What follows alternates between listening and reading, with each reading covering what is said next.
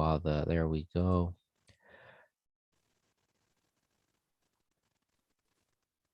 All right, we are live, and we are now back for day 5, the final day of the 2021 Ismaili Studies Conference. And we will begin with the final panel, and I will hand it over to our chair, Rubina, Dr. Rubina Ramji, and she will introduce and host the final panel of the conference. Take it away, Dr. Ramji. Thank you very much. Welcome everybody to this amazing session called Contemporary Ismaili Communities. We will be having 3 presenters today. The way that we're going to do it is that everybody gets about 20 minutes. What I will do is allow one question that might require clarification from the other panelists. And if there isn't any, then we'll go on to the next one and we'll have group discussion at the end. For those of you who are joining us, if you have questions, please put it in the Q&A, and the panelists themselves will also be asking each other questions. So we will also be dealing with that at the end. So I hope you can stay for the conversation at the end of the wonderful panel. We're going to start off today's session with Nadim Padani. Nadim was born and raised in London, England, where he completed his Bachelor of Laws as part of his undergraduate degree from City University, London, in Law and Property Valuation. In 2012, he completed a master's degree in Islamic and Middle Eastern Studies from the University of Edinburgh in 2012, which followed up with a double master's degree at the Institute of Ismaili Studies. He was very busy. I love this guy. As part of the secondary education program, obtained an MA in Education and Masters of Teaching in 2014. Nadim currently serves as management consultant in education with Council for USA. His academic interests lie in comparative religious studies, Islam, and the social and cultural anthropology of Muslim societies, with a focus specifically on Ismaili Muslim communities. He hopes to pursue his PhD in the near future. His paper today is entitled Islam as a Way of Life, the AKDN as an Expression of the 21st Century Shia Worldview. Go ahead. Thank you very much, Ruby, for that kind introduction. Before I kick off, I'm going to try and share my screen. We did practice before, so I'm hoping this works. Can you perhaps just give me a thumbs up if you can see the screen, or give me a confirmation that you can see the presentation? Yeah, we can see it. Yep, loud and clear. Great, perfect.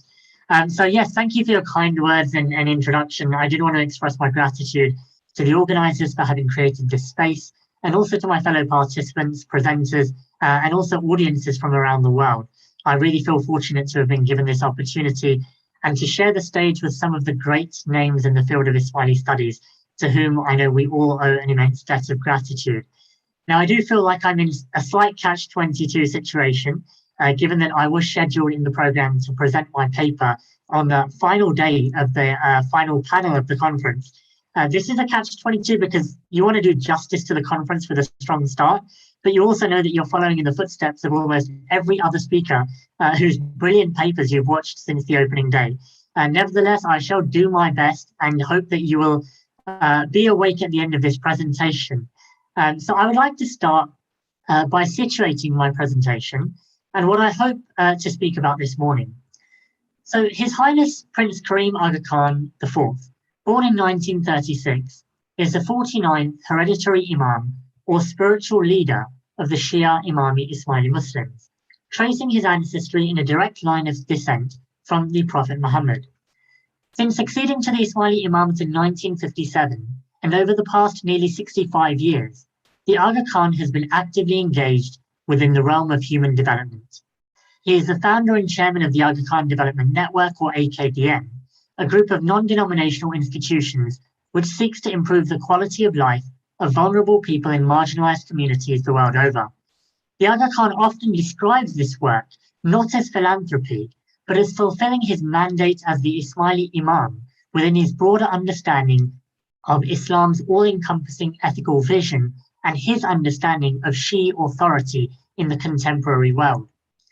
Using speeches and interviews of the Aga Khan, this paper seeks to investigate the relationship between a 21st century conception of Shi'i authority and the establishment of a global network of institutions engaged in improving the human condition.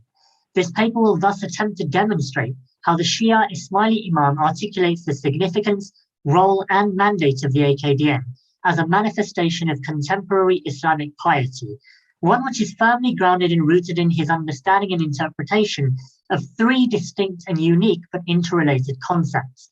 The first is the Aga Khan's understanding of Islam as an all-encompassing worldview, whereby faith and world are inextricably connected. The second is the Aga Khan's interpretation of Shi'i authority and leadership in the 21st century, where the institution of the imamate of which he is the embodiment is viewed as the continuation and custodian of the prophetic legacy. And finally, the Aga Khan's view of all peoples of humanity as sharing a common origin and destiny, as well as an inherent God-given dignity, these being a means of grounding his work in human development in the AKDN. Finally, I will explore the AKDN and its relationship to what the Aga Khan describes as the Muslim ethical tradition which links spirit and matter. Therefore, this paper will illustrate how over close to 65 years, the Ismaili Imam has sought to exercise his role and fulfill his mandate to uplift the human condition and see his own role as an Imam in the Shia tradition as inheritor of the prophetic mantle in a contemporary world. To set the stage, as we look around the world today, from Karachi to Kabul, Beirut to Baghdad, London to Lebanon, the list goes on. We see acts of violence committed by Muslims in the name of Islam, which paint the religion as a violent faith. In response, we see hostile public media discourse surrounding the place of Islam and Muslim in today's world. And in today's world, images of Islam abound in media and communication systems. In a post-9/11 world where perceptions of Islam have been shaped by a variety of factors, including the wars in the Middle East and the seemingly endless rise and fall of groups within the Islamic world labeled as radical, extremist, fundamentalist, and more, central among the questions which arise is the one which is aptly the title of the famous recent work by the late Shahab Ahmed, What is Islam?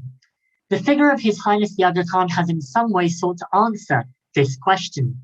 As the present and living Imam of a Shia community, the Aga Khan is currently the 49th such Imam in a line of successive leaders, tracing his lineage back to the Prophet Muhammad.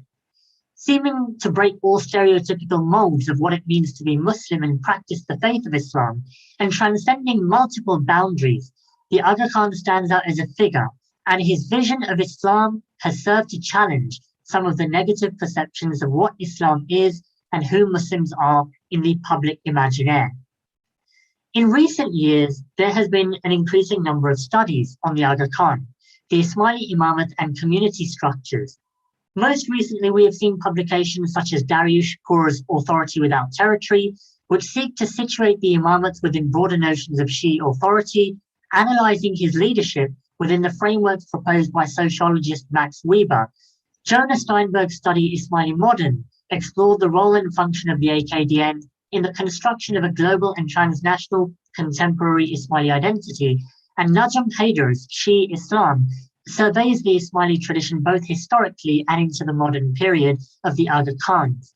This work recounts changes implemented by the Imams to both consolidate their authority and modernize their community through the creation of institutions and increasingly global role on the world stage. In addition to these monographs, there have also been numerous journal articles, chapters in edited volumes, and doctoral dissertations on various aspects of the modern Ismaili Imamate, its community and institutions, which you can hopefully see on your screen, and which I will have referred to in this paper. Therefore, in building on these prior studies, this paper will focus specifically on the Ismaili Imam and how he grounds his work in human development in the AKDN with a specifically unique 14th century religious, theological, and ethical Muslim tradition. It is hoped that this paper will add to the field and demonstrate the way in which the Aga Khan envisions his leadership as a Shia Imam in a contemporary 21st century society. So, founded by His Highness the Aga Khan, the AKDN is described as, and I quote, a contemporary endeavor of the Ismaili Imamate to realize the social conscience of Islam through institutional action. The AKDN seemingly resembles a global and transnational NGO, but what differentiates it, however, is the worldview and guiding principles which underpin its work and the work of its chairman, who also happens to be the Ismaili Imam. An Imam who views the faith of Islam as providing a guiding framework for all aspects of human life, such that faith or deen and world or dunya are inextricably linked. Now, if faith and world intersect and intertwine, according to the Aga Khan, Islam thus requires Muslims a deep appreciation of their dual responsibilities towards both God and creation, which have been entrusted by God to the human race. Islamic piety thus consists of the fulfillment of both responsibilities, and it is in this context that service to humanity is considered as an equally earnest expression of faith and act of worship to God. Through ethical action, His Highness understands a deep commitment to upholding the highest ethical and moral ideals, and it is in this context that the faith or the deen of Muslims must guide and underpin their conduct in their worldly context. Therefore, ethics serves not simply as a bridge of faith and life, but also equally significantly as a necessary complement and component of spiritual practice and worship in service of God. Appreciating this worldview leads us to an important question. Where are the roots of this Aga Khan's encompassing vision of Islam? As we noted above, this understanding is rooted in two foundational sources, the Quranic revelation and the mediation of that message through the prophetic paradigm. In a speech made at the Colloquium on the Quran and Creative Expressions in 2003, the Aga Khan stated, quote, "The Quran is concerned with the salvation of the soul, but commensurately also with the ethical imperatives which sustain an equitable social order. The Quran is an inclusive vision of society, which gives primacy to nobility of conduct. From this, we are given a deep insight into how the Ismaili Imam envisions the Quranic worldview, one in which the spiritual and ethical are conjoined for the purposes of establishing and sustaining a just social and equitable social order. The Imam's statement seemingly reflects one in which the Prophet Muhammad's movement and the origins of Islam are situated within the wider social, religious, and political milieu of 7th century Arabia. Through an understanding of this context, as well as Muhammad's own lived reality, we are able to see why the Aga Khan statement emphasizes that ethics and inclusion are integral to the Quranic vision, central to its message, and also embodied in the life of the prophets, whose mission is seen as an embodiment of that message. The renowned scholar of religious studies, Wilfred Cantwell Smith, poignantly describes the Quran as the eternal breaking through time, the knowable disclosed, the transcendent entering history, and remaining here, available to mortals to handle and to appropriate. The divine became apparent. Muhammad's message has, in some sense, been seen as a radical break from the social norms and customs of his time. This message, which reoriented people of faith towards belief in a single deity, also brought with it the notion of accountability. Commensurately thus, the worldview presented by the Quran and mediated through the Prophet, which sought to bring into the lives of his followers, necessitated a complete overhaul of the status quo, vis-a-vis the framework within which moral and ethical conduct was to be pursued. In a time when clan affinities and loyalty was paramount, when morality was defined subjectively by tribal association, when those with no clan affiliation were subjected to marginalization and isolation, it was this sense of accountability that meant that the message of the Prophet raised normal everyday ethical action to a transcendent level. The message enshrined within the revelation was not just about an evolution, but a revolution with regards to the message of the prophets and 7th century society.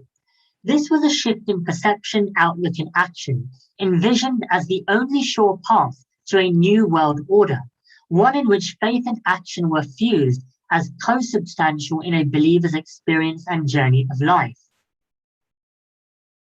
The constant stress on righteous action in the life of this world, al-dunya, as a pious expression of one's faith or religion, al-deen, is also connected to another central theme of the Quran, which His Highness the Aga Khan refers to in frequent speeches and publications, namely al-Qiyamah or al-Akhirah, the day of account and the hereafter, when humanity will be judged for how they conducted their affairs in this life and in the next. It is in this framework that this life of the world was infused with higher purpose. As Abdul Halim explains, quote, in the Quran, the life of this world, through its relation to the hereafter, has much more significance than it would otherwise have. A whole new dimension is given to the lives of those who believe that they will live beyond the grave and will not be terminated in dust. If we think about the Quran, an interesting idea is this concept of the Quran being not just an event, but an experience. We have a quote from Ismaili who says that the recitation was felt, it was received as inspired, and this inspiration suggests openness. The revelation as an event, a process, sowed history in the making, not the unfolding of a static body of truths. It is this openness and the presence of a vision and an ethic, as opposed to a theological or legal system, which is crucial to the character of the Quran as an event. In this sense, the Aga Khan situates the Quran and his authority as an imam within this concept of an evolving and dynamic faith. For the Shia, the imams play the function of ensuring that the interpretation of the message remains contextual and relevant in each successive generation for the believers. It is to this spirit of Muhammad's Sunnah that the Ismaili imam seems to be attached. There is a movement beyond the forms of prophetic custom to the essence of prophetic principles, which seems to be at the very heart of the Shi'i worldview. In the year 1976, in a speech, the Aga Khan explained that the Prophet possessed wisdom in conceiving new solutions for problems which could not be solved by traditional methods. What we see here in this speech is the celebration of values, an ethical orientation, and the dynamism of the Prophet. His character and visionary leadership, which showed a willingness to adapt and change, these being described by the Aga Khan as foundations of a truly modern and dynamic Islamic society. This point made by the Aga Khan over 40 years ago, we would argue, lies at the heart of his entire vision and worldview. The ability to change based on time, place, and circumstance is what made the Prophet, in the words of the Aga Khan, such a successful and charismatic leader. In this vein, the Aga Khan also seeks to uphold this vision, that whilst the form of his work may differ from that which the Prophet instituted, he views the spirit and the essence which underpins it as being maintained. As the Aga Khan said in an interview in India, I personally am very cautious about seeking a formalistic approach because it tends to anchor a faith in one time. And this is an aspect of my faith that I would never accept. And if my role is to interpret the faith in regard to modern society, I have to look at the basic issue, which is, well, anything that we are doing is in conflict with the ethic of Islam. If it is not in conflict, then I must interpret it as being possible. It seems, therefore, that it was not necessarily new moral values that the Quran brought, but the manner in which it positioned these values vis-a-vis the concept of accountability in the hereafter. All acts in time and space would have consequences beyond time and space. And it was in this way that the message brought by Muhammad sought to transform personal morality into communal sensibility. I'd like to skip ahead to this concept of Islam in the secular. As we think about how the Aga Khan identifies his role, he situates it many times in contradistinction to certain Christian understandings which bifurcate or demarcate the mundane and the secular from the religious and the sacred. This divide is seen as antithetical to the spirit of Islam by the Aga Khan. In his great work, What is Islam?, Shahab Ahmed goes into the roots of this bifurcation. We don't have time to go into it now, but what he does is he lays the foundation quite well to situate how this concept of church and state emerged in a Protestant Christian sort of emergence of faith that was in contradistinction to certain ideas of orthodoxy that were propounded by the Christian church. In a speech made to the Swiss American Chamber of Commerce in Zurich, the Aga Khan explains this very clearly, essentially saying that in the faith of Islam, he does not view faith and life as being incongruent with one another, but the correct understanding of the imamate and Islam require the imam not only to concern himself with the spiritual well-being of his followers, but also to be continuously concerned with their safety and material progress. Similarly, in 1985, at the opening of the Ismaili Center Vancouver, he talked about how Islam is a faith which gives direction to all aspects of man's life, which is sometimes in contradistinction to certain Augustinian Christian ideas which separate the spiritual and material. It is in this sense that we can better understand why the Imam of the time of the Nizari Ismaili community involves himself in such a rigorous manner in the work of development through the AKDN. Nadim, I'm just going to give you a 5-minute wrap up. Thank you. So if we skip ahead to the concept of the imamate as a paradigm of holistic leadership and authority, we see that the Aga Khan situates his role in a variety of models. One being the model of the Prophet, which I'm calling the Muhammadan model, in which faith and world were brought together. The Aga Khan views the Prophet Muhammad as being a man who engaged in many spheres of human existence for his community. He combined interpersonal spirituality with outer communal consciousness. His emphasis on justice, servitude, and humility, as well as care for the oppressed, was a tangible manifestation of how the Aga Khan views the concept of Islam being a way of life. This is also seen in the AKDN ethical framework, which states that by grounding societal values in the principle of human moral responsibility to the divine, Islam lifts the sense of public and social order to a transcendent level. The lasting legacy of the Prophet Muhammad is the strong suffusion of the mundane of daily life with a sense of the spiritual. This prophetic example remains a source of emulation for Muslims everywhere. As we think about then succession to the charismatic prophet, you have the concept of the imamate, and the imamate in the Shia tradition is understood as following on from this all-encompassing authority that the Prophet left behind when he passed away. For the Shia, the Prophet's all-encompassing authority was not to be divided. Thus, based on an array of Quranic evidences, historical events, and rational necessity and rational proofs, leadership of the Ummah for the Shia was believed to have been divinely invested in the Ahl al-Bayt, or the family of the Prophet, specifically in the line of descendants of Al-Hussein, the second Imam of the Nizari Ismailis, the third according to the Twelvers after Al-Hassan. In this lineage, therefore, we see the passing of authority or charismatic authority in the Shia model of leadership. In this sense, we see that the Imams of the Ahl al-Bayt are viewed as heirs to the Prophet who embody this Muhammadan model. You see this in the speech of His Highness the Aga Khan III, who also explained that the Shias viewed the authority as all-pervading, and that rests with the Imams of the Shia community. Of course, the Aga Khan here referring to his own authority as the 48th Imam of the Nizari Ismailis. A fantastic study in 2006 by Liaquat Takim advanced our understanding of how scholarly elites laid claim to the authority of the Prophet as his heirs. And the importance of this study lies in the focus on the Shia Imams as inheritors of this authority.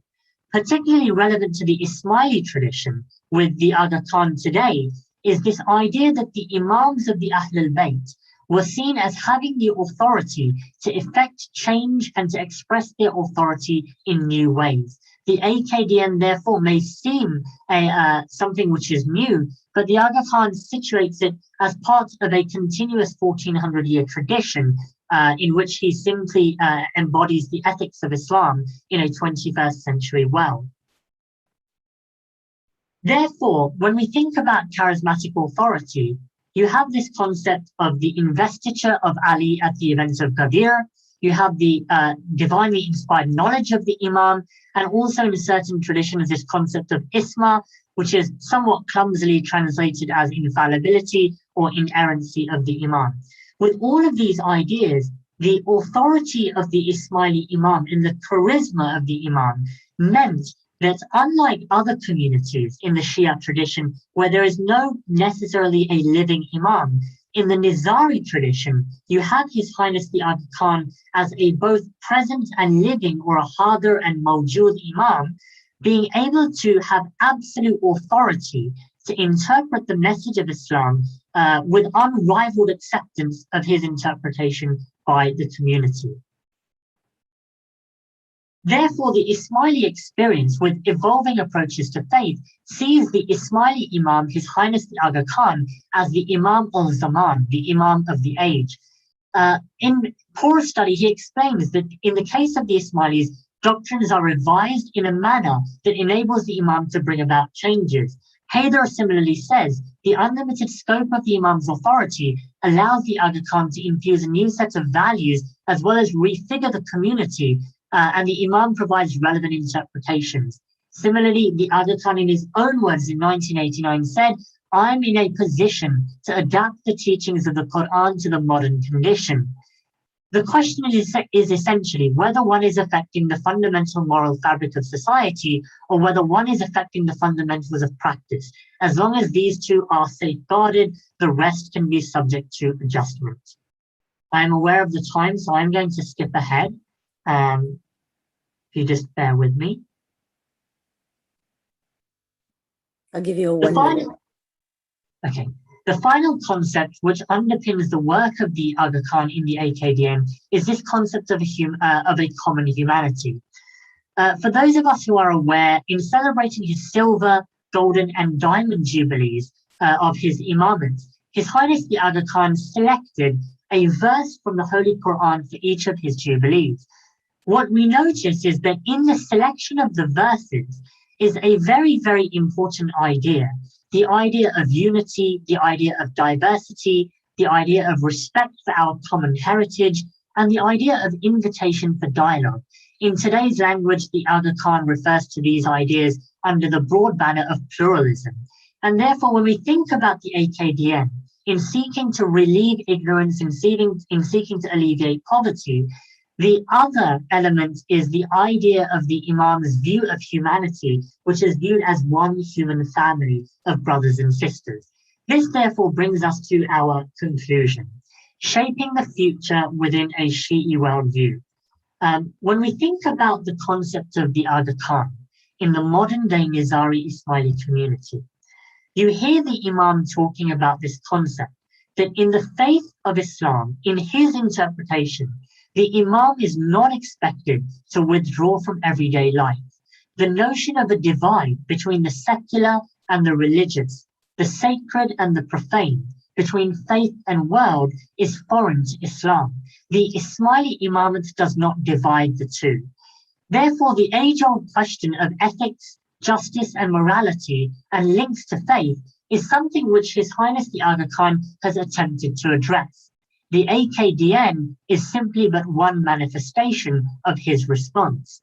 Therefore, as we think about the last two quotes that I have here on the slide, the Aga Khan in 2014, in addressing the Canadian Parliament, stated that Islam believes fundamentally that the spiritual and material worlds are inextricably connected. Faith does not remove Muslims or their imams from daily practical matters in family life, in business, and in community affairs. And we will end with a quotation of profound significance from the opening paragraphs of Aziz Ismail's The Poetics of Religious Experience. The import of these words warrant reflection as we think about the life and work of the 49th Ismaili Imam. He says, at the heart of every religion there is a vision, which conditions our interpretation of the world and our life with another, about what counts as ultimately real and important, worth one's wholehearted commitment and striving. It is the resolve of the individual, inspired by and guided by a vision, etched into the fabric of his being, that has shaped the Aga Khan's worldview, a vision that is simultaneously rooted in a historical past, projecting into the future, and yet remains centrally relevant and of its time. A worldview which has rendered the faith of Islam not just as a guiding framework, but in the broadest and deepest sense, and in his own words, as a total and all-encompassing way of life. Thank you very much. Thank you so much, Nadim, for a very interesting presentation. I would like now to introduce you to Sasha Stens. Sasha is, sorry, I apologize, an associate at the NTA as a researcher and trainer. The NTA is a Dutch research agency that focuses primarily on social security, radicalization, extremism, and issues of and issues related to societal polarization. Additionally, he works as an advisor and trainer in issues related to terrorism and terrorism financing and radicalization for the Dutch banking sector. Sasha has done his master's at Utrecht University, where he studied religious studies with a focus on Islamic traditions. His paper today, entitled An Update Insight in Contemporary Nizari Ismaili Interreligious Realities. Sasha, I'll let you take it. Yeah, thank you so much. This should be sharing my screen. Yeah, thank you so much for having invited me here or welcomed me here among so many prominent scholars and researchers. I feel a bit the odd one out, but I will try to make this worth your while, because I think I will bring a particular set of skills to this panel that might be interesting or might introduce some interesting new perspectives.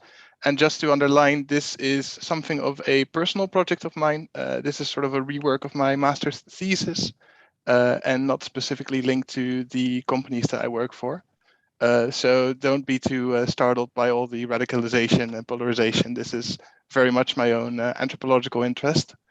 And what I will be looking at today, and I'll be showing to you, is an insight in the Khojas of Hyderabad. So I'm looking specifically at the Khoja community in Hyderabad. So that's a very specific community in the broader Nizari Ismaili context. And to sort of narrow this down into a presentation that I can actually fit in 20 minutes, because the original thesis was 120 pages. This should, where's my next slide? There we go. I set a goal for myself. The goal for today, for me to you, will be featuring interreligious interactions on a human scale.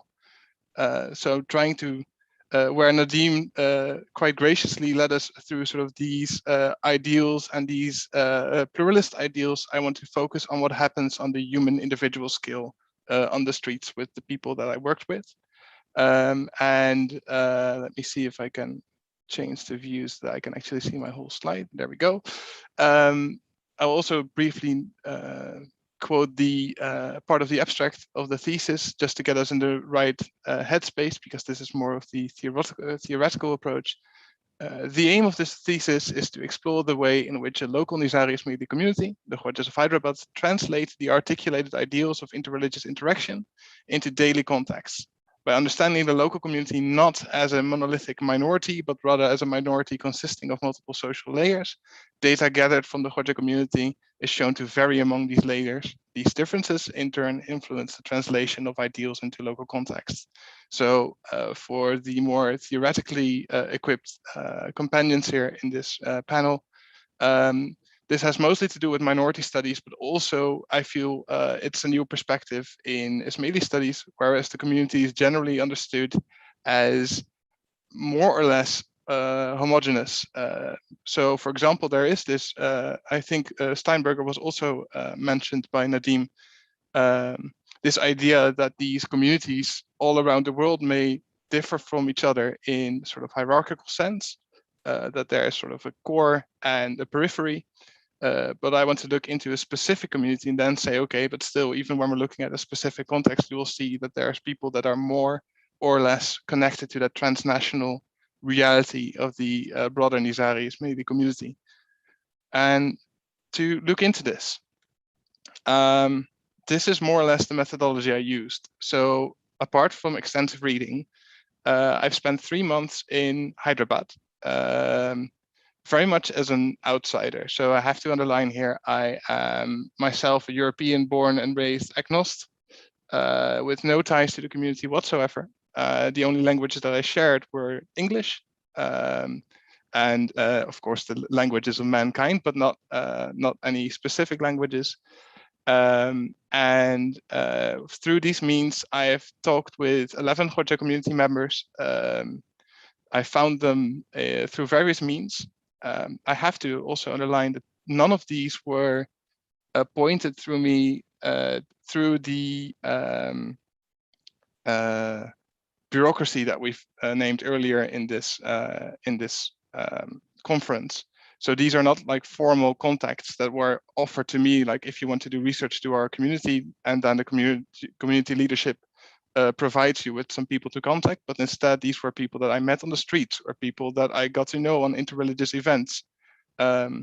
This was not so much an active strategy, though it would be very interesting as an active strategy, but it was mostly born out of necessity because I only had 3 months to be there, and the formal contacts were a bit slow, so I couldn't get started in time otherwise. I also had conversations with non-Khoja citizens of the city just to sort of get this interaction thing, this interreligious interaction properly in my paper. And lastly, I made observations of like practices, geography, and public festivals. Some disclaimers, and then we can actually start. First, all of this is hyper subjective. And what I mean with hyper subjective is it's sort of mentioning the same thing that Farhad Mortazi mentioned yesterday, namely that anthropology always happens in the space between the person who is being asked the questions and the person asking the questions. So all these answers are the individual interpretations of the people that I spoke with, interpreted by me and now conferred to you. So be aware of that sort of hyper-subjectivity going on, and keep that in mind when you evaluate the data presented here. Second thing, do not consider this information representative for the Khoja community of Hyderabad as a whole. Instead, use it as a lens to look into the individual experiences of these 11 people and see what we can learn from that. Thirdly, all the interlocutors that will be featured in this presentation will have their names anonymized. And if you recognize yourself or somebody you know, I would kindly request you not to point that out in the chat, because the break of your anonymity might also break the anonymity of somebody else.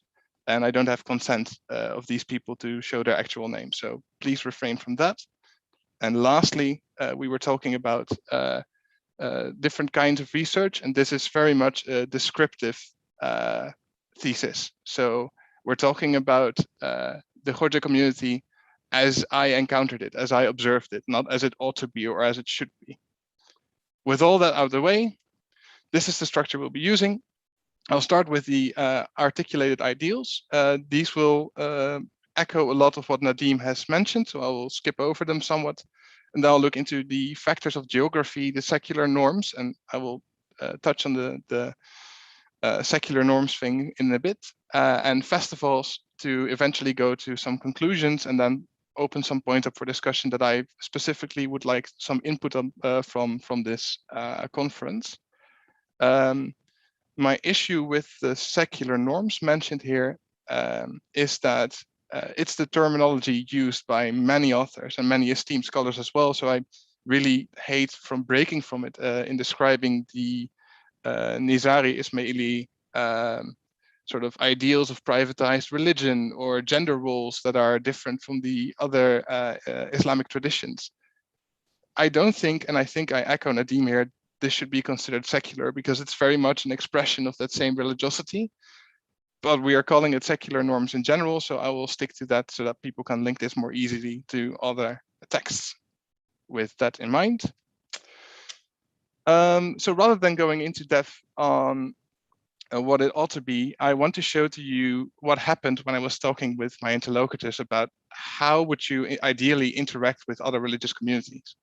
One person I spoke with, Famida, you will see her more often in this presentation.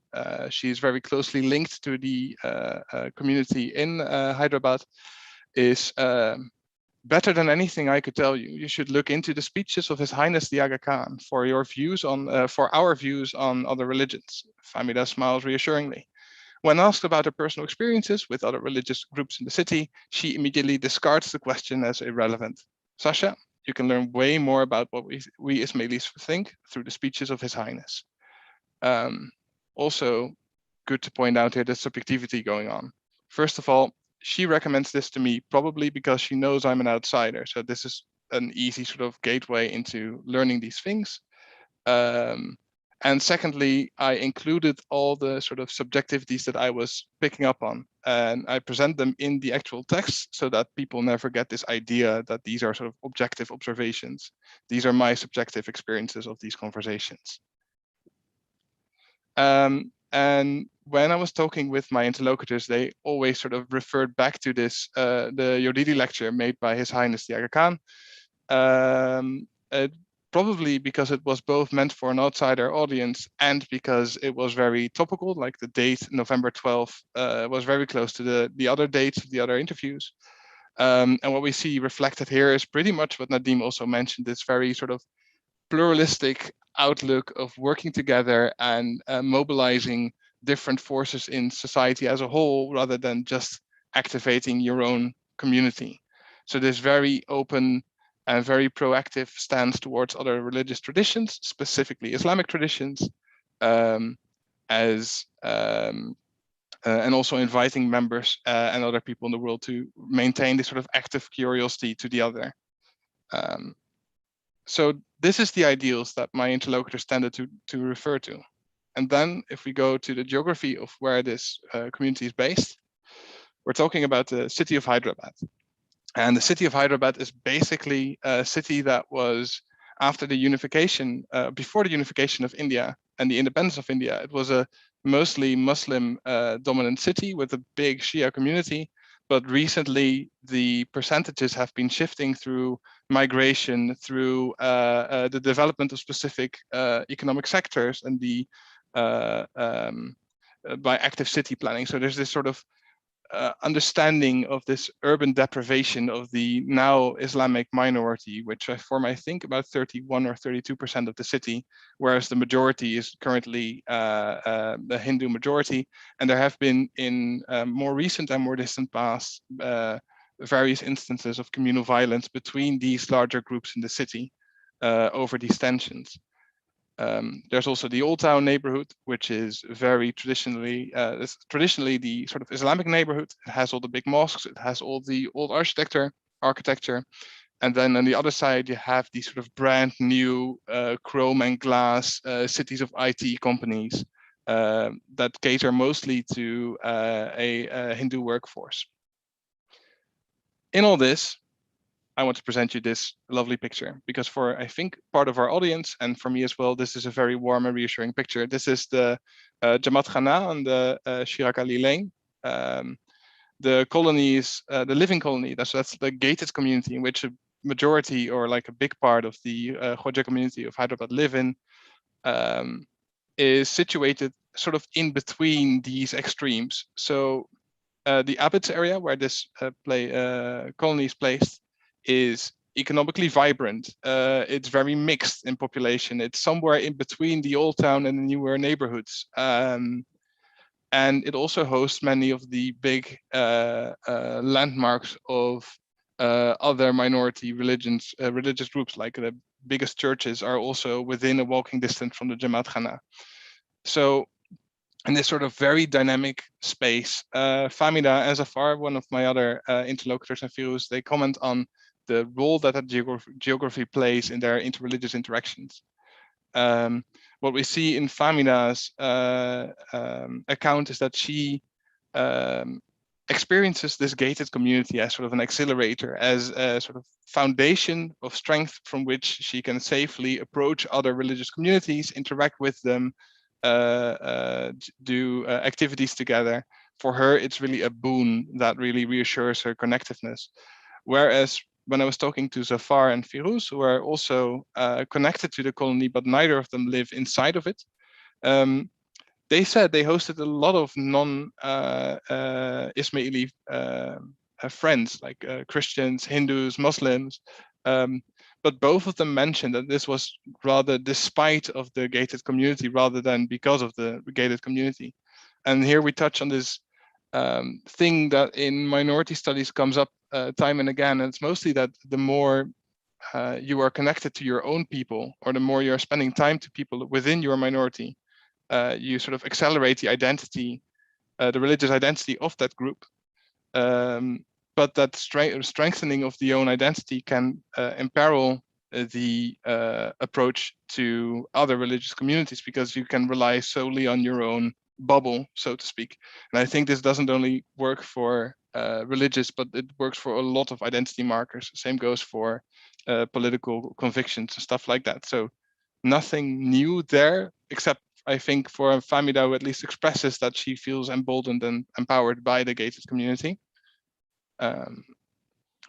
Another thing that I think is very typical when looking at the Khoja community of Hyderabad, and I think in a broader sense, is the amount of mobility that is available to the Khojas, especially because of this sort of transnational Nizari Ismaili network.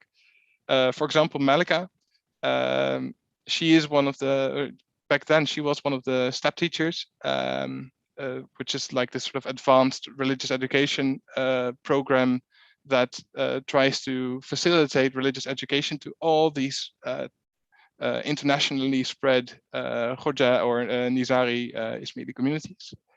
For her, she is on the move all the time. She flies to London and then back to Australia and then back to the east coast of Africa and then back to India. And her story there is, I feel, not unique. And I think that many of the people in this call as well that recognize this role of these step teachers and other people sort of included in this transnational, in these transnational institutions, they very easily sort of step out of a local context to touch on the transnational context and then return to the local context somewhere else. And they have to sort of navigate that transnational, local all the time. So here, I think I want to underline that the inclusion of being sort of actively included in that in those institutions is a ticket to connect to that transnational logic more often. Whereas when we were talking about more in a more general sense about the community in Hyderabad, one of the things that struck me was that apart from just a very sort of big outflow of human capital out of Hyderabad, especially from the Muslim and therefore also Nizari Ismaili communities to Western countries or to countries in the Middle East to work in more favorable conditions than Hyderabad can offer. And specifically what Malika mentioned that I want to underline here as well.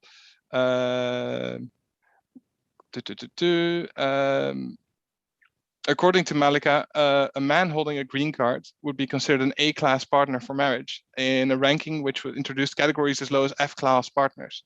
So that proves to me, at least, or that signals to me that social mobility or that transnational mobility is not a given for the community, not for everyone in the community.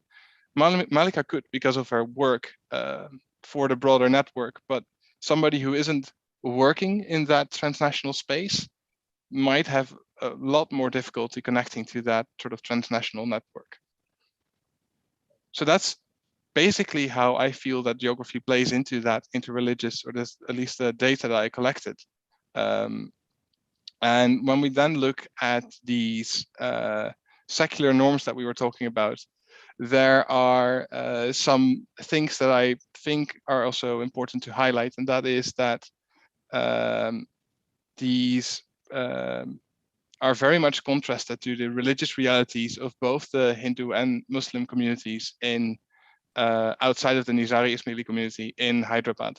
So, for example, and I think this one really speaks for itself, is the top one, which mentions that Malika and I were visiting a madrasa, which was hosting this sort of interreligious event. This was, in my memory, a Sunni madrasa. And I'm just going to read the quote for you because I think it underlines it very well. Accidentally, her headscarf slips off her head, revealing her long hair. Malika, together with students associated with the Henry Martin Institute, was visiting the madrasa featured earlier in the thesis during the interreligious meeting week. By ruling of the madrasa, women were only allowed to participate in the meeting there if they could cover their hair. For Malika and most of the Khoja community, wearing the headscarf is not a necessity, and some see the practice as oppressive to women. In silent protest against the practice, Malika was capable of accidentally dropping her headscarf 5 times during our visit. And I think this speaks very much to that sort of disconnect that you can feel even in this pan-Islamic ideal, where just norms of clothing, of attire, of how are you a pious person, they differ, and these differences can be conflicting, and sometimes they result in this sort of teasing behavior, but in other times I think they become more serious. Can I up in 5 minutes? 5 minutes? Yeah, I will skip through the second then. I think this one is a bit too. This is maybe good to highlight briefly, and something that we can look into, or when you look the YouTube stream afterwards, you can pause the screen here to just read these examples. But what was also mentioned many times was that the sort of formal education that is offered to many of the Khoja community members, especially in these STEP programs and stuff, has a lot to do with sort of deconstructing memory. So how do we remember the past, and how can we reconstruct that into something that helps us bridge these differences rather than is just sort of a wound in our memory. So being able to engage with that education was a means to sort of try and bridge these differences between various religious communities, from which the Nizari Ismailis and the Khojas themselves as well have received a lot of, let's euphemize it as negative feedback. But really this has to do with violence and repression. So that is a means to sort of try and bridge that wound. But what I also found when I was talking to people that had not had that education, or had felt that education was less prominent in their worldview, then sadly the results are more according lines of, but nothing like the 2002 Gujarati massacre happened here. Hyderabad is a peaceful city, I guess. Zafar seemed somewhat unconvinced. Like Zafar, also Khalil seemed unconvinced by the durability of this peacefulness, believing it only to last, that people would keep to themselves. Look, as long as everyone keeps minding their own business, we'll be fine. Hyderabad is a peaceful city. So there's this wound of violence and of repression that makes people that are not actively engaging with these deconstructive methods prove barriers to live up to the ideals that they articulated earlier. Then we also have terms of cooperation, and here I think what I would like to highlight, again, read this in the YouTube rewatch, because I think these are useful anecdotes to sort of paint a picture. But it mostly has to do with the question, why do we embrace this plurality? What are the goals of this plurality? Why do we engage with other religious communities? And to pick up the example from Malika again, in that same madrasa, of the Malana speech, which was calling for upon the religious community of Hyderabad to band together to fight the evils of modern society, such as secularism and homosexuality. For Malika, this was not at all the prospect with which she aspired to connect with other religious traditions than her own. So this, I think, is really important to see, is that in that connection, these sort of expectations of cooperations can become very painful. Now, Hyderabad is a city known for its public displays of pieties and festivals and commemorations. And what I found in my interlocutors is that they were generally quite ready to join these festivals by the Hindu majority of the city. So, for example, Ganesh Chaturth, that's a great festival with a lot of people, and all of my interlocutors mentioned that at least once or twice in their lifetime, they joined this festival and that they saw it up close and that they were enjoying the foods and the drinks and the sort of communality of it all. Whereas only I think Firuz was the one that said like, okay, this is also very dangerous for the environment. So I will try to come up with initiatives to sort of transform these celebrations into more environmentally friendly happenings.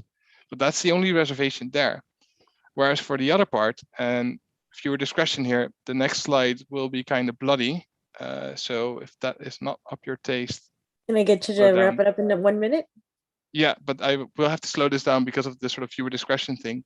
I want to show it though. The 10 Muharram Ashura commemoration, which is very sort of visceral, very bloody. It basically has to do with flagellations over the remorse and the pain felt by the community, the Shia community, the Twelver Shia community, over the death of Hussein and his family and the betrayal within the Muslim community. And what was remarkable to me here is that the community members that I spoke with, none of them even would consider going here. It was like really not done. And for some, this was more from a sort of doctrinal standpoint, like we don't no longer have to commemorate this, or commemorations are the dead require no attention because require no commemoration because they are already dead. It's the living that require our attentions. Also referring to speeches of the Aga Khan, whereas for the people not sort of included in this transnational network, it was just a body horror. It was just the sort of very physical aspect of self-mutilation that was the reason not to go there. To wrap this up, other religious festivals also fine to join there, and people were generally very open about this. Conclusions. I think that these two quotes really hone down this conclusion, where I feel it's relevant to sort of differentiate in the community those who are actively involved. And I'm not entirely happy with the term active because well, for obvious reasons, because it's sort of normative, but when people are more actively involved in these transnational networks, I feel that for them, these interreligious outreaches, especially to other Muslim communities, they are hard and they are difficult and they are heart-wrenching, but there is a reason, there is the international rationale or the transnational rationale of doing this, and the doctrinal rationale is still very relevant. Whereas for the people less included in that transnational network that do sort of consume the productions of this transnational network but aren't contributing in a specific role, for them it was more a heart-wrenching, let's not touch on this, it's just danger, it's just trouble to reach out. Let's just keep to our own and they could keep to themselves and then we're fine. Which I feel is a very is a relevant nuance to look at when we're looking at this sort of inter-religious realities of this Khoja community. And in points of discussion, I think what I would really like to open up is in other people's experiences. We have community members in the audience, we have scholars. Would these sort of social layerings, addressing these sort of social layerings in local communities be relevant? Is it a relevant tool, or is it not adding anything to your schools or to your researches or to your perspectives? That's something that I would like to throw open for debate afterwards. But thank you for your time and your patience. I hope the pictures were not too bloody. And Ruby, I give the floor back to you. Thank you, Sasha, for a very interesting discussion on interreligious practices. Very much appreciated. The final presentation we have for this panel is by Dr. Alicia Cummins. She's a postdoctoral research fellow for the Transmission of Religion Across Generations project at the University of Ottawa. It's a multinational project which basically aims to understand how religion and non-religion is passed from one generation to the next, and how it is successful in transmitting religion across generations. She's also a research fellow for the non-religion in the Complex Future project hosted at the University of Ottawa. Dr. Cummins is also an instructor in the religion department at the College of Humanities at the Department of Sociology and Anthropology at Carleton University. And she also serves on the Committee for the American Academy of Religion on Religion and Migration, and also for the Canadian Society for the Study of Religion. Dr. Cummins, I will let you start your presentation entitled today, The Transmissions of Religion Across Generations, Canadian Ismaili Muslim Families. Take it away. Thank you so much, Dr. Ramji, for that kind introduction. So I'm going to speak to you all about basically, I've combined a couple research projects together specifically for this conference. And I'm interested in asking, oh, hold on, bear with me. I'm trying to change my slide. There we are. So I'm interested in answering a few questions, and this is why the combination of the two projects was necessary. The first research question is religion declining amongst Canadian Nizari Ismaili Muslims? And if so, what are the social factors that may be contributing to this decline? And what may be social factors that seem to be deterring this decline? So in order to do this, I took survey data from my doctoral thesis to show that religion is in fact declining amongst Canadian Ismaili Muslim families. The sample, is, even though I had over close to, I think, 360 respondents to the survey, it's not at all representative. It's not a representative sample by any means. So, we, in order to do something that, we would need much more participation in such a survey. But I still kind of defend some of the findings of the survey because it is actually in, the pattern is consistent across faith communities in Canada, that there is a decline. We may see more nuance if we had a larger sample, but for the most part, there seems to be a steady decline amongst Canadian Ismaili Muslims in terms of their religious practice. And so the other project that I have combined is the Transmission of Religion Across Generations project, which is a multinational project being carried out by different countries such as Italy, Finland, Hungary, to name a few. Germany, I might as well name all of them, and in Canada. And so what we're looking at is the social factors that are contributing to religious decline in these countries, and also what seems to thwart this decline. And again, this, the precedents for this kinds of study are, authors such as Bengston, who has done, and Silverstein, who have done like longitudinal projects looking at the transmission of religion across generations. So that project, we were interested in interviewing, across these countries, each country interviewing, let's say, around 15 to 20 families. Ideally, the families would have at least 3 generations. So you have a grandparent, parent, and a child, at least 18 years of age or older, being interviewed. And then we also launched a telephone survey, which is representative in nature for the countries of interest. That survey data is not going to be included in this presentation, mainly because we've only just received it and we're still in the midst of analyzing the data. But we should have some preliminary findings closer to October about that survey. Now, a note about the interviews. So we interviewed some Catholic families, Protestant evangelical families, Ismaili families, and non-religious families. The method for choosing interviews was meant to be, looking at really contrasting factors. So let's say a Catholic French family in Quebec compared to a Catholic family, French Catholic family in Saskatchewan, and then looking at a non-religious Catholic family in Quebec, and then maybe a Protestant family in Quebec. So kind of looking at these contrasts. But because of COVID, it made recruiting very, very difficult.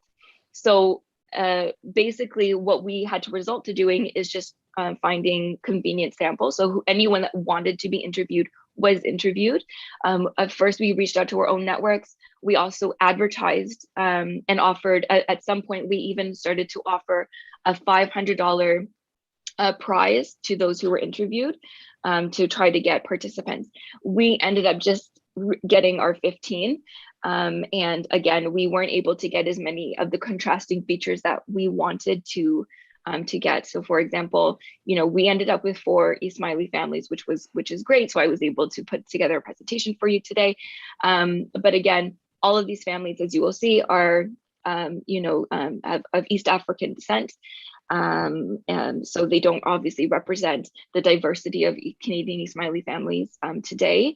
And another issue that we were finding is that it was, especially in Canada, but other countries found this as a problem, is finding families that were with 3 generations. So we changed our recruitment to accept families that were at least 2 generations. Okay, so just so that everyone is aware, and of course, these findings are all preliminary, and we cannot necessarily apply them across the board.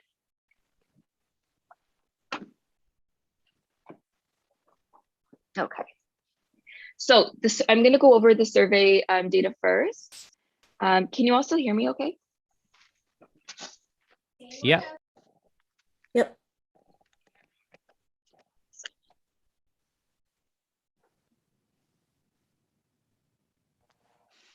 Oh. Sorry, I'm having some difficulty here. Okay, can you guys hear me now? Thumbs up or? Yes. Okay, thank you. Sorry about that. I'm going to go over these findings a bit more quickly. And part of the reason is that it's really just to demonstrate that there is a decline happening amongst Canadian Ismaili families. So this is again from the survey from my doctoral thesis. Some of these findings were published in my thesis, but others, like I went back and analyzed the data just for this presentation. So I've divided the sample into 3 generations by these age categories. So 18 to 35 is generation 3, generation 2 is 36 to 55, generation 1 is 56 to 85.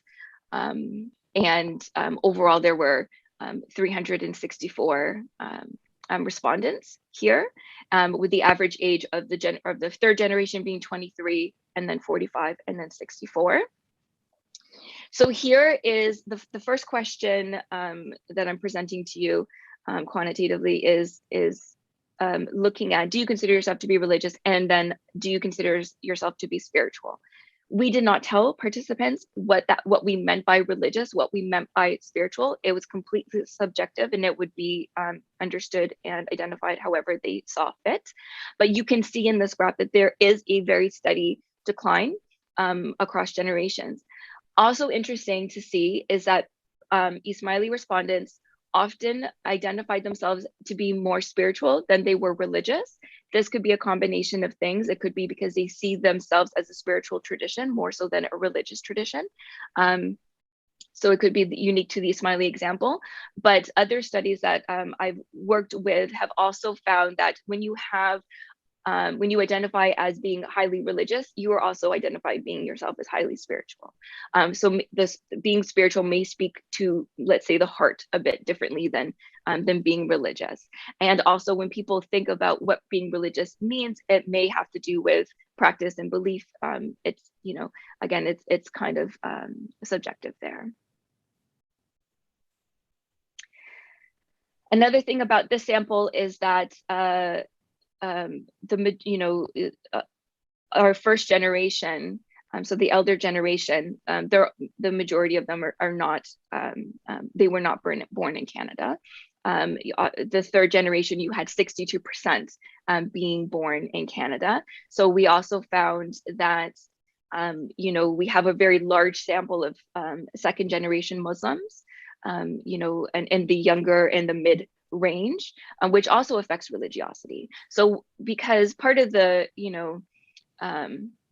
study is looking at how Canada is actually shaping religious identity, like what are the impacts of just being in Canada and its influence on religious identity, and it's showing that it does actually have an influence. Such, at least this chart, it shows that it does have some sort of impact where, those who are more likely to be born in Canada identify as being less religious. Family religiosity overall, again, it would be helpful if we had a more representative sample, but we do start to see a decline across generations. And this is the simple question: how many of your family members consider themselves to be religious and or spiritual? And what's interesting here, and it came through in the interviews as well, is that even if we're interviewing somebody who identifies themselves as religious and practices their religion regularly, they admit that their siblings may not be the same, right? So this is where I'm currently working on looking at the dynamics of siblings and why one sibling turns out to be religious and another sibling turns out to be non-religious. But that, again, this analysis hasn't taken place thoroughly yet, and hopefully I'll present some findings in October about this. But there are differences between siblings, and so we want to understand what, if both families have been raised, if both siblings have been raised like almost the same way, what makes one religious and what makes another one not religious? And how often do you and members of your family discuss religion or spirituality? This is an important question because this question, or discussing religion in the family, seems to help foster religious transmission. But we do see a steady decline across generations, that people are no longer, or not talking as much about religion in the family. Now, when interviewing first generation, both in my doctoral thesis and also here we have only one G1 in this present study, but there is a tradition of storytelling, and that storytelling was very, very prominent back home, where people would kind of gather around an elder and listen to their stories by enjoying chai and gantia, but we're not seeing that as much, or people are not speaking about it as much in the interview. So we also see a decline here. Friends religiosity, I mean, again, it would make sense that as you're in a diverse society, you're going to have more peers that are not going to be religious. But I did want to show this here too, because you do start to see a decline, even though it is gradual. And then here's one of the more important ones, is do you regularly engage in what you consider to be religious or spiritual practices? So I did not say, do you attend Kani? I did not say, do you pray regularly? Those were not questions on the survey. I wanted it to be open for participants to interpret it however they see fit. And we do see a very steady decline. Almost 90% of the elder generation said, yes, I engage in religious practices, and then it's slowly going down. Now, 80% is still fairly good for the younger generation in terms of practicing in religion. But again, the decline is what we want to pay more attention to, because as generations progress, that decline is going to be, the difference is going to be greater. And then this slide just kind of shows you when people self-offer. So this was, what religious practices do you consider to be important to your faith? This is like a self-describing question. People had to write in what they wanted to say. And so people talked about prayer being the most important religious practice.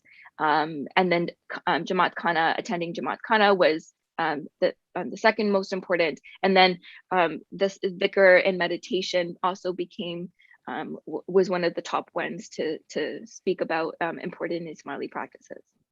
And again, the numbers aren't super low, even amongst the third generation, but you do see a gradual decline. Okay.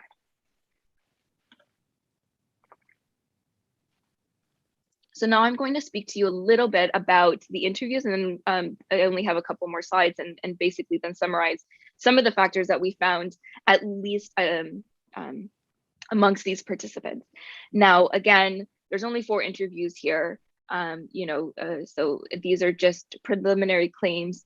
The analyses is not quite finished yet. So this is mainly, taking a look at what we're seeing amongst these Ismaili families, and also comparing it to interviews we've already analyzed amongst Catholics and other Christians, to see if we can draw some parallels. So the first family, family 4, so it's the 4th family that we interviewed, was born in Uganda. So husband and wife both arrived here as refugees. They resettled in an Ontario city. It was not a metropolis, so there was a smaller Ismaili population there. We see amongst our first generation Muslims, but also our 1.5 generation Muslims, so those who came from another country and then resettling in Canada at a younger age. We see this kind of desire to almost try to recreate the culture and the Kani experience that they had back home. Okay, so we have a very religious outlook amongst our first generation participant here. Now in family 4, this desire to recreate religion in the host country actually had some negative consequences for the second generation. So in this family, we interviewed father, daughter, and her son. And she actually felt she didn't like that she did not have the freedom to decide when or when not to go to Kane. The family went to Kane every single day and said their prayers every single day. So this actually had a negative consequence on our G2 here. And when she became an adolescent and she pushed back, she came and went as she pleased. She still considers herself very much to be Ismaili, but she engages with it to the extent that she wants to. So she has privatized it in a sense and individualized it in a sense. So it doesn't look like the traditional Ismaili Islam that you would see in the homeland. Now, her son, very much engaged in Jamaat Khana, had the option to engage to whatever extent he wanted to. So mother still socialized him religiously, still brought him to Jamaat Khana, still brought him to religious education classes, but didn't force any of that. So if he didn't want to engage in that anymore, like he didn't have to engage. He could come and go as he pleased. But he actually has a stronger religious outlook than his mother, and there seems to be, at least within the family, we can see that there's tensions between G2 and G1, so between father and daughter, but there's also tensions between mother and son, because mother doesn't actually like or is worried about her son's religiousness. He volunteers within the community, he's very active. He also has an online friends and online Ismaili friends that transcend cultural and ethnic differences. So there's that there. So but it's interesting that there's a worry by mother, and we've also seen this when we interview Catholic families. The worriness that the child has, when the child elects to become religious, there is sort of like this worry.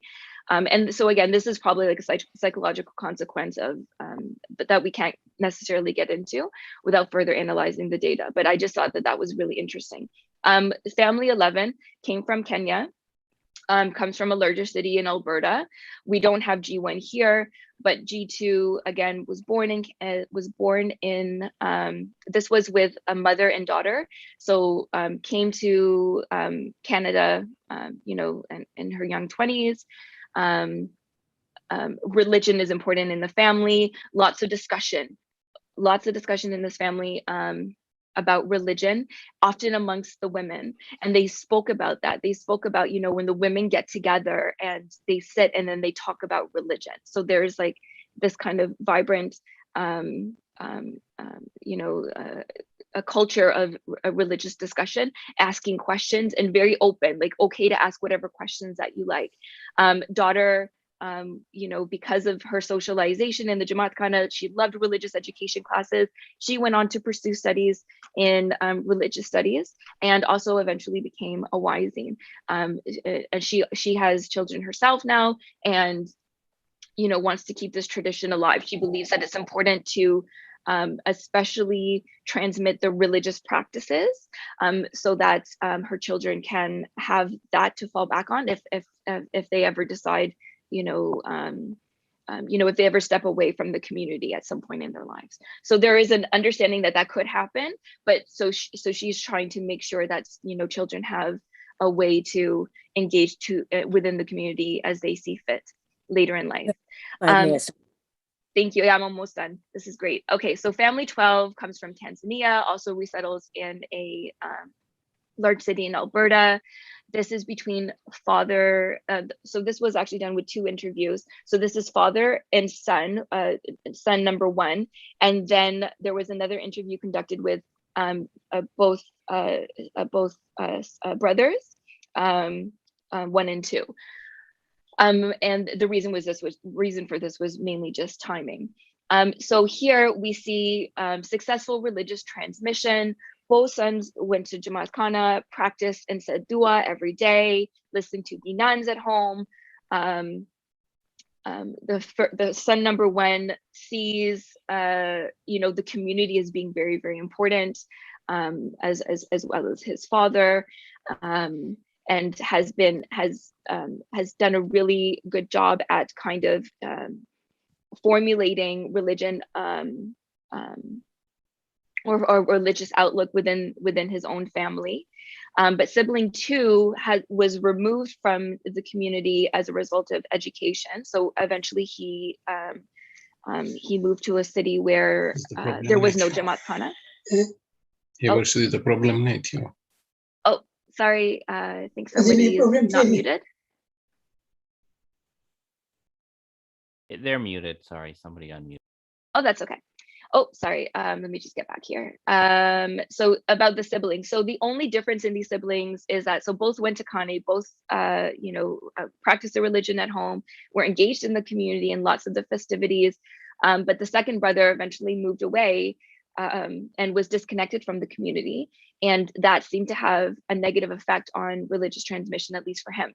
And during this, his studies, being in a city that doesn't have a Jamaat Khana, he finds and falls in love with a non-Ismaili spouse. So and you see that there's actually hesitations, there's worry amongst the second generation, so amongst the parents, what will be the future of Ismaili Islam in that family. And so here we kind of see this kind of religious decline.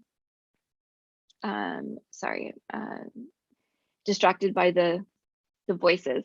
Okay, so family 13 is the final family, also coming to Canada as refugees, which obviously has its own anxieties when you come to Canada as a refugee versus an immigrant. So here is, religion is very, very important amongst the second generation. The parents are very, very religious. So G2's parents are very religious. And not when we say religious, it has to do with faith. So there's very strong faith. So in this family, there was even an occurrence that, like a tragedy in the family that affected one of the siblings. And there was such strong faith that, God would heal and God would, protect the family. And, so religion is even sought to in times of tragedy. Now, one of the things that's interesting about this mother and daughter is that, so mother is very involved in the Kane, but she speaks about the culture within the community that she doesn't like. And she spoke about it in the home. So when we talk about discussing religion was discussed in the home, but in this sense, it was done a bit negatively. You see that there's, a culture, she speaks about the culture of gossip at least in her Jamaat Khana, which, she really didn't like, and she tried to keep herself away from it as much as possible. But her own dislike for that culture and that aspect of the Ismaili community had an effect her daughter. So the daughter goes to Kane, sees the same thing, and is, kind of appalled by it. She then goes to religious education classes and doesn't find that connection. She can't find that connection. She sees that like it was very cliquey, and so even though she was socialized to be within the community, religion is discussed at home, it still has a negative consequence in that sense. Okay, so final slide. So what are some general findings from these interviews? One, context absolutely matters. So while the homeland context created a favorable environment for religion, the Canadian context is becoming increasingly unfavorable for religion. We see in family 13 with daughter, she wants to hang out with her non-Ismaili peers. She gets along with them better. She finds connection therein. When we see people that are coming that have either, spent the majority of their lives in the homeland versus coming here in their early 20s, there is a desire to recreate that experience, because the homeland culture was very much favorable for religion. Religion and culture were kind of intertwined. It was completely normal for you to attend Kane every single day, because Kane was often in the center. And I mean, Sasha Stans kind of spoke about this in his presentation, where you've kind of created this social bubble that protects you, from any other kind of harmful or unfavorable context. So we see that in the homeland, and there's a desire to recreate the social bubble very much in the host land. One important factor that appears to be nurturing a positive religious outlook or successful religious transmission is regular Jamaat Khana attendance and community involvement. But as we see these, in the secular Canadian context, this involvement is competing with secular activities and commitments. So when you look at Ismaili Islam in the diaspora, the Jamaat Khana is no longer central and may not even be convenient to go to every single day. So attendance goes to weekly attendance and maybe special occasions. But even amongst the third generation, it could only be special occasions. So it's not even weekly anymore because of how convenient it may be. And also here, it's about finding connection. So if Ismailis don't find connection with the Jamaat Khana or the community, they're going to find it outside. Based on other aspects of their intersectional identities. Parents do play an important role. So openly discussing religion at home in a positive manner seems to favor religious outlooks.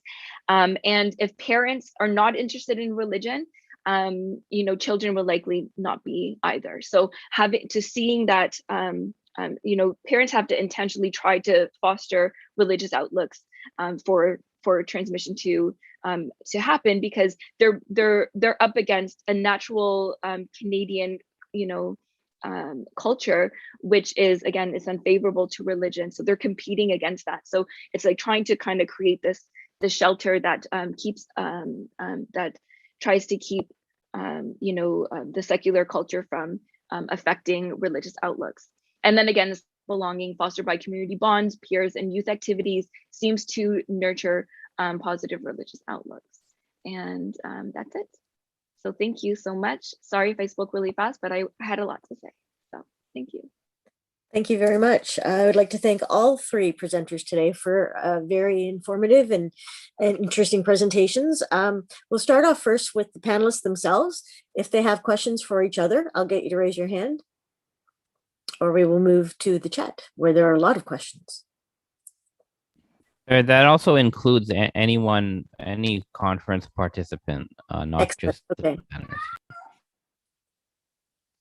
panelists. So we, I don't know if you can see. I can see Dr. Shiraz. Ramji. Yeah. So we'll start with Shiraz Haj. Thank you all for your presentations.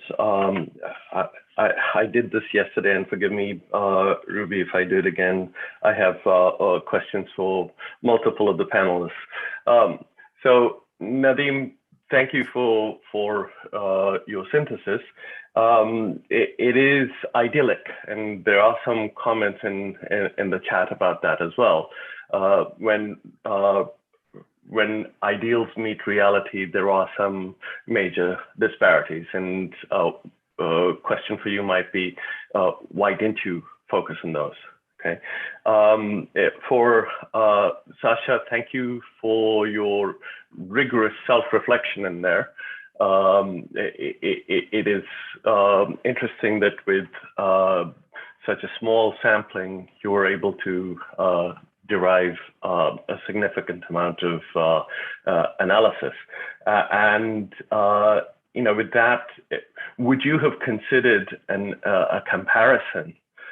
For instance, how do ethnicity communities members living in, for instance, Hyderabad react to similar situations?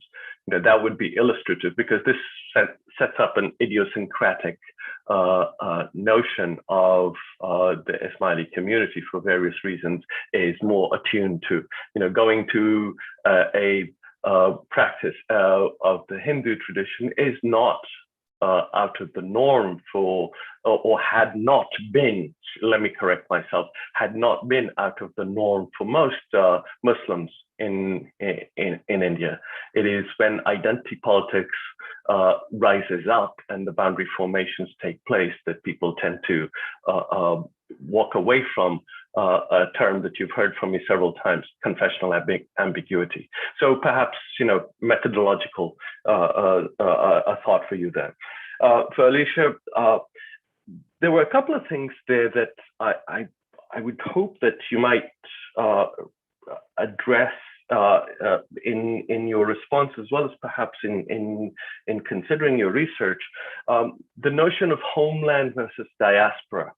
Diaspora, the notion of diasporic thinking, the diasporic analysis emanates, I believe, out of the study of Judaism. And, there is that notion of the mother community, and then the community in diaspora. And, you can go back to 70 CE for those sets of construction. But in reality, that doesn't exist. And, there are consequences of that sort of thinking. It becomes, I want to problematize your usage of homeland versus diaspora, because if you're looking at, for instance, the Tajik community, what is the homeland practice of Ismailism? At what point are you looking at? Do you look at the pre-Soviet, Soviet, or post-Soviet context? There were changes, right? And the homeland is not a frozen continuity of practice. There are specifics as well. Okay, so that sort of thought there. In terms of your age breakdown, you had your generation breakdown was 18 to 36. I might ask you to maybe respond to this or think about it in terms of breaking it down a little bit further, because 18 to 25-ish is a much narrower age breakage.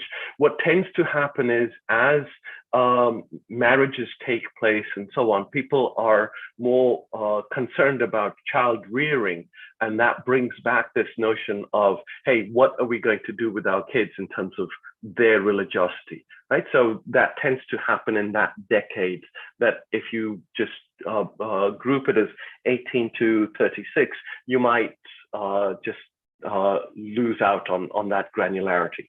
The third thing that I want, and the last thing that I want to talk about is decline. I mean, if you're asking about decline, you're going to get that decline. A famous case is Ottoman studies. Within the Ottoman context, there was a thought of decline, and lo and behold, the sick man of Europe was also a consideration of decline. And it's only in the 1970s and 80s that we've moved away from these decline notions. So, none of us thinks that our religiosity is as good as our parents. There's already that set up. So, and then what does it mean to be religious? Does it mean that I'm going, as I love your usage of Khane, does it mean that, if I'm going to Khane, I'm religious? You kind of tended to inform us about those things, but the whole decline paradigm is something that I find is an issue, because these things change according to the situation in life. our age informs us of how we see our own spiritual religious aspects. And you know, in that construction, there were various things that were overlapping: religious, faith, practice, etc., etc. So, you know, that methodologically might be a useful thing to parse out. And sorry about that very long soliloquy.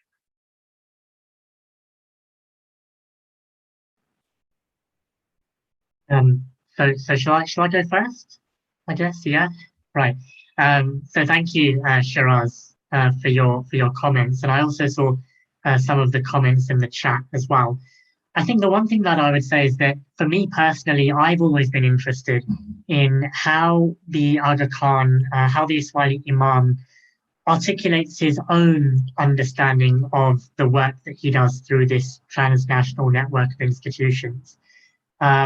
You know, you see a very clear idea as you read the speeches, as you read his sort of explanations as to why he's involved in development, how he roots it in a tradition. And I think that's something which I know other studies have touched upon in some way or another. And you know, I shared obviously Haider's study where he has a paragraph, a chapter in there.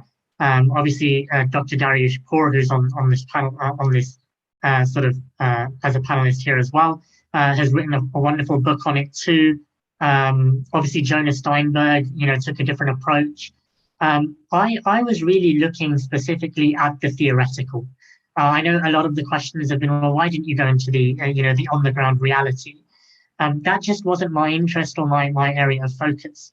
Not to say that it's not important. I think it's incredibly important. Scholars like Dr. Faisal Devji, those who have explored the on the ground reality of the Aga Khan Development Network, I think are valuable studies to see how do ideals and reality interplay with one another. But I think that this focus on the theoretical, you know, the ideas, you know, I was really looking at exploring the relationship of ideas and how the existence of the AKDN is an expression of those ideas. So how does the Imam of the Ismailis conceptualize his role? How does he conceptualize Islam? How does he understand it? And then how does that play out in the very existence of the Aga Khan Development Network? I would also kind of say that this was a very, very condensed version of what is, you know, a 25,000 word paper. So I had to condense 55 pages into about 10 pages. There were elements I cut, obviously, from it. You know, I did do a bit of a critique of how the Aga Khan understands the Prophet Muhammad and his paradigm of authority. I looked at Muhammad Arkoon and how Muhammad Arkoon talks about how is it the people is it the Prophet that allows people to construct theology, or is it the people that back project and construct their understanding of the Prophet according to what they want their theology to be? And I discussed, you know, the role of the Aga Khan in those types of discussions. You know, is the Aga Khan, you know, projecting onto the Prophet what he feels he wants to, you know, accomplish in today's world, and saying, well, I'm doing it because, you know, the Prophet was like this. These are questions also about intention, which you can never really kind of explore at a depth. But I did want to say that was my focus. But I also see value in the critiques that were shared in the chat, and I'm always open to learning and taking on new perspectives. So I hope that answers in some way your question, Cheryl.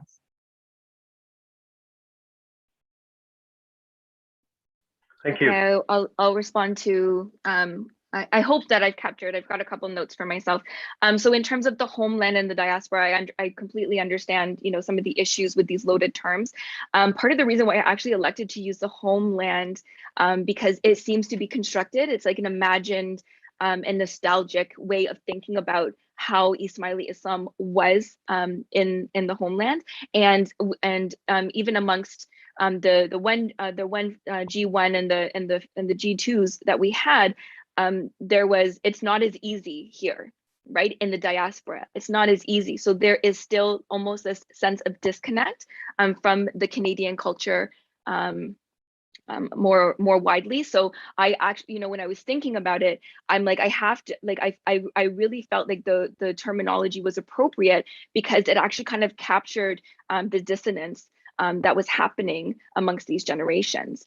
But I do, again, I understand when we think about these, and more broadly, why there are some issues there. Breaking down the groups into smaller age categories, absolutely. And if I had a much larger sample, I would have. The moment I do that, you're not going to see very good patterns at all. It's going to look, I mean, it's just going to look like this. And this was a way that I was able to capture kind of what we're seeing. And also in other studies, when we look at, when we classify young adults, for example, we often actually use, larger categories going into 30s now because it's, circumstances kind of justifying, putting these groups together in terms of generations. So that's kind of why I did that. But I absolutely agree that at the, with the survey that we've done in Canada for the project in particular, the groups are going to be much smaller, but that is more of a representative sample. And again, it takes in consideration all Canadians. It obviously doesn't, it's not focused at all on one particular religious community.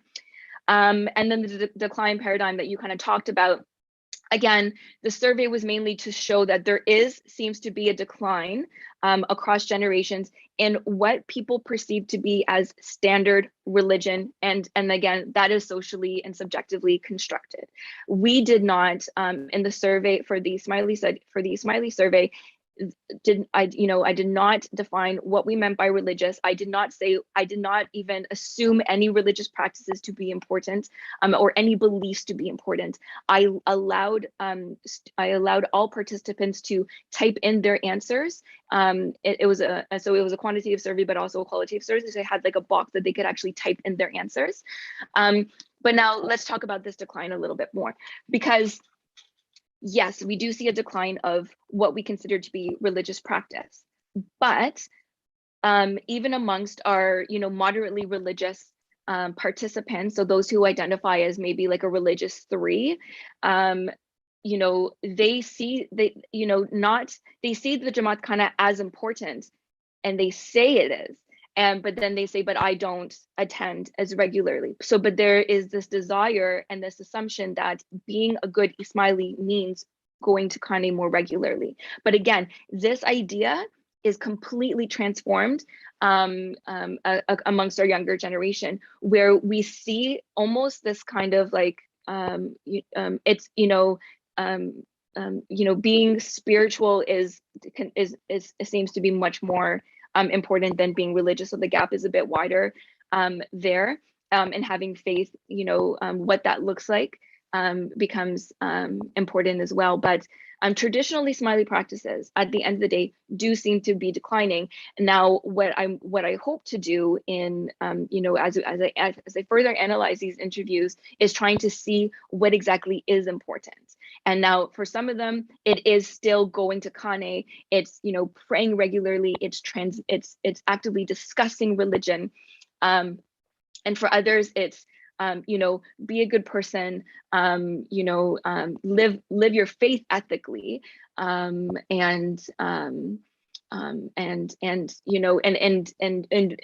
basically that there is no longer a one good way to be a good Ismaili, as there was in the past. And again, this is likely framed by, religion existing as part of a cultural matrices, as, Dr. Ali Asani kind of speaks about. You can't separate religion from the culture. So when you were looking at it, Ugandan culture and Ismaili Islam, it's going to look different than Ismaili Islam in Canada, because it's naturally going to embrace elements of the Canadian culture of what, in terms of values and priorities. I hope I've answered your question. Thank you. Yes, I would like to, just throw in something that you might want to think about as you, if you continue this project. In your so-called homeland construction, what would happen is, if people are living close by, their socio-economic encounters are taking place outside of the Jamaat Khana. in the context of, especially in the Western Jamaat Khana context, the entire interaction often is mediated in the Jamaat Khana. So there's a totally categoric difference in the social interactions that are taking place, where people owning their gas stations are talking about the price of gas this week. That discussion may not necessarily be happening in a Jamaat Khana, let's say in Mundra Kutch. That discussion would have been outside of the Jamaat Khana, right? So there are subtle and specific differences that take place because of social context, and the participant in your research may not necessarily be focused in on those, may not necessarily be aware of those, and that idea of how it used to be is such a subjective understanding of religiosity, and that needs. I'm sure you don't have time for in a presentation like this, but that needs paragraphs, if not pages, of unraveling. But thank you so much. Sasha, did you have any final comments? To briefly respond, Shiraz, thank you for the question. Yes, of course, it would be very interesting to compare like the Ithna Sharia community with the observations that I made among the Khojas, but I think that the approach is quite problematic for the Ithna Sharia group, because for the Khojas, I could very easily sort of define and identify sources of ideal authority. So many of my interlocutors would refer to these same sort of sources and say, okay, this is the ideal that I strive for. This is what I practice in real life. So that sort of divide was really, for me, I think the focus. And if that does mean that I was not comparing them to the norms of Hyderabad as a whole, but specifically to how do you relate to your ideals. So yes, it would be super interesting, but I don't think that I had the sort of tool set there and the approach that would be able to facilitate that. And what I would like to focus on is how this relates to what Professor Karim mentioned in the keynote, where he mentioned that that we have this sort of idea about the institutions and the ideals, but I am wondering, no one is paying attention to the practicalities. And I think that's what this was about. And I think that's also what Alicia was touching on, is we have these ideals. And I think one of the major issues now in Ismaili studies is trying to understand how these ideals and how these sort of neat definitions and these neat ideals translate into roughness of reality in sometimes painful or confusing ways. So yeah, thank you for that question. Really interesting perspective. I'm not sure if I'd have had the means to include that in the same theoretical approach. Thank you. It seems like you would need much more than 3 months. So get some funding and go back there. Cheers. And I had a question for you, Alicia. First, I really want to congratulate you and applaud you for grappling with this subjectivity and not sort of trying to exclude it out of the data, because that's something that I experience a lot from the sort of minority perspective, of minority studies perspective, is that the researcher has a desire to define what is religiosity, what is spirituality, and in that sort of frames a lot of the data, whereas now you have to grapple with the mess that you are provided with, rather than sort of that you can clean it for easy presentation. What I was really curious about is in the examples that you featured in the presentation, a lot of the issues that people were bringing up were like the community doesn't feel the same like home, or it's very gossipy. And these are all sort of factors that have less to do with sort of the availability of the Jamaat Khana or like the proximity, and have more to do with how does it feel like to be there? Do I feel at home there? Do I feel welcome there? And I was wondering, in sort of the context that I know in sort of European context, is that most minority groups that bring religions in, they have a defined set of let's say, identity generators that migrate along. So for example, all the religious scholars of the major Sunni groups in Northwestern Europe tend to be in Morocco, Egypt, Turkey. So there is this sort of discrepancy. I know that the immigration of the Ismailis or the Khojas to Canada was different than that. But I wonder, how does that play in? What people migrated along, and what infrastructure was able to be sort of transported to the Canadian context, and what was left behind? Yeah, and so you see kind of this, you recognize that you are an other in a new world, right?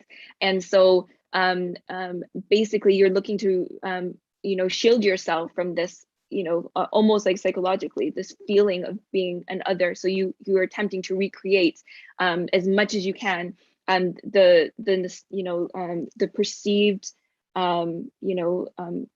idea of what it was like in the homeland, right? So originally, right, we have in Canada at least, so the Ugandan exile is where the most Ismailis came to Canada, but we had some mainly students studying in Canada from Pakistan, and then we also had Tanzanians coming over to Canada before the Ugandan exile. So they came as immigrants, and then Ugandans came as refugees. So some centers of worship were already set up, but then in others they were grappling to recreate this. And when you speak to these participants about, especially the Ugandan participants, there was like, one, there's already the anxiety because there was no planning to come to Canada.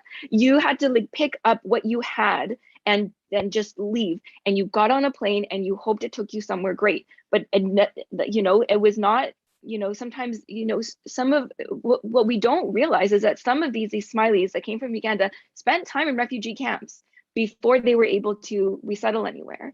Right, so we can only understand the anxieties and the issues that they were dealing with here. So I at least and you feel that anxiety come out in the interviews too. We need a Jamaat Khana and we need to do this, and it needs to be exactly the same. And what's really interesting, and I think it's worth pointing out, is that there's a hesitation.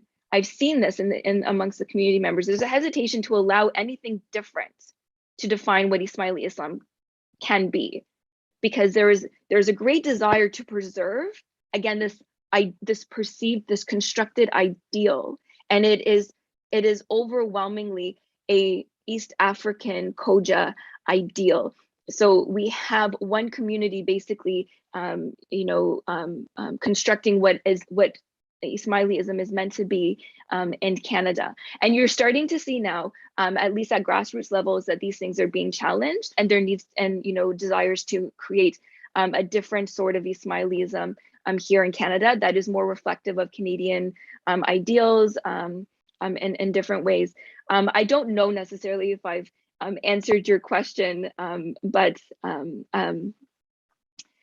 yeah, just in more, we see that the Jamaat Khana becomes a place not only for Ismailis to feel at home, but as also a cultural exchange, so where they're able to continue to participate in their culture, in their own language, in their own ways of dress, etc.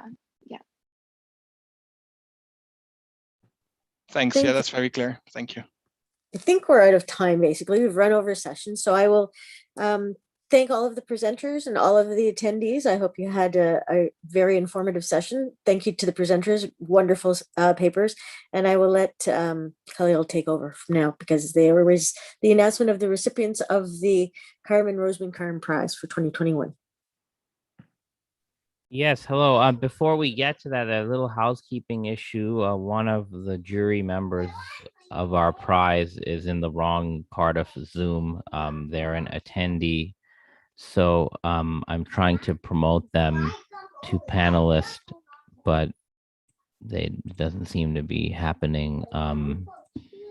So just before we get started, I just need to quickly sort this out. So, I mean, since it'll be announced, and maybe, so Professor Zain Qasim, you're one of the jurors for the prize, but you joined the meeting as attendee. So right now I've clicked promote to panelist for you in the thing, but you may have to accept it on your side. If you look at your screen, there should be something should pop up. Alternatively, if you leave the meeting right now and rejoin using the email invite that had been emailed to you this morning, panelist invite, then you'll come back as a panelist. So there we go. Okay, perfect. I think it works now. All right. So now I think we're ready to go. Dr. Kareem, are you around? I can hand it over to you.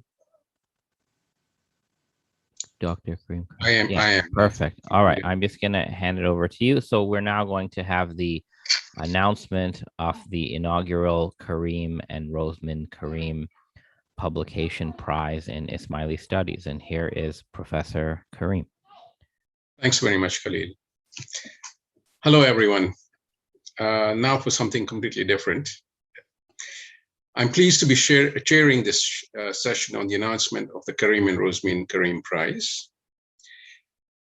So the vast majority of books and articles in Ismaili studies have focused on the history and philosophy of Ismailis dating back to the periods before the 14th century CE.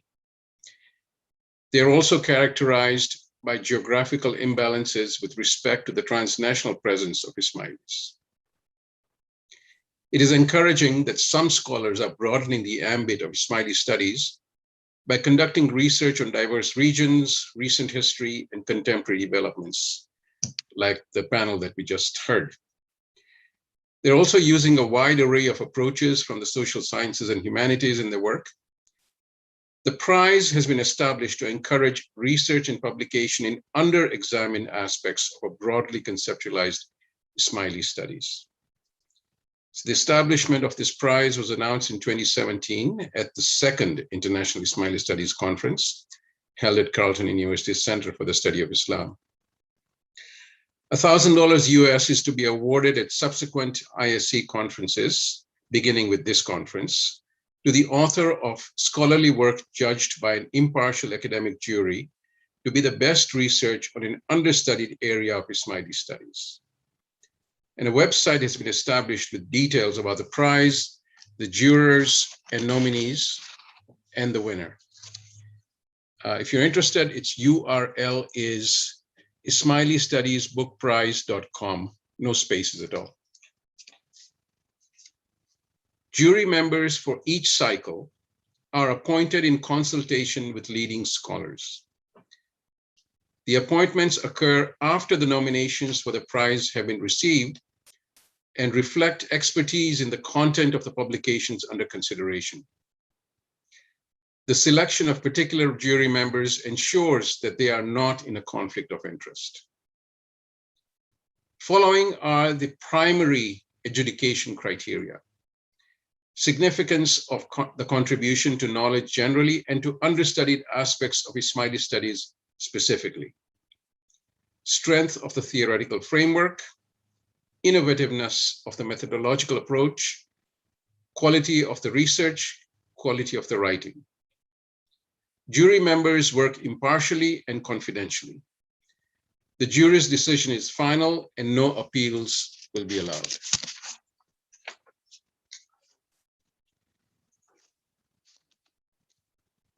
So at this point, I would like to pass it on to Rosamond Kareem to talk about the jury members. Rosamond, could you take over? Hello, everyone. My name is Rosamond Kareem, and I'm introducing the jury members, and they are Zain Qasim, Zulfikar Hirji, and Kareem H. Kareem. Zain Qasim is the John Knox McLean Professor of Religious Studies at Pomona College, Claremont, California.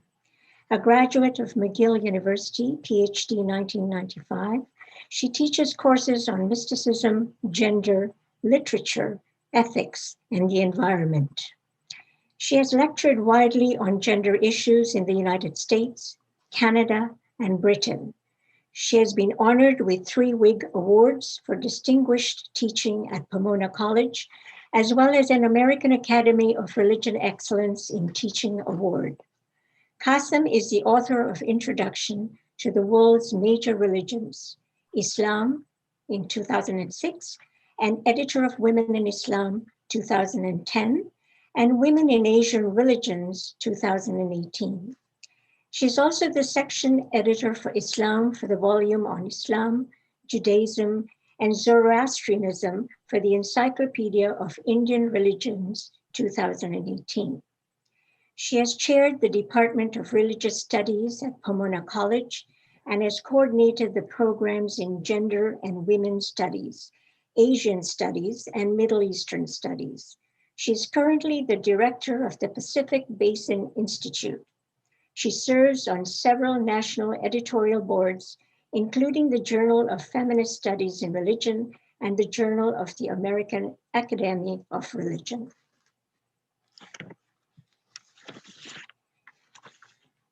Zulfikar Hirji is Associate Professor in the Department of Anthropology and coordinator of the Individualized Studies program at York University, Toronto.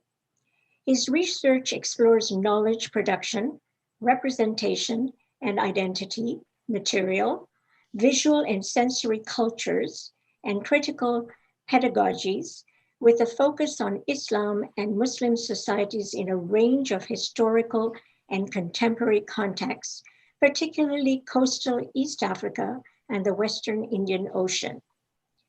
He has conducted archival, field-based, and community-engaged research in East Africa, the Middle East, South Asia, Europe, and North America. His current research is focused on the Muslim materialities of coastal East Africa and includes the study of a corpus of 18th to 19th century illuminated Qurans produced in the Lamu archipelago. His published works include Approaches to the Quran in Sub-Saharan Africa, 2019, Islam, an Illustrated Journey, 2018 with Farhad Daftari, Between Empires, Sheikh Sir Mubarak al-Hinawi, 2012, Diversity and Pluralism in Muslim Contexts, 2010, and The Ismailis, an Illustrated History, 2008 with Farhad Daftari.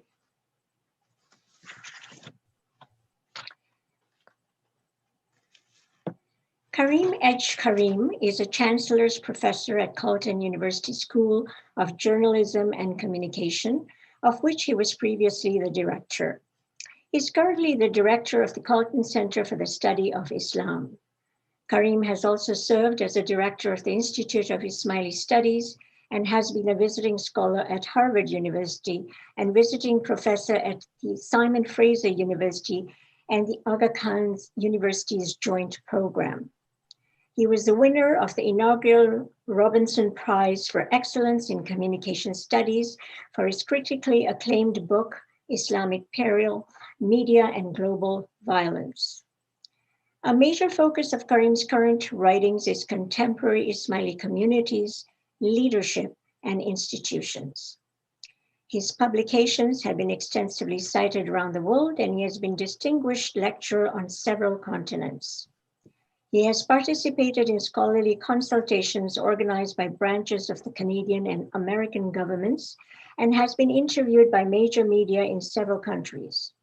Professor Karim has served in advisory capacities for the Aga Khan University's Graduate School of Media and Communications, Nairobi, Kenya, and University of Central Asia's Communication and Media major. He has been honored by the Government of Canada for facilitating collaboration between religious communities. Okay. Thank you, Rosemary. The 2021 award is the inaugural Karim and Rosemary Karim Prize. And so this is how the process worked.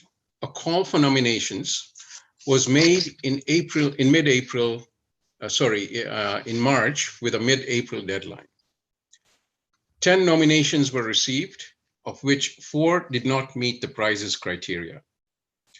The 6 successful nominations were, and I'll read out the list, Daniel Beben and Dariush Muhammadpour's The First Aga Khan, Memoirs of the 46th Ismaili Imam, Shanila Khoja Mulji's Forging the Ideal Educated Girl, the Production of Desirable Subjects in Muslim South Asia, Mansur Ladha's Memoirs of a Muhindi Fleeing East Africa for the West, Muhammad Maghut's A Reflexive Islamic Modernity, Academic Knowledge and Religious Subjectivity in the Global Ismaili Community, Diana Miseres's Prince Sadruddin Aga Khan, Humanitarian and Visionary, and Suman Mukherjee's Ismailism and Islam in Modern South Asia.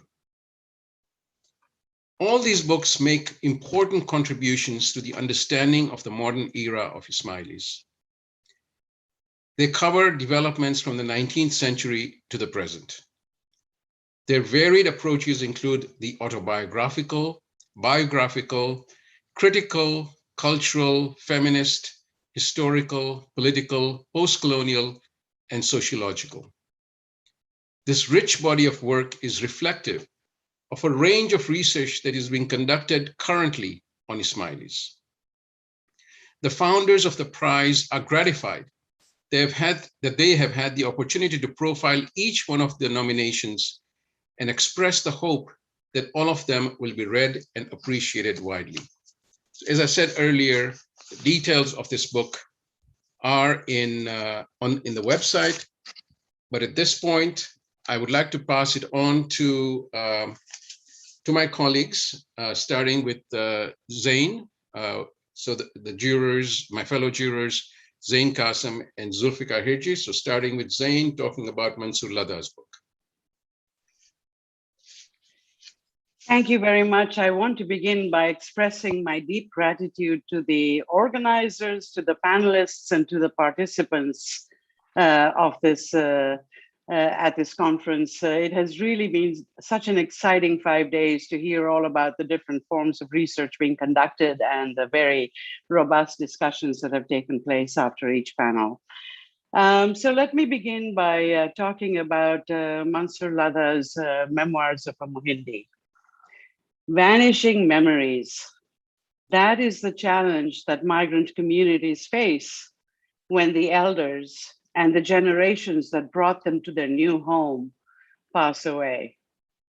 As the East African Khoja Ismailis who migrated to Canada, the USA, Europe, Australia, and Britain in the 1960s and onwards cross over to the other shore, their descendants, my children, for instance, can no longer access living oral accounts of what life was like there, what made them leave, how they constructed their lives here. In this rich and lucid and richly detailed memoir of his life in Tanzania before moving to Canada, Mansoor Ladha, who is a journalist by profession, outlines the history of his family in the context of the social and political changes brought about through the struggle for independence from British colonial rule. Charting the role of South Asians in opening up the interior of East Africa through their business acumen, Ladha expresses his fierce love for his natal homeland, then Tanganyika, his disillusionment with the social and political policies instituted by its first president, Julius Nyerere, also known as Mwalimu, and the subsequent migration of the family to Britain, the USA, and Canada. Ladha explores how post-colonial realities in East Africa provided the impetus for Asian Indians, many of whom were into their third generation, to migrate out of East Africa, despite their fierce loyalty to their East African homelands. Ladha engages issues of racism and struggle, both in East Africa and in Canada, in his quest for building a plural and informed social landscape through his activism and journalism, and of belonging and survival in a rapidly changing world where home is not something one takes for granted, but actively creates in order to begin to put roots down for future generations. This is a work that memorializes the experiences of a vanishing bridge generation that I could not put down. It is a memoir that opens up a window to the world of the East African forebears of Western world Khoja Ismailis, alongside Moez Vasanji's magisterial work titled The Gunny-Sack, and a forthcoming stunning poetic collection by Shanice Jan Mohammed, which will soon be published by Mawenzi Press. Thank you. Thank you, Zain. I will now speak about Suman Mukherjee's book, Ismailism and Islam in Modern South Asia. This is an excellent contribution to Ismaili studies and a riveting read for students of the Nizari community's understudied contemporary period. Suman Mukherjee explicates the public career of Aga Khan III amid heightened religious internationalism and explores the development of a Shia Ismaili identity in the context of the larger Muslim and global historical forces that conditioned the modern in late colonial South Asia. The monograph is conceptually groundbreaking in examining the enduring legacies of questions such as the Ismaili Imam's engagement with colonial modernity, his idea of India, restructured modalities of community governance, the evolution of Imamat-sponsored institutions, and a burgeoning sense of Muslim universality or pan-Islamism vis-a-vis denominational particularities that first radiated from the Western Indian Ocean world and subsequently transcended the modular nation-state structure. Whereas Khojas have started receiving more scholarly attention of late, this work situates them in an entirely new context of transnational philanthropy, self-governing institutions, and emergent epistemes of the communal self, i.e. Ismaili studies, in the imperial and post-colonial world. A singular contribution of the book is how it helps us see the emergence of a global cosmopolitan order with its signature ethical codes and institutions of governance through the lens of this community. The early 20th century emerges as a pivotal period in the formation of the contemporary Ismaili subject. Mukherjee shows how the contemporary conceptions of service within and without the community, a transnational outlook, and modern self-awareness have their roots in that period's engagement with colonialism, internationalism, and larger intellectual currents. Particularly intriguing is the author's proposition that the ideological tactics of 12er Khojas in their legal challenges against Aga Khan III accentuated his interaction with modernity. The book elicits a series of new insights from a corpus of texts that have long been in the public domain, taking us on a critical examination of the mindset of the celebrated Aga Khan case's defense counsel and the implications of pan-Islamism on South Asia. The work is theoretically well-grounded and methodologically innovative. It engages with other work in the general area, responding to assertions like those of Niall Green, although the discussion on the Das Avatar is wanting. More rigorous attention to communal sources in Indian languages would have served to enhance the research. Nevertheless, this is clearly a major statement on the communal, national, and international leadership of Aga Khan III and its consequences for the contemporary and future trajectories of the Nizaris. Now I'd like to pass the baton on to Zulfikar, who will talk about Khoja Muljee's book. Thank you, Karim. I should like to begin by just thanking the organizers of the current and past Ismaili Studies conferences for your efforts, and to all the presenters at these conferences for sharing your research ideas with us. It's really an honor to be present at the birth of this Karim and Rosebin Karim Prize, and I'm sure it'll serve to inspire scholars to undertake innovative research and publish hitherto unexplored areas in Ismaili studies. And thank you to the members of the jury, Zain and Karim. It has been wonderful to work with you both. Each of the books in this cycle was a privilege and joy for me to read, to think about, and to meditate on. And they raised many new questions and invited me to revisit what I thought I knew. I'm going to speak about Shenila Khoja Muljee's book, Forging the Ideal Educated Muslim Girl. This book sets a really, really high standard and path for historiographical studies of the making of Muslim subjects, particularly the gendered subject. From the perspective of Ismaili studies, the work helps to situate and reconsider the various and competing forms of 19th, 20th century Islamic reform philosophies and programs related to Muslim women and their education in South Asia, including those articulated by Aga Khan III.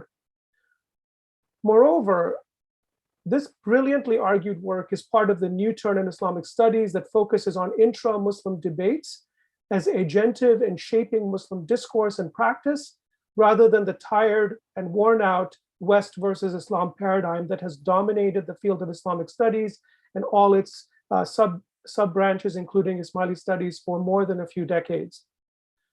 Khoja Mulji also draws our attention to the multiple voices of Muslim women writers who, while enmeshed in the social and cultural milieu, pushed back and resisted what was desired for them without them, and instituted through legal, political, and social regimes.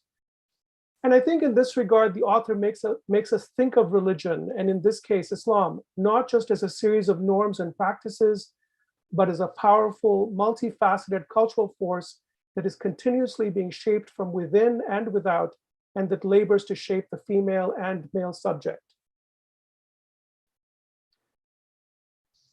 Okay, thank you, Zul.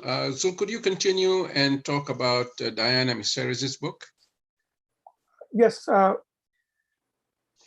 I see that Diana is in the group, and thank you so much for joining us today. And I just wanted to acknowledge your presence here, which is just wonderful. This is a biography of the late His Highness Prince Sadruddin Aga Khan, and it focuses on the prince's some 4 decades long work in the United Nations, where he served in different capacities for various UN agencies, including as High Commissioner for Refugees.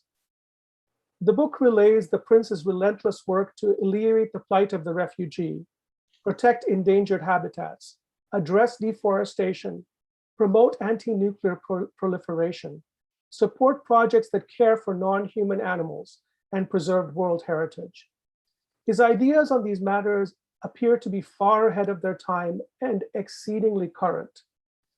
Miseres's work is praiseworthy for its uses of a variety of primary sources which give the reader an unprecedented look at the career and life of a member of the Aga Khan family.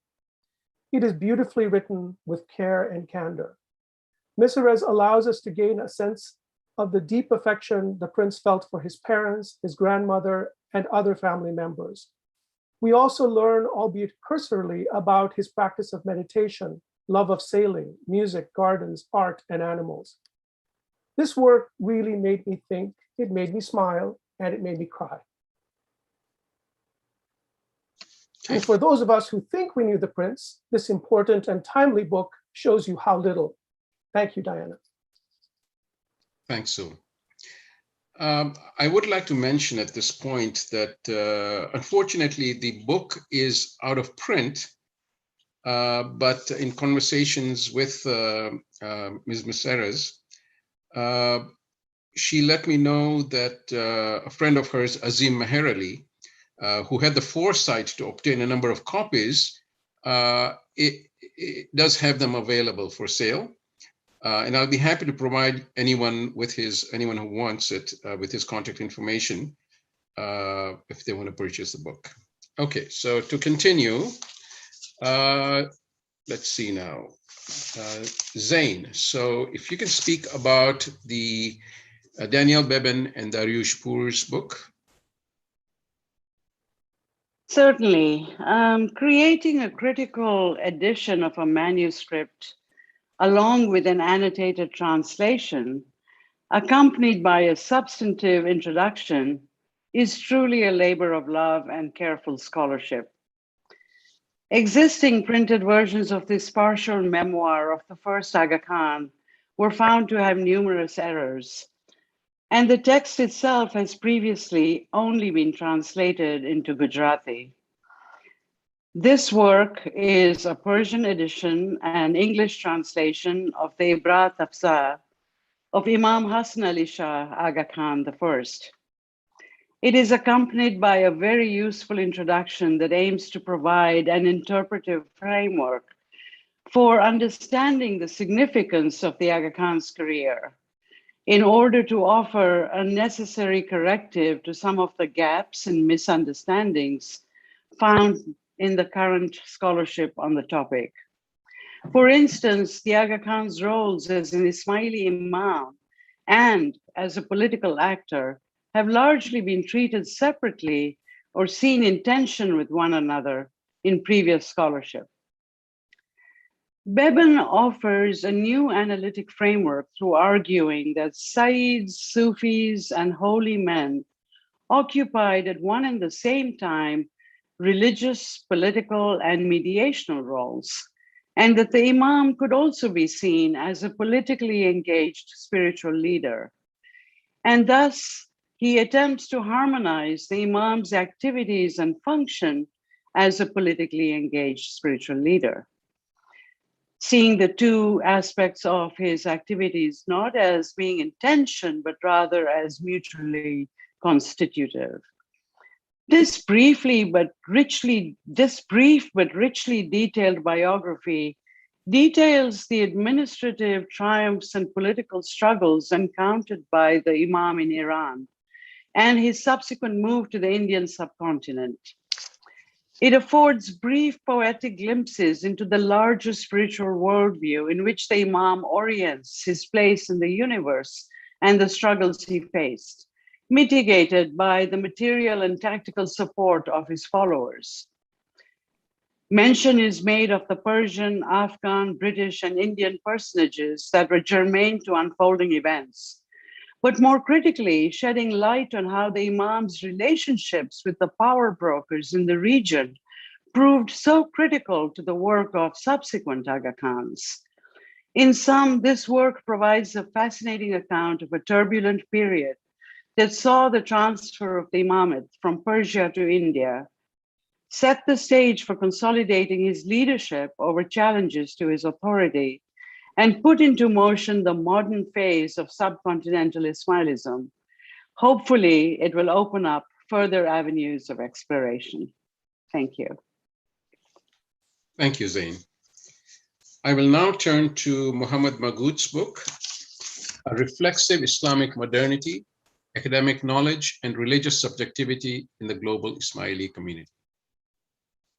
This is a unique publication about the contemporary period of Nizari Ismailis, in which Muhammad Maghut presents his research on the Institute of Ismaili Studies and the Aga Khan University's Institute for the Study of Muslim Civilizations. The book critically examines the intersection of academia, religious subjectivity, and transnationality among present-day Nizaris by studying these two London-based institutions, to which the community's leadership has dedicated extensive resources for academic education and knowledge production. Maghut probes the intellectual basis of the IIS and the ISMC and their engagement with public debates about religious diversity and the role of Islam in contemporary societies. It empirically investigates the religious and post-secular subjectivities of their graduate students, analyzing the strategies they draw on to reconcile religious beliefs with academic knowledge about Ismailis and other Muslims to which they are exposed. This is the first book-length publication to examine ideas that underlie the two scholarly institutions that occupy a central node in contemporary Ismaili transnationalism, and to scrutinize some of the social intellectual interactions that take place there. The author offers a thought-provoking discussion of the intellectual currents at the IIS and the ISMC. He examines the transnational community's endeavor to orient and locate itself in relation to, quote, Islam, Ismailism, and secular modernity.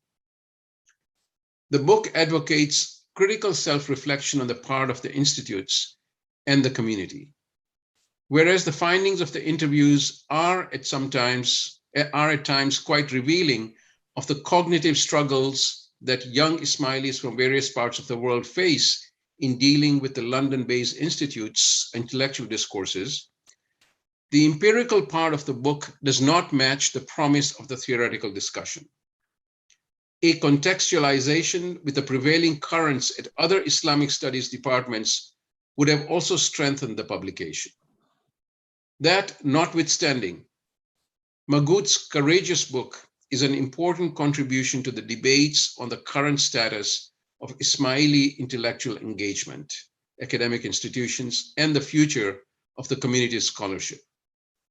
Its approach offers a potential model for students and scholars to engage critically in examining contemporary Ismailis, their discourses, and their institutions. So before we have looked at all the 6 publications, and thank you, fellow jurors, for helping me do that. So at this point, I would like to say a few words about the prize's connection with the Ismaili Studies conferences. These conferences, as both Zul and Zain said, are important, and they provide a platform for an autonomous engagement, intellectual engagement that is not dependent on any communal institution. It is individual professors who and PhD students in the first case with Shiraz Hajiani and his colleague, who organized the conference, and the second conference, of course, I had organized on Ottawa in 2017, and now Khalil has very successfully put together this marvelous online conference with its challenges and so on. But kudos to him that he and his committee have done a marvelous job. So congratulations to all of you. But the prize, Roseman and I felt the prize would work very well with the conference, because it validates and acknowledges and recognizes the kind of work which is understudied in Ismaili studies, and which the conference gives a platform to, along with other historical work. It's important that we work together, that these various institutions, the ISMC and the prize, and perhaps some other things, can come together to reinforce this autonomous venture that we are all trying to put together and to uphold. So thank you very much for allowing us the space to have this session and to give the prize the profile that you have. So now the item that we've all been waiting for, I'll pass it on to Roseman Karim to announce the winner of the prize. And the winner of the 2021 Karim and Roseman Karim Prize is Suman Mukherjee. Congratulations, Dr. Mukherjee. Suman Mukherjee, FRAS, holds a doctorate in South Asian history from the University of Heidelberg. He teaches history at Presidency University in Kolkata. Dr. Mukherjee's research interests and publications lie in the fields of socio-religious and intellectual history of modern South Asia and their transcultural ramifications. Thanks, Roseman. So in my final statements, I would like to say that this has been an excellent competition for the inaugural prize. The quality of the nominated books is very high. Roseman and I thank all 6 participants, and we are so grateful that you're all here participating in this event.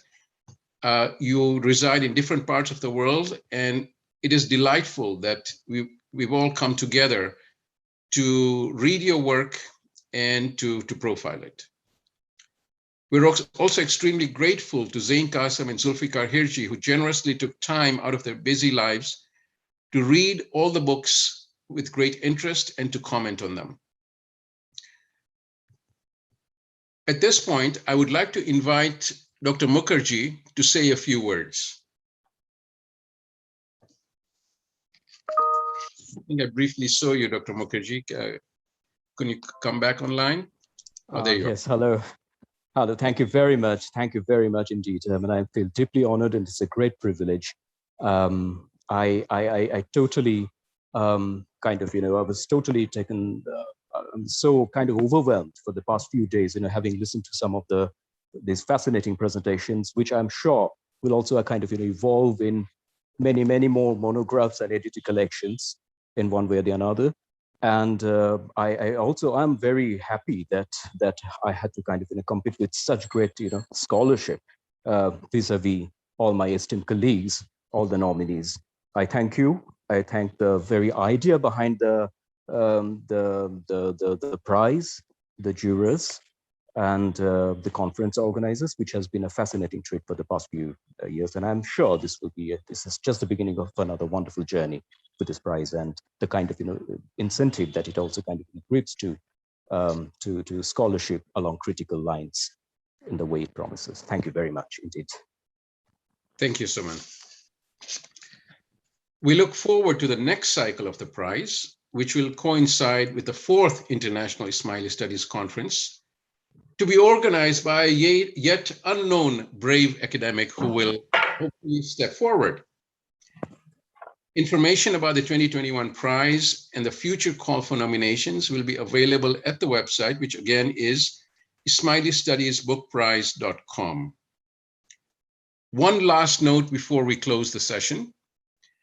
I mentioned Diana Miseris's book, and I saw at least one chat item giving, I think, the person's email address. Unfortunately, it's difficult to keep up at this point and write down people's information.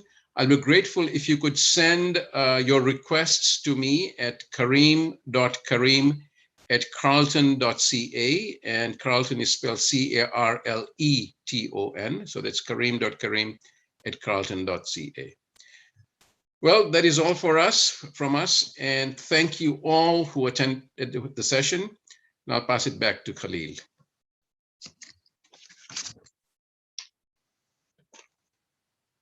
All right.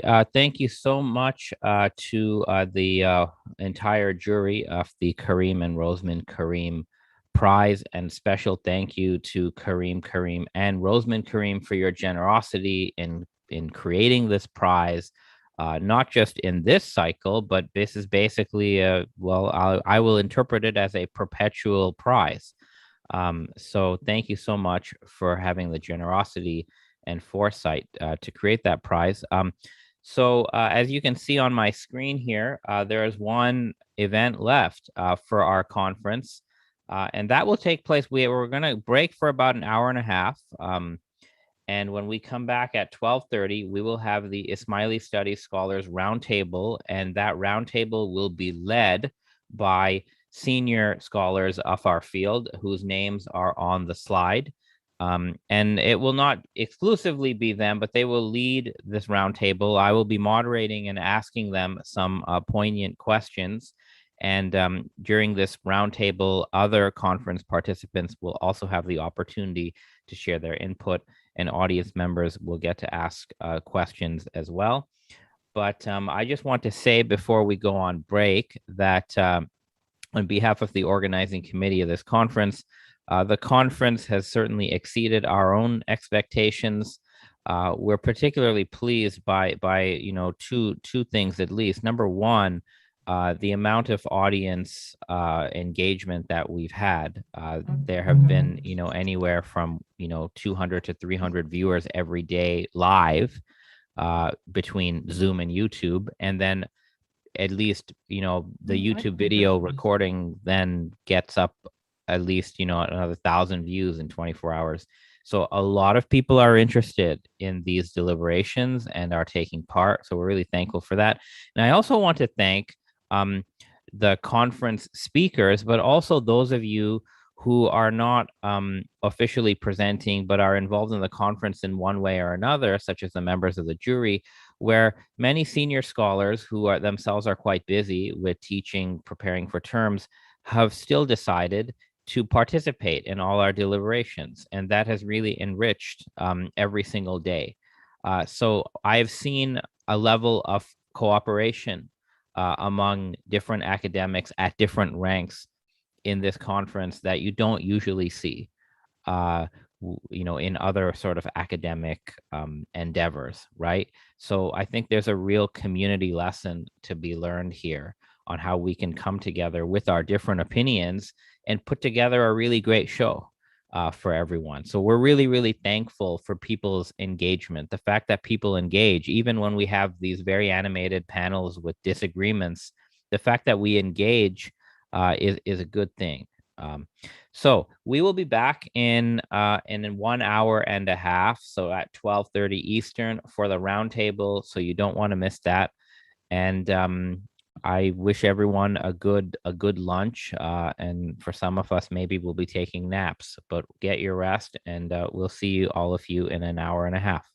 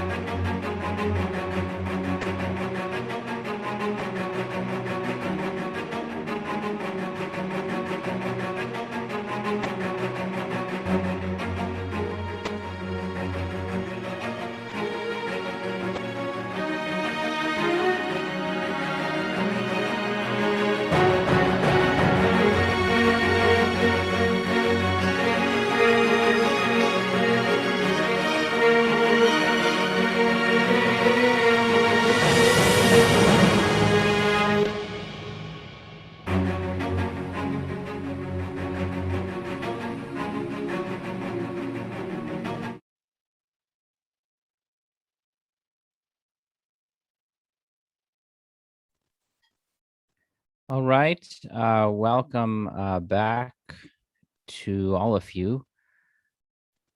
We are going to have the final sort of event of this great conference. So what I'm going to do is everyone who's all our sort of official participants in the roundtable, if you can turn your cameras on, then I can spotlight all of you for this whole thing. So if you just give me a second here.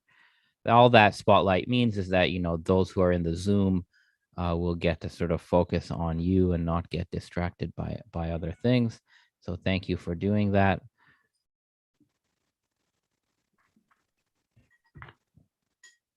There's two Kareems here. I'm not sure what thing you're running. That sort of confused me.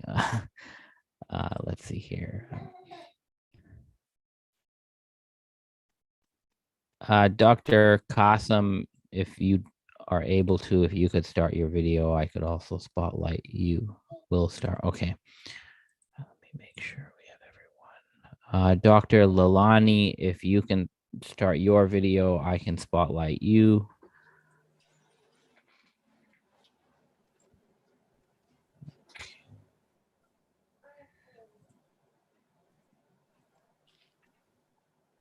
All right, I think everyone is here and everyone is on our stage.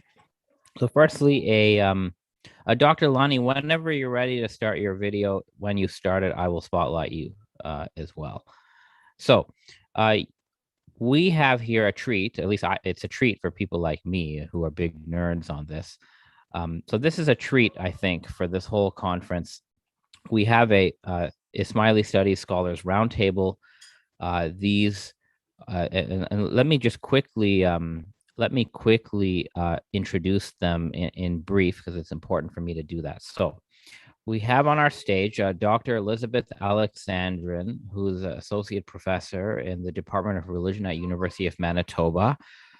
We have Professor Ali Asani, the Murray A. Albertson Professor of Middle Eastern Studies and Professor of Indo-Muslim and Islamic Religion and Cultures at Harvard University. We have Dr. Sumaya Hamdani, who is, I believe, based on the bio, I believe you're associate professor at George. Sorry, you're George Mason. There we go. You're George Mason University. Is right. We have Dr. David Hollenberg, who's Associate Professor of Arabic and Islamic Studies at the University of Oregon.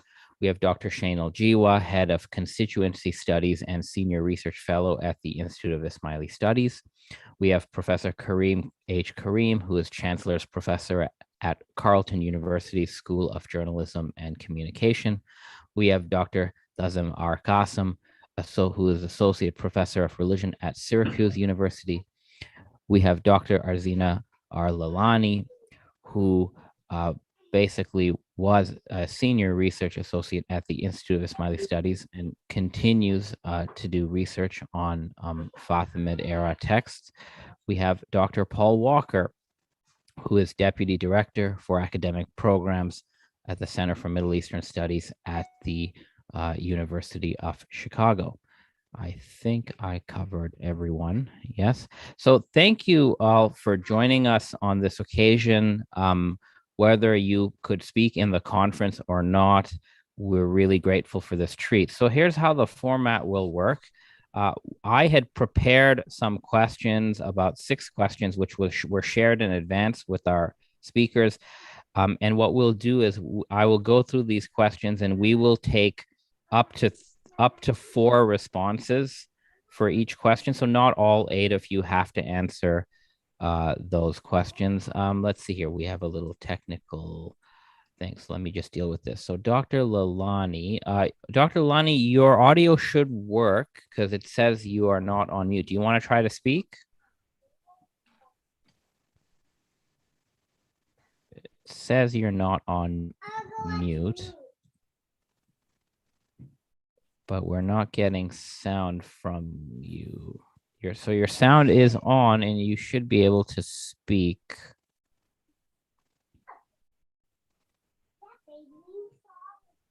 So I'm not sure. I'm not sure if your tech, okay, I guess the tech doesn't seem to be working. Let's see here. What we can do for you. If I make you a co-host, Dr. Lalani, do you want to just try to speak? We can see if you come through. Okay, so I thought I heard something. Do you want to try that again?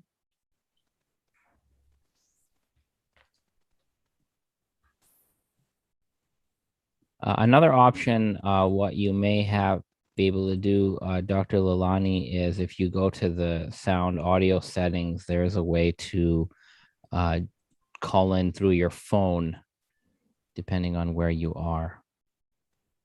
So if I can ask one of my co-organizers if they're available to private message with Dr. Lalani and maybe see if you can instruct her to how to call in on audio. So Alicia or Daniel, if one of you can tend to that over private message. All right, so we'll, yeah, great. So you don't have to be, yeah, you don't have to be a co-host, but I'll do that anyway. Let me just make host. Yeah. So anyway, one of our team, Dr. Lani, one of our team is going to private message you and get you, see if we can get you on. All right. So here's how it'll work. Let me ask the first question. And the first question is sort of an easy one. The question is, what got you interested in Ismaili studies? And already I know Dr. Qasim would like to give a response to that. So you can go first, Dr. Qasim. What got you into Ismaili studies?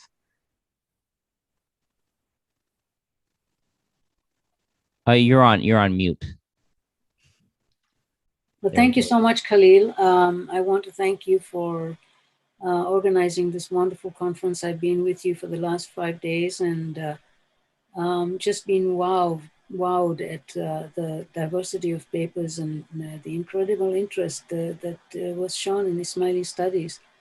I'm going to answer the first question and the second question simultaneously. I think they address both the keynote speakers' remarks and also the wonderful opening that you had in terms of contextualizing why you had, voices that were both from within the tradition and from without the tradition.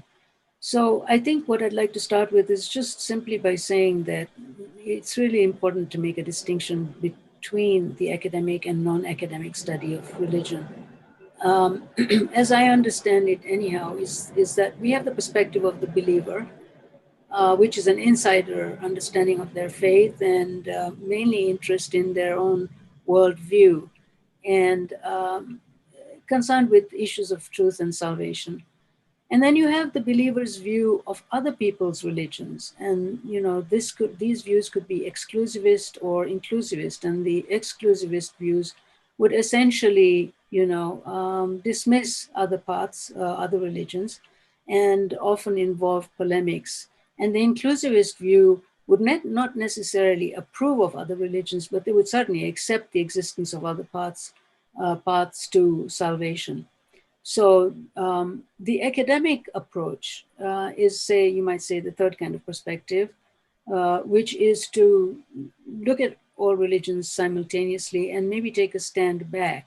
Now, ideally, to do this without judgment and at least in the initial period with claims to objectivity and impartiality. And a very important part of that is the focus on origins and historical evolution. So one of the questions that arises is, can a believer be an impartial scholar of religion? Now, when I was at McGill some 4 decades ago, the sort of framework was Orientalist, and I'm not going to go into a discussion of that, but the answer would be no. An insider would not have this objectivity and would not really be able to transcend his or her beliefs. So this brings the issue of authoritative scholarship. In other words, scholarship produced by insiders would not be as authoritative as that of outsiders or those who don't necessarily believe in the faith. Now, modern scholars have questioned that perspective, of course. This has been questioned for several decades, and raised the question of how identity affects the study of whatever object or community that is being studied.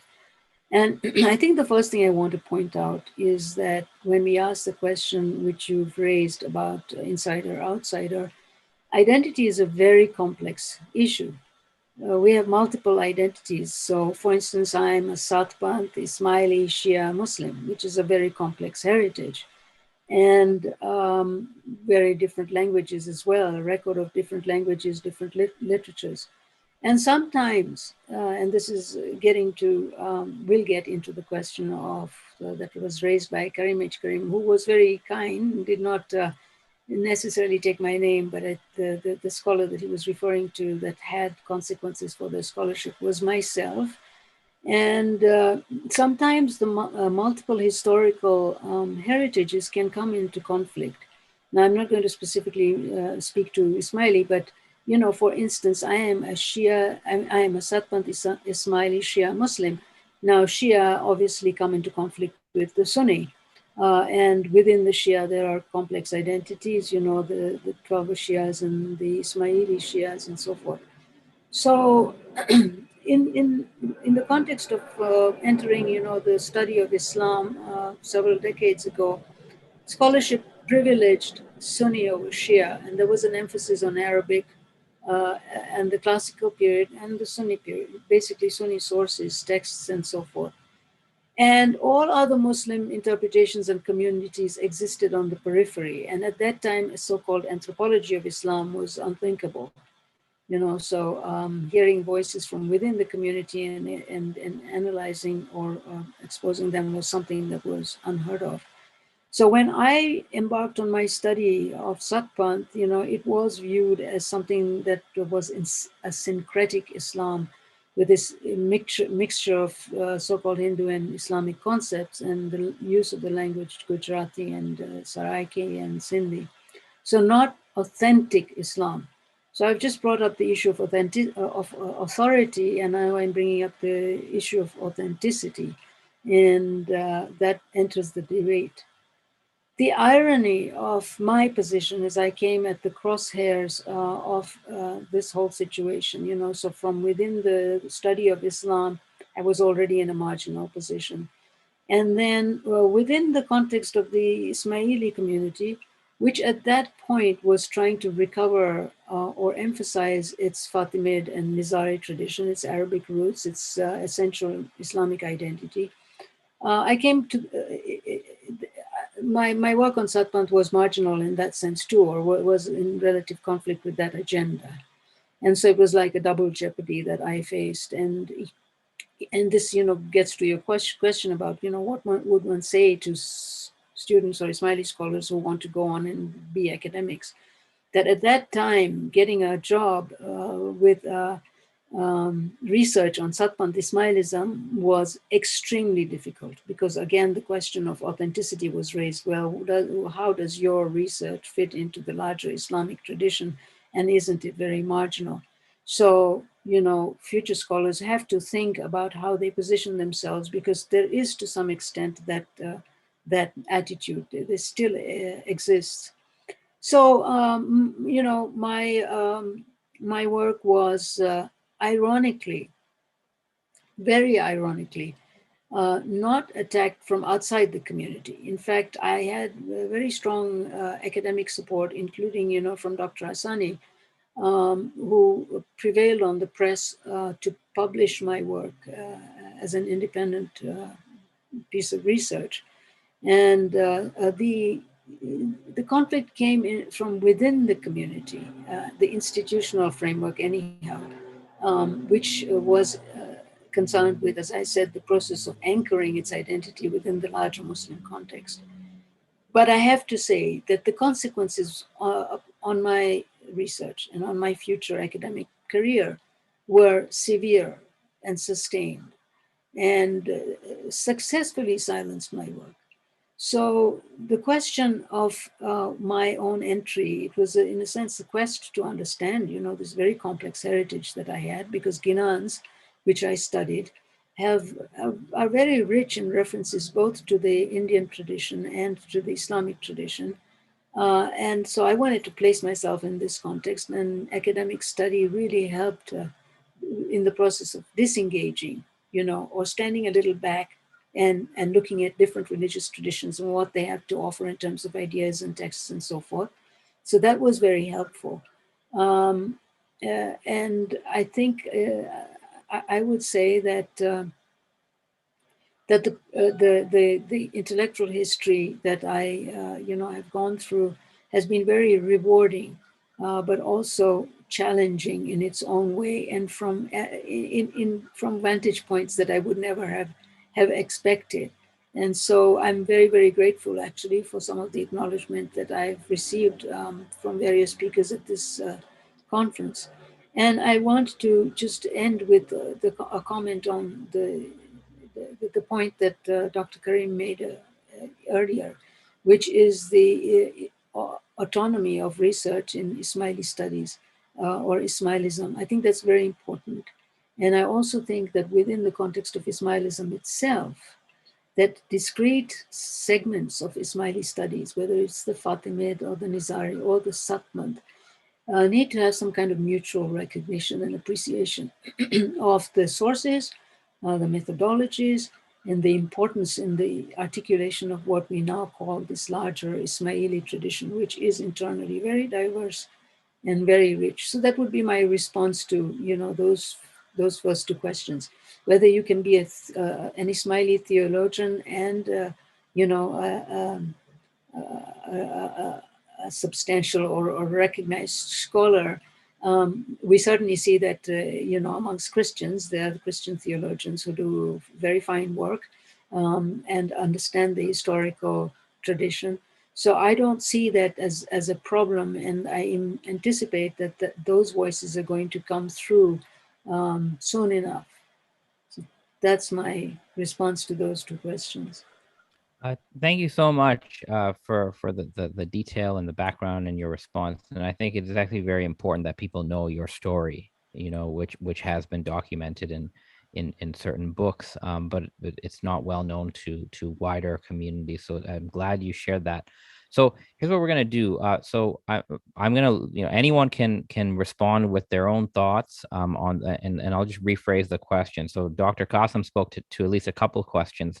One was, how did you get into Ismaili studies? And the second one, which is relevant for many of us, is, how do you understand the difference between a academic descriptive versus a constructive insider approach to Ismaili studies? So those are sort of the two questions being spoken to. I'm going to ask that those who respond, I'm going to sort of have to cut you off after 3 minutes. Otherwise, we won't get to hear from everyone, right? So if you want to respond to our panel, you can actually use the raise hand feature, and I can just call on you, or you can physically raise your hand if you want. But who would like to? Well, there we go.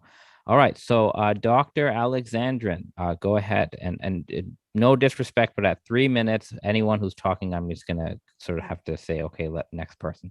Thank you. Go ahead, Dr. Alexandrin. Thank you so much for inviting me, and it's wonderful to be in the first dimension here with everyone else on the round table with scholars that I've learned so much from and who I respect so much. Just a quick response to the first question. So one of the things that drew me into the study of Ismaili thought and the Ismaili tradition was when I was doing my MA thesis in anthropology at University of Toronto. And I was looking at the construction of religious identities in 19th century and 20th century Afghanistan, and looking at the Shia Hazara. And after writing that MA thesis, I really wanted to engage more deeply with the texts of the Ismaili tradition in Persian and Arabic. And I found, as soon as I started thinking about where to go for my PhD, that there was a lot of resistance to writing a PhD dissertation on anything related to Ismaili thought within religious studies departments as well as in programs or departments linked to the study of Islam. So that's my very short response. I feel, as a kind of footnote on this, I feel that I was fortunate to be able to do a dissertation, to write a dissertation, a PhD dissertation on medieval Ismaili thought at McGill University. But even in that context, I felt that there was a lot of resistance. And I think in many ways that's related to the constructs and frameworks that have been established historically for both generally the study of religion as well as the study of Islam. Thank you so much for sharing that. We're going to move to Dr. Asani. Your hand was next in the queue. Go ahead. You're on mute. Oh, yeah. So I just wanted to, just reflecting on my career and so on, when I came to Harvard as an undergraduate and was interested in pursuing Islamic studies, I very quickly find out that not only was everything Sunni centered, but there was no room really for Ismaili history or thought or anything like that. So, you know, I could certainly feel that. And especially in the Department of Near Eastern Languages, which had a very conventional way of thinking about Islam. But I think what really helped me get into the field of Ismaili studies and study what I wanted to study was actually, you know, entering the study of religion, where they were paying attention to the needs of believers and, you know, those perspectives that were very important. So there was a recognition of that, and they went really out of their way to make sure that I would get, you know, the education that I was looking for. And in particular, I found a mentor, Anne-Marie Schimmel, the late Professor Anne-Marie Schimmel, who was a tremendous support and really encouraged me to get into this field of Ghanaic studies and so on, and mentored me through to my PhD work, and then later on, even when I was a junior faculty member. So for me, having a strong mentor who was advocating what I was doing as being important because of her own interest in South Asian Islam, and I was positioning myself as a scholar of South Asian Islam with a specialization in Ismaili material, and I think that helped, that I was seen as a, you know, broader scholar with a particular specialization. And I must say that also at that point, it would have been inconceivable when I first started that many years later, I would actually have I would actually teach courses on Ismaili history and thought at Harvard. I would teach courses on Ginans and things like that, which now is very much part of the curriculum. So it also shows that how the field itself has become more inclusive and more recognition of diverse Muslim experiences. So, you know, so I just wanted to point that out as really part of my experience and this real, you know, this great transformation that takes place. And I do think that the establishment of the Institute of Ismaili Studies and, you know, the great publication record, you know, all these publications coming out on Ismaili studies, actually in the eyes of the faculty here, gave this venture more legitimacy, that this was actually a credible field. And, you know, there's nothing like having a series of academic publications that legitimize a field for, you know, for outsiders, that this is in fact something that they may not know anything about, but this is a legitimate field. It has scholarship, it has manuscripts, these can be studied and so on, because people didn't know much about Ismaili at all. They just had stereotypes. So I think that was very, very helpful for me. Thank you so much. And what you can hear from what's been said so far is in the real world, the study of Islam or Islamic traditions often takes place in certain disciplinary contexts. So one disciplinary context is the study of religion, that is religion departments. Another one could be South Asian studies. Another context could be Near Eastern studies, right? So you today, if someone said, I want to do Islamic studies, there's no Islamic studies departments, at least in Western universities per se. You'll have to find you may have McGill's Center for, Institute, but generally you need to find a religion department, a history department, a NELC department, and you sort of have to contextualize your quote unquote Islamic studies within those things. All right, Dr. Hamdani, you were next in the queue. Go ahead.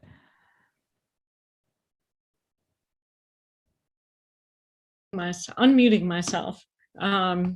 Thank you. My own journey into Ismaili studies, as many of you know, is the result of biological determinism. So I have, sort of continued in a path that was already well worn for me. But I have to say, when I arrived in graduate school, I was also, aside from the sort of sense of obligation I had, I was also just honestly and, I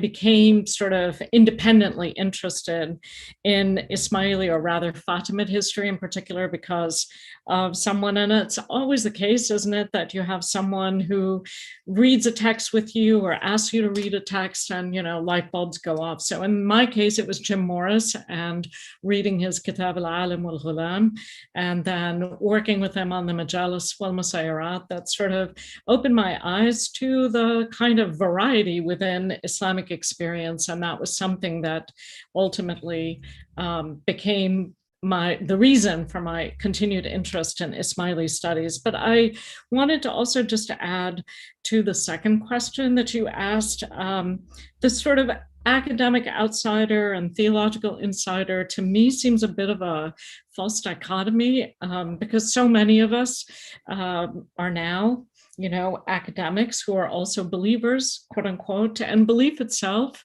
is something that is on a spectrum, as Dr. Qasim said. You can be not only a believer on many different levels, but you can be a believer in many different degrees.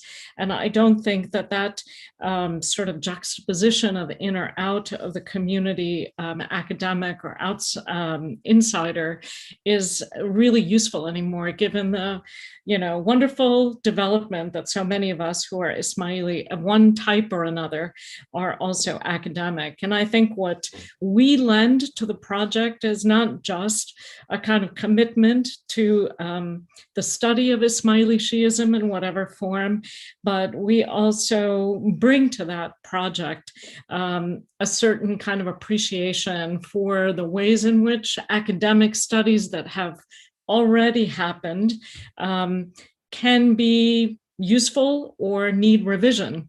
And that, I think, is a project that's worth engaging in. If I can just add to that a little bit, because some of the previous speakers have also spoken to this, about sort of the utility of doing Ismaili studies, pursuing Ismaili studies when the job market is what it is. I think, as Dr. Asani was pointing out, fields evolve, and a lot has happened to make the understanding or definition of Islam a little bit more elastic and more inclusive.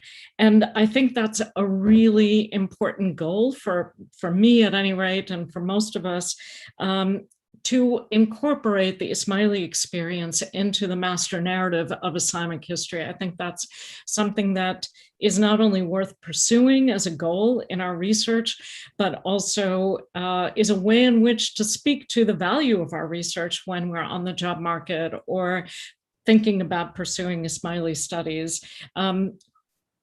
The fields have arrived at an understanding of Islam as much more than the Sunni-dominated narrative, and that door has to be further opened by sort of making the argument that this is also Islam.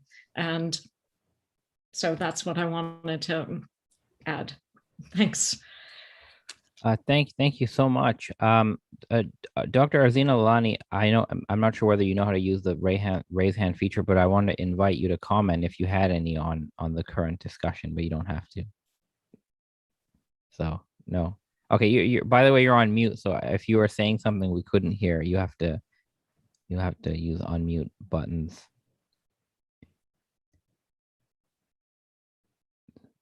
Okay, so I'm not, Dr. Lund, do you know how to unmute? I think you're unmuted now. I guess we still can't hear for some reason there.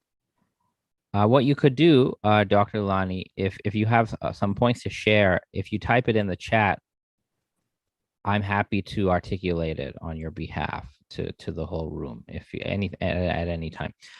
We have let's see here. Dr. Poonawalla is with us. That's a surprise entry. Dr. Poonawalla, you have your hand up. Would you like to say something, add something?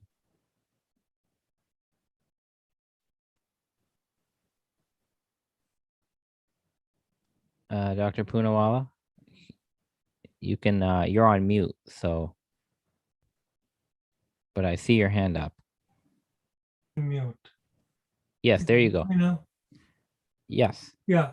Well, I come from a totally different background. As you know, at UCLA, my mentor was Gustav von Grunbaum. And that is, I think, the emphasis was very much on a secular, so to say, side or academic studies, totally, I think, separated from what you call theological or traditional studies. And in that way, in the, I think, view of von Grunbaum and some other Islamologists, Islamic studies, I think, was a Western concept, okay? In Islam, there is no such concept. And I think in the understanding and how these studies were conducted at UCLA, that two main components were the two languages, fundamental languages and literature of either meaning Arabic as well as Persian, are, so to say, obligatory fields. One has to master these languages and literature, not just, I think, merely reading one book or two books. So it was a much more, I think, like the Western real Orientalists of 19th and early 20th century, it was very much broader perspective. And then one has to select two social sciences from various fields. So it was a different thing. So I came from a different background, and in that way, and I would still insist that you cannot mix apples and oranges together, that academic studies are quite different than theological studies or traditional studies. I don't see much difference. And that way, I think I differ from all the other speakers. I am very strictly follower of Ibn Rushd's type. He says that these two things cannot be combined. They have different goals and different aims, and so should be kept that way. So this is my attitude, and I can further argue. And again, I think, as Khalil, you said, I didn't find that some people were criticizing the institute. The institute hasn't produced. But Khalil, I think your idea of having that type of scholar who would revamp the whole notion of Shi'i or Ismaili studies is very much enhanced, or you won't find it, I think, in the younger generation who has mastered various fields. So it is somewhat impossible. So I haven't heard any serious, this really criticism for the institute. There are very many, meaning it is not hidden to number of the participants here, my criticism of the institute, but that's also a different thing. And when you are involved in some kind of reformist movement or to uplift your own society, the first thing is, I think, to look at one's tradition critically.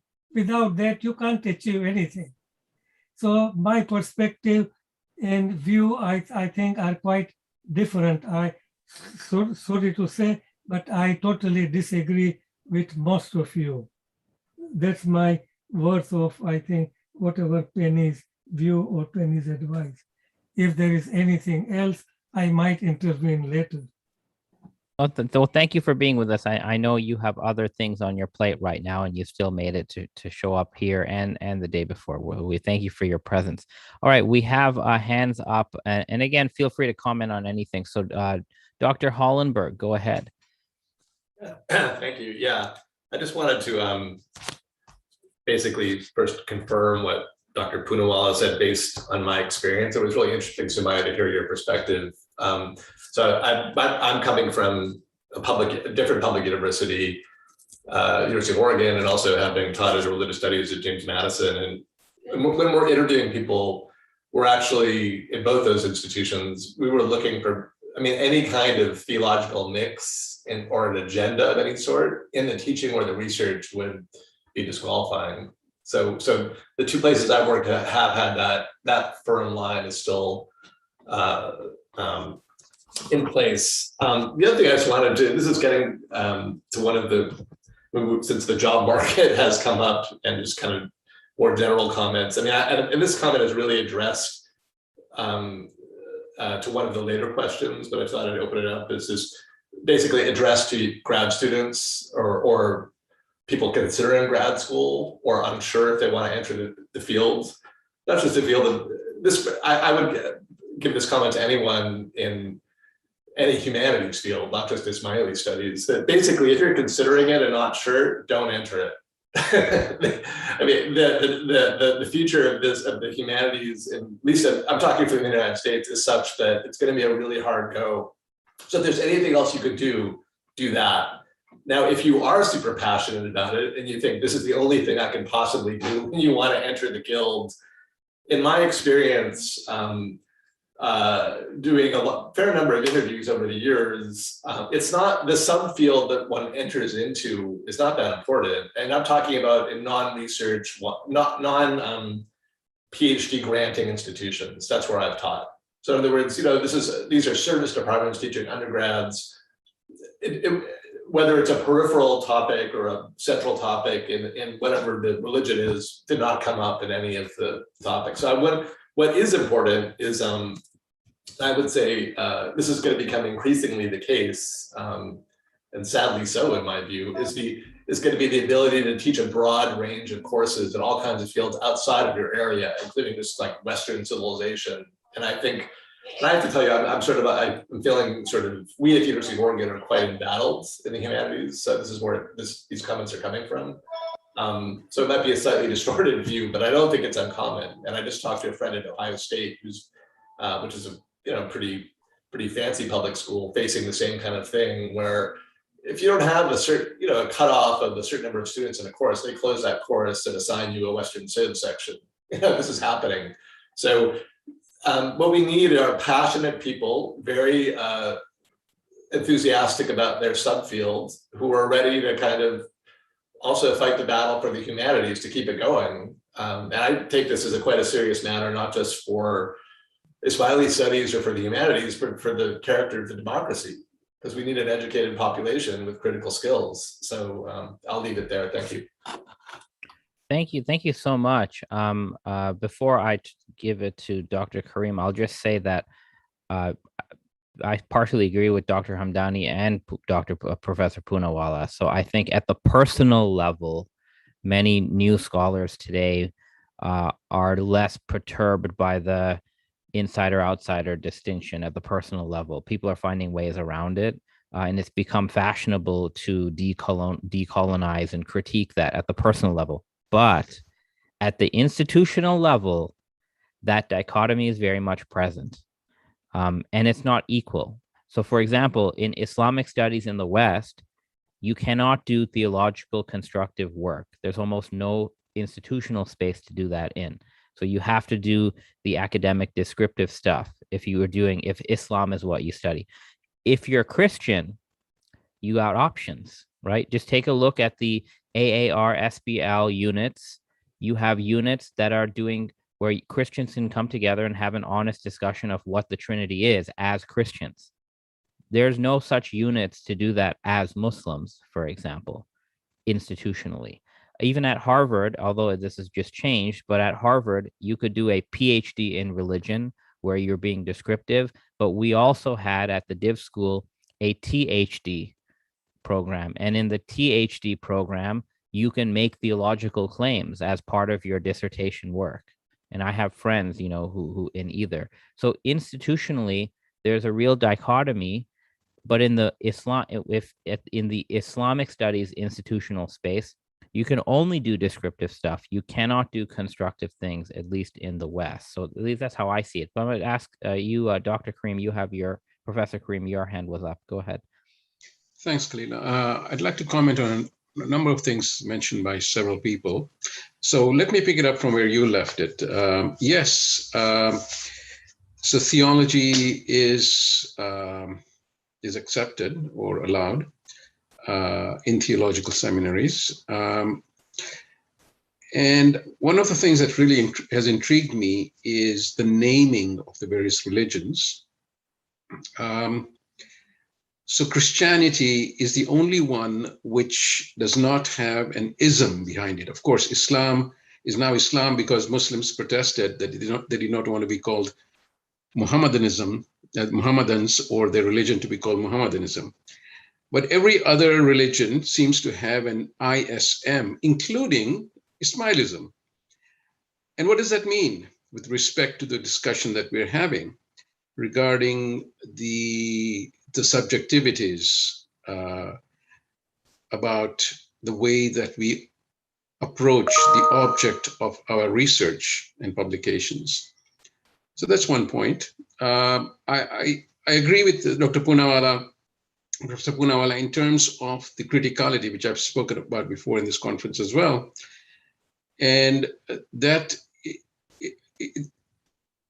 obviously that's a very important issue with respect to the questions that we asked. And of course, my talk was named Asking Hard Questions.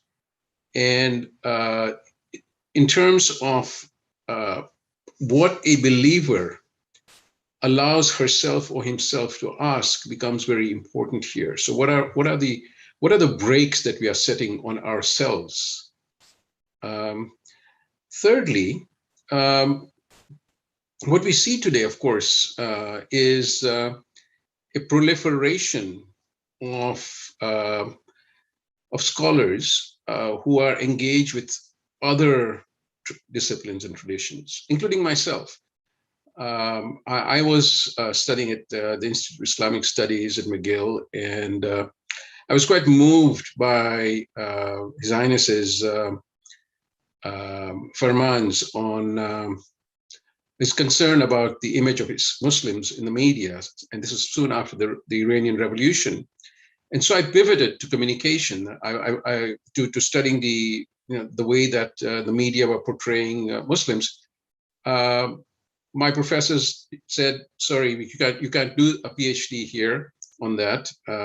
We only study Islam from within.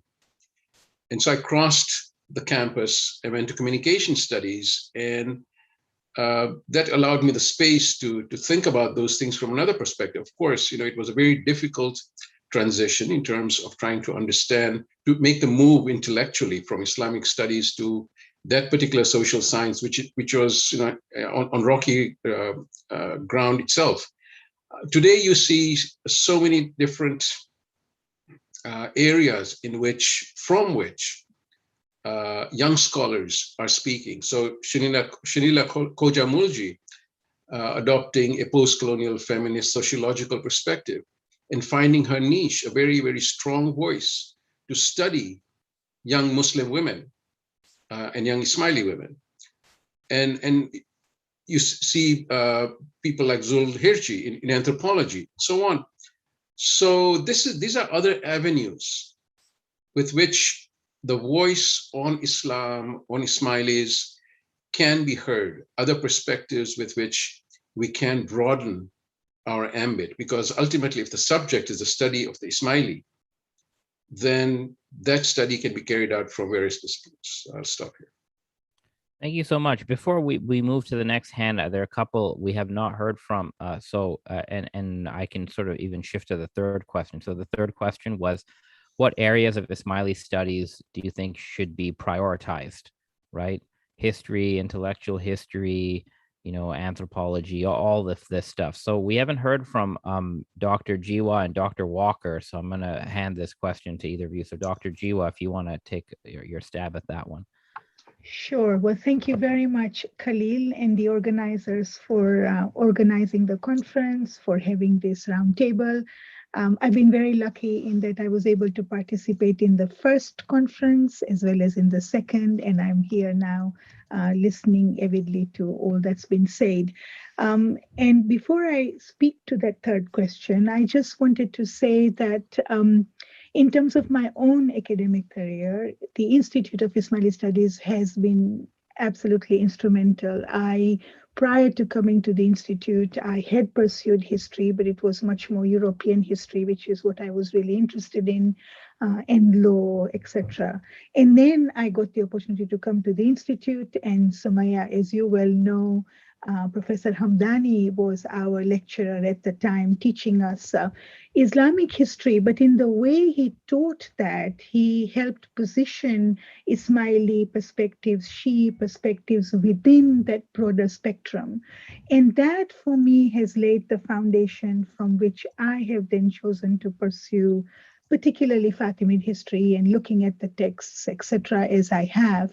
And being at the Institute for some decades now, I have found it an extremely conducive place to do both academic rigorous research as well as contribute to other aspects of the Institute's mandate, which, as you may well know, is around developing religious education curricula, developing secondary teacher educators, training, providing training for various leadership and educators within the community, etc.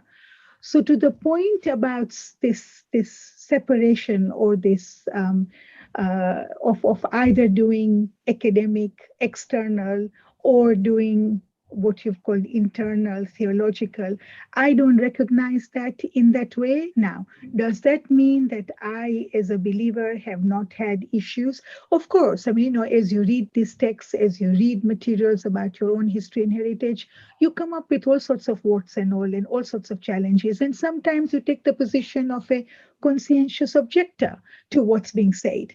But the rigor, I think, and the depth and breadth that the discipline that you're studying brings you in terms of the study of that particular area, I think is vital and is critical for whatever piece of work you're doing, whether you're doing it internally, so I think, to my mind, am I a believer? Yes. Am I a student of history? Yes. And I'd want to say yes to both of those. And my personal experience and my own scholarship over the years has allowed me to do both.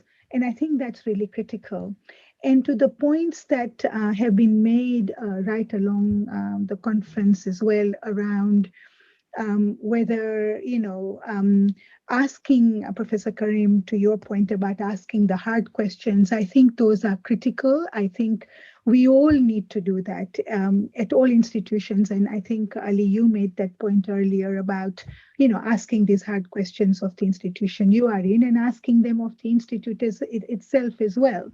And I think to that extent, asking those hard questions is critical and required and important for moving forward. And in the years that I have been at the Institute, and of course, nothing is perfect and nothing is complete. I mean, all institutions have their limitations and have their strengths and as I said, quirks and cultures. But all said and done, I do think that the kind of work that the Institute has been able to do across various areas of the mandate that it has been given by His Highness, it has progressed over those years. And now that we have this new set of governors with their understanding of the guidance and direction, that work can be built upon. Can we improve? Of course, we all can. And I think just as we ask these questions of institutions, I think any good individual also asks them of himself or herself to say, How do we better things? How do we improve things? So in that sense, I think the quest for bettering, the quest for improving, the quest for being more inclusive, the quest for creating ways of working that are more inclusive are critical. And to that final point, before I cut off to my 3 minutes, Khalil,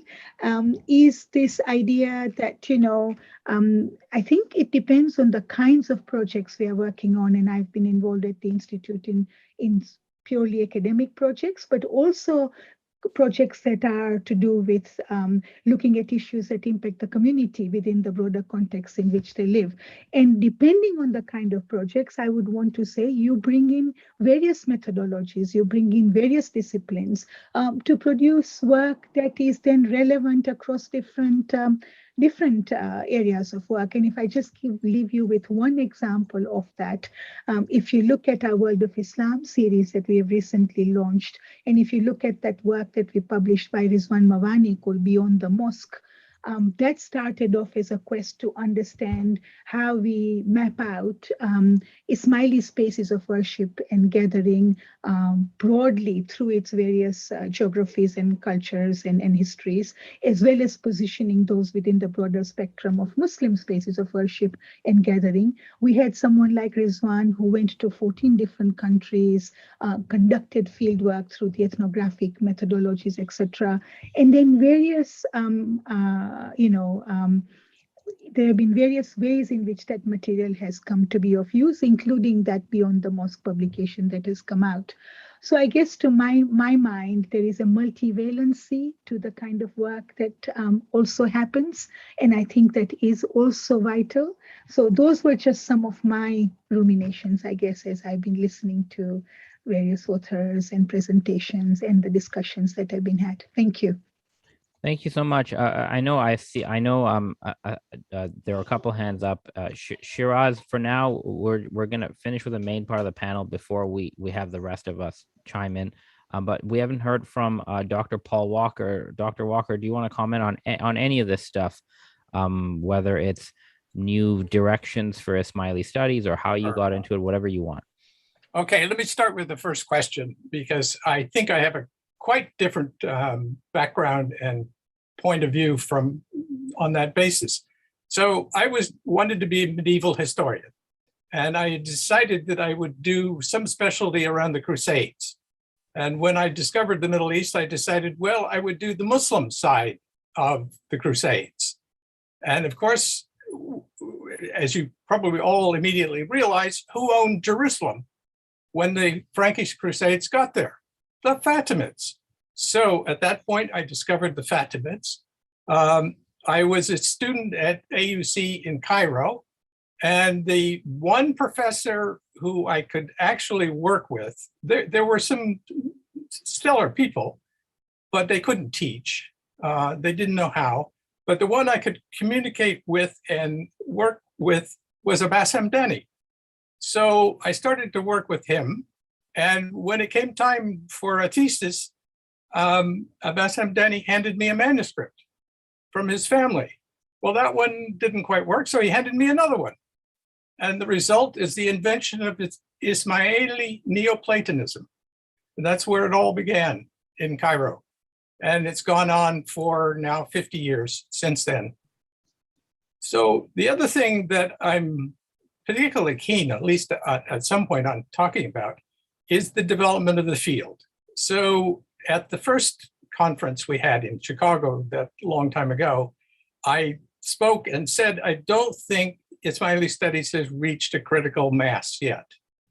Now, the question is, this many years later, have we reached a critical mass? And this conference may be on the verge of proving that it exists.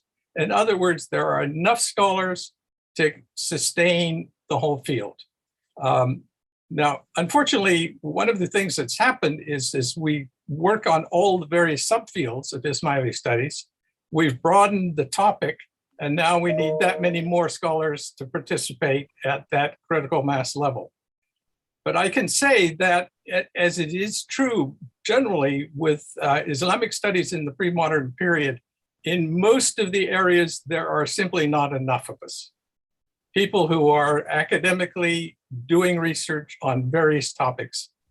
And so one of the consequences is that you get some person who writes a study, and that study then becomes the norm, and everybody else uses it and cites it, and nobody critiques it adequately. So some of these things can sit there for a very long time without any challenge, and the poor field, I think, in the long run suffers. So that's kind of what we're looking for, is when we reach this point where somebody comes to a conference like this, presents a paper with an idea, and almost immediately someone says, "Oh, you missed something. You didn't look at that," or writes a refutation. That's the way the best fields move forward fast. When you get to that point where, I don't know how many of you have ever watched Jewish studies. They tear each other apart.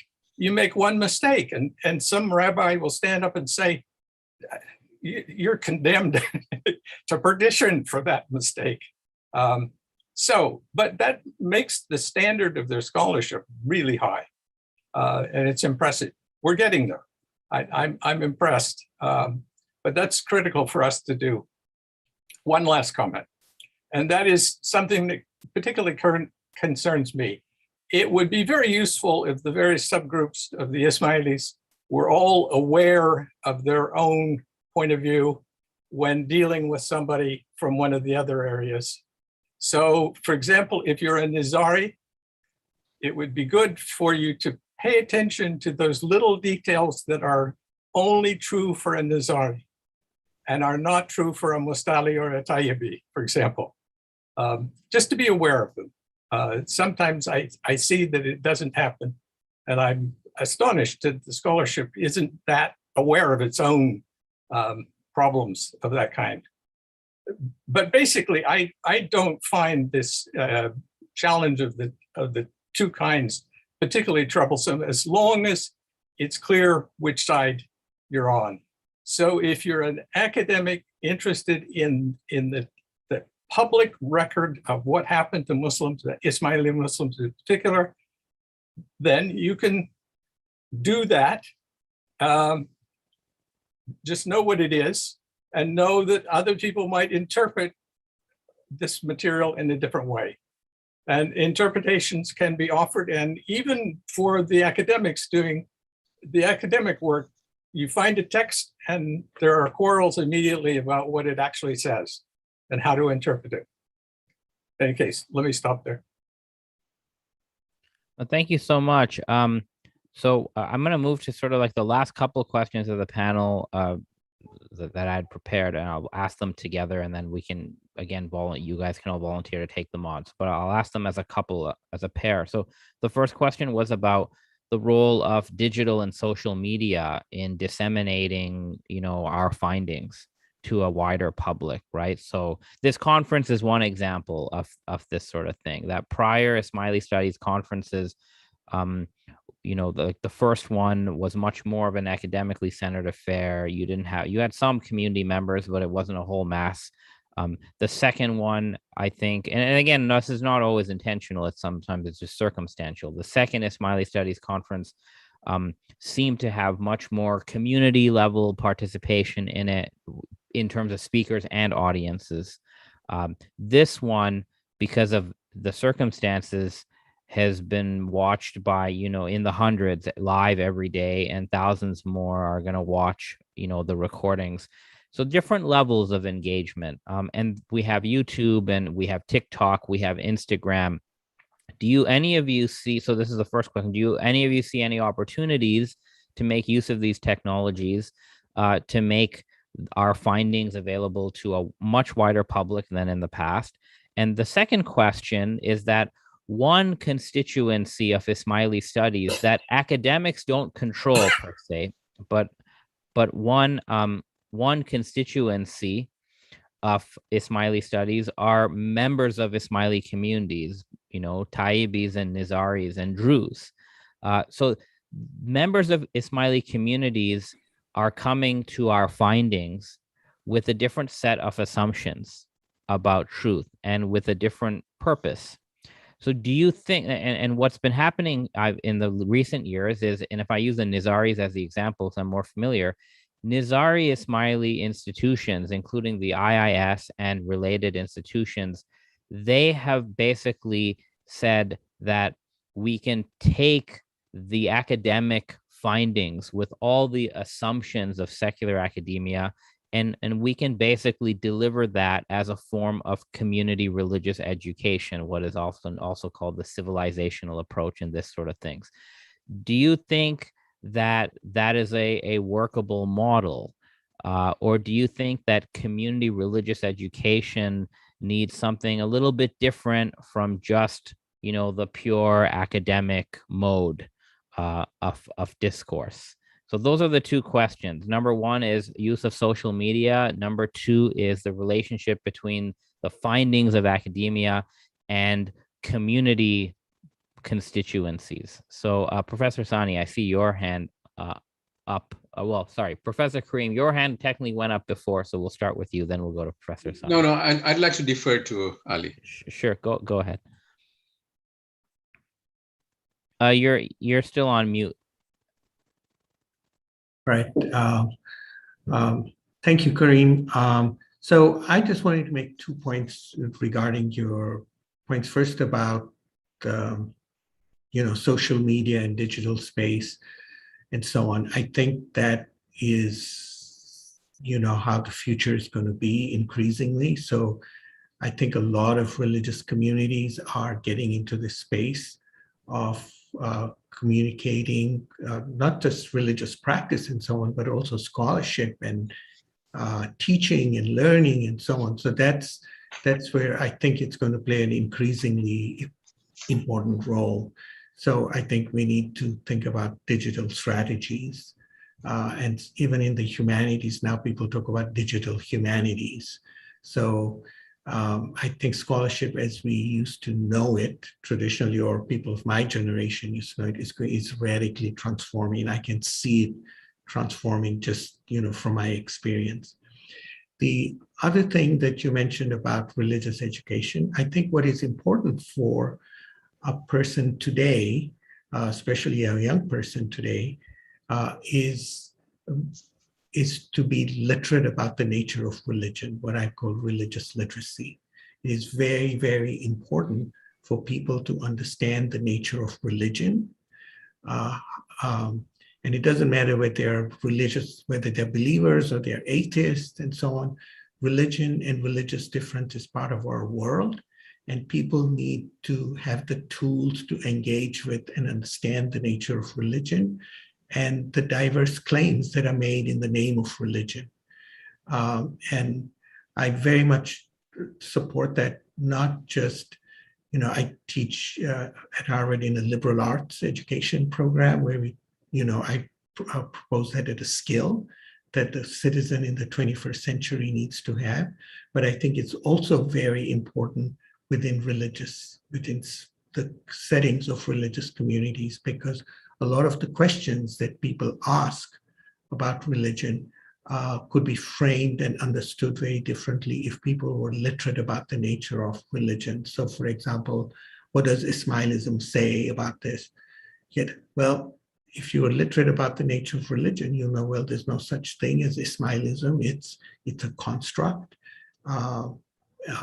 It's coming out, it's using Western European notions of religion as isms. What are other ways in which you can think about things? So, or why do some people interpret texts in a violent way and some people are peaceful in the interpretation? It all depends on the context of the interpreter, their social background, their political background, their economic background, all these, the situatedness of the interpreter affects how they see things. Giving people these basic tools is very, very important. And as I would say, not just in the setting of religious education, but also I think secular education. I think religious illiteracy has been very, very dangerous, broadly speaking, to relations between people, between nations, and so on. So that's what I would say, that what we really should be aiming for is religious literacy. So, thank you so much, Professor Karim. Yes, thanks. So I'd like to build on what Professor Hassani said regarding religious literacy, but in reference to the first question about the use of technology. What is happening, of course, as we know, is various platforms are being flooded with whether it is information that people put up who are not academics, or what academics put up. There is, of course, the very interesting development of Karim Tarani's Ginan Central. I believe he was also speaking at the conference. And so there's a variety of sources, and this will just grow. And people will comment and challenge and criticize, and as I said in my lecture, are also being very, very abusive, some of them at least. So there's various kinds of debates and perhaps struggles also going on. Where does this leave the audience, which is, as you pointed out, Khalil, very broad. And so what I would point to is a need for information literacy, in addition, of course, to religious literacy, but information literacy to make sense of what the sources are on the internet, the contemporary sources. How are people presenting their case? What mode of thought, logic, and structure are they placing on the material, which becomes quite key to making sense of the growing plethora of information. So that's my first point. Secondly, coming to religious education, I have been thinking a little about the civilizational approach, and of course, there's a lot for the broad audience, for people to whom religious education is designed, to learn about the civilizational Ismailis, etc., as well as of other groups. But then, in terms of the needs of the formation, the religious formation, the spiritual formation of the believer, whether it is a child or an adult, do just civilizational narratives do it? I know, speaking as a parent, I was quite perturbed when the Baitul Ilm curricula and textbooks began to reach them, and what was cut out was the affective side. There was formation of the mind, of the brain, of rationality, but not the heart. And without the heart, I don't see how religious spiritual formation has ground to stand on, because it's not all just rationality. I'm sure everyone will agree with this. That's not what religion is all about. So that's what I have to say about this. Thank you so much. So again, I invite before we turn to other conference participants, just for our main panel, any other thoughts on these two questions? Again, one question is about the use of digital social media for the work we do. And the second question is about, is it sufficient to just provide academically framed narratives, civilization narratives to faith communities, Ismaili faith communities, as their religious education, or do you need more? So we have Dr. Qasim. Go ahead. You are still on mute. Okay, I just wanted to build on what Dr. Karim said, which is, the absence, one would say, of materials, that deal directly with rituals and devotional traditions within the practiced, actually, within the Jamaat Khana. And this gets to, I think, I'm sorry, I don't remember the name, but one of the panelists, one of the paper presented, talked about decline of religious belief amongst Ismailis or, the new generation. And I think partly it's because of this, gap, which is that they don't quite understand what is going on in the Jamaat Khanas, and an intellectual apparatus for that sort of conversation is certainly accessible or can be developed. So it doesn't have to be in contrast to an Islamic civilizational perspective. And I think partly it might have to do with wanting not to distinguish the Ismaili tradition as something that is unique. And certainly within the modern cultural practice of the Ismailis, there is a distinctive aspect to it. So it could be still part of that program, which is to situate the Ismaili tradition in the broader tradition of Islam or Islamic civilization without necessarily, again, I don't know if it would be marginalizing it, but it would certainly enrich the Jamaat to have a sense of what their rituals mean. Thank you so much, Dr. Hamdani. Yeah, I was actually going to answer or respond to the question that you raised a little bit earlier about using digital social media to share research. So Dr. Alexandran actually put something in the chat, and other people have thanked her for it, but there is a variety of different databases that can make what academics are doing, translate what academics are doing to a broader public. And there are also ways to kind of amplify the utility of our research and some of our studies for use in kind of K through 12 and university education. One thing the pandemic has done is to kind of establish the usefulness of having online modules and online educational tools. So a lot of universities, including my own, have sort of been rushing to provide resources online in some way, shape, or form. And not just databases, but to actually do directed kind of readings and allow for people to access discrete studies in learning modules, et cetera. And that would be one way to kind of reach a wider public. Khalil, if I understand the question correctly. I just wanted to say one other thing, if I may, since I have the mic, about educating Ismaili community members.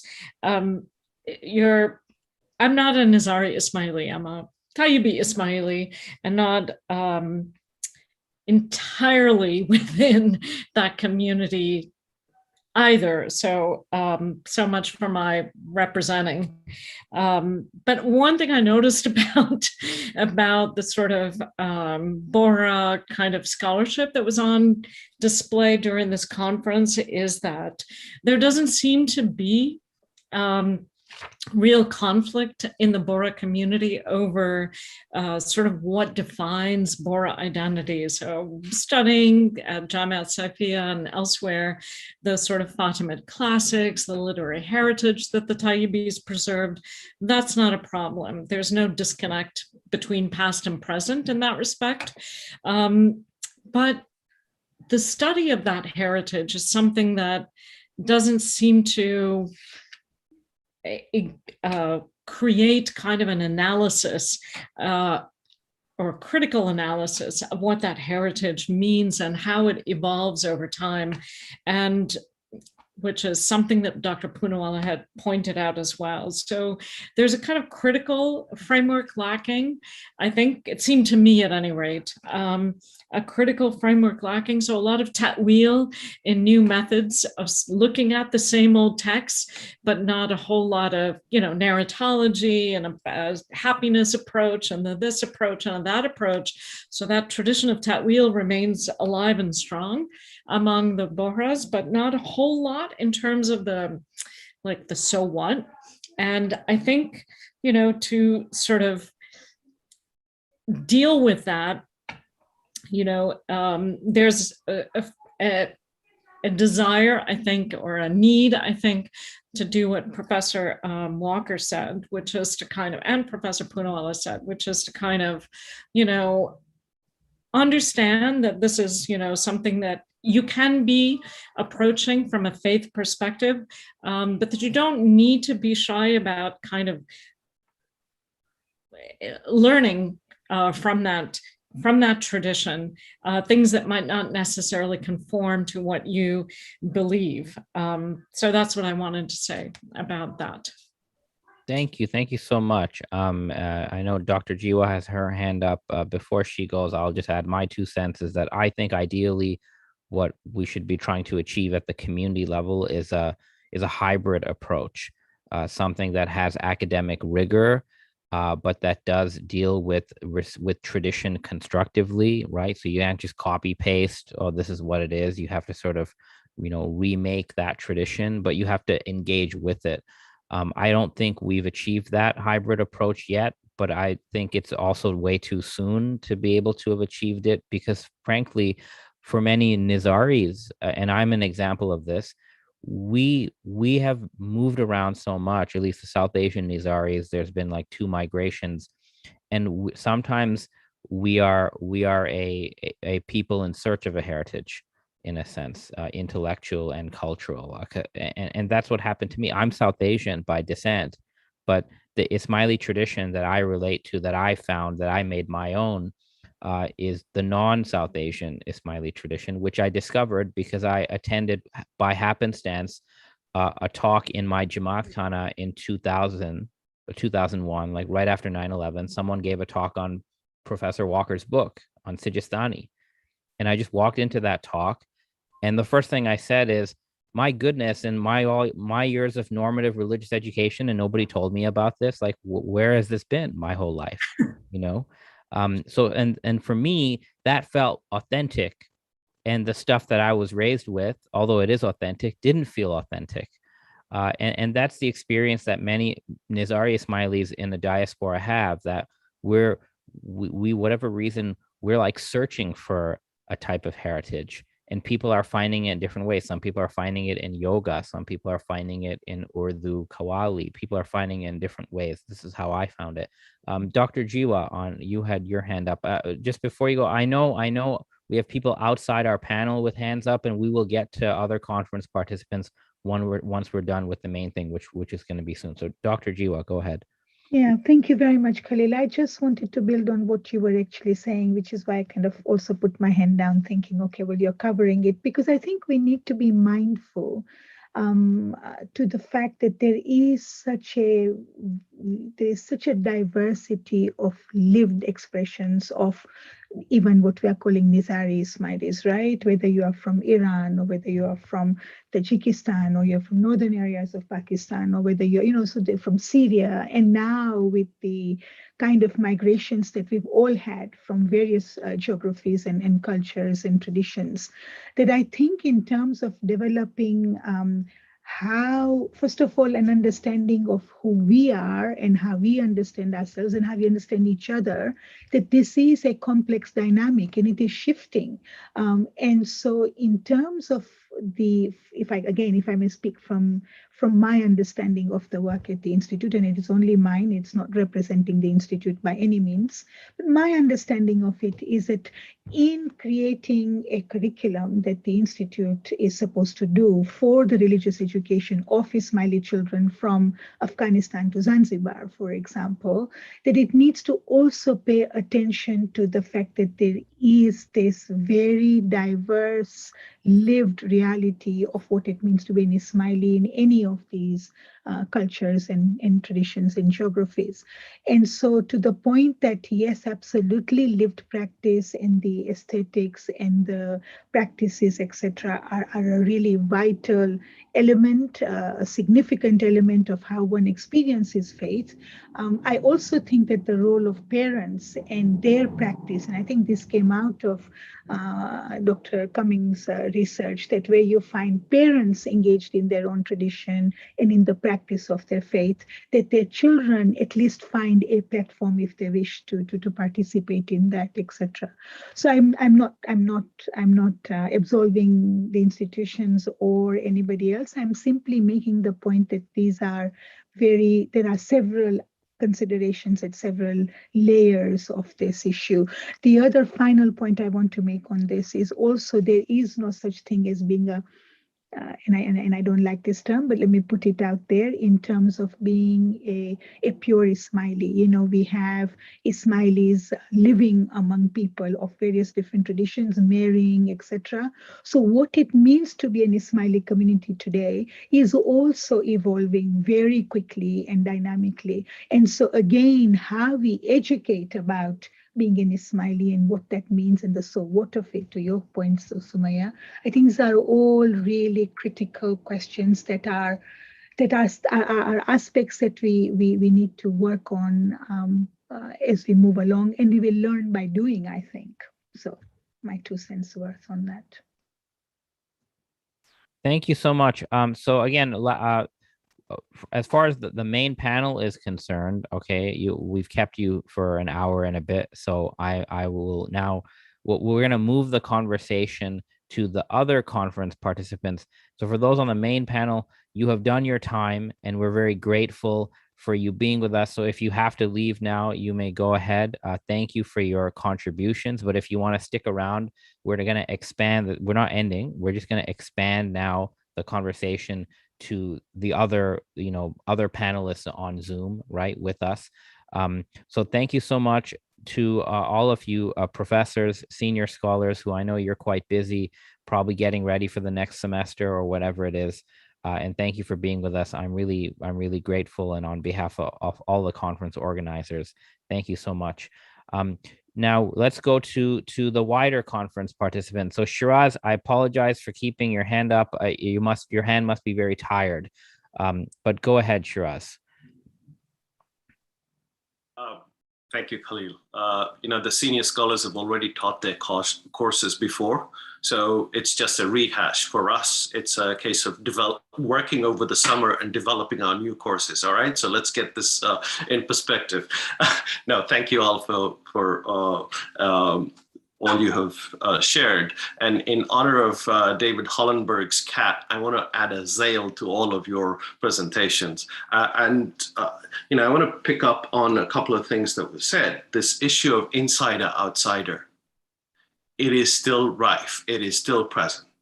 If I were to write on a topic and my non-Ismaili colleague were to write on that same topic, you know who's going to be seen as, to be more objective.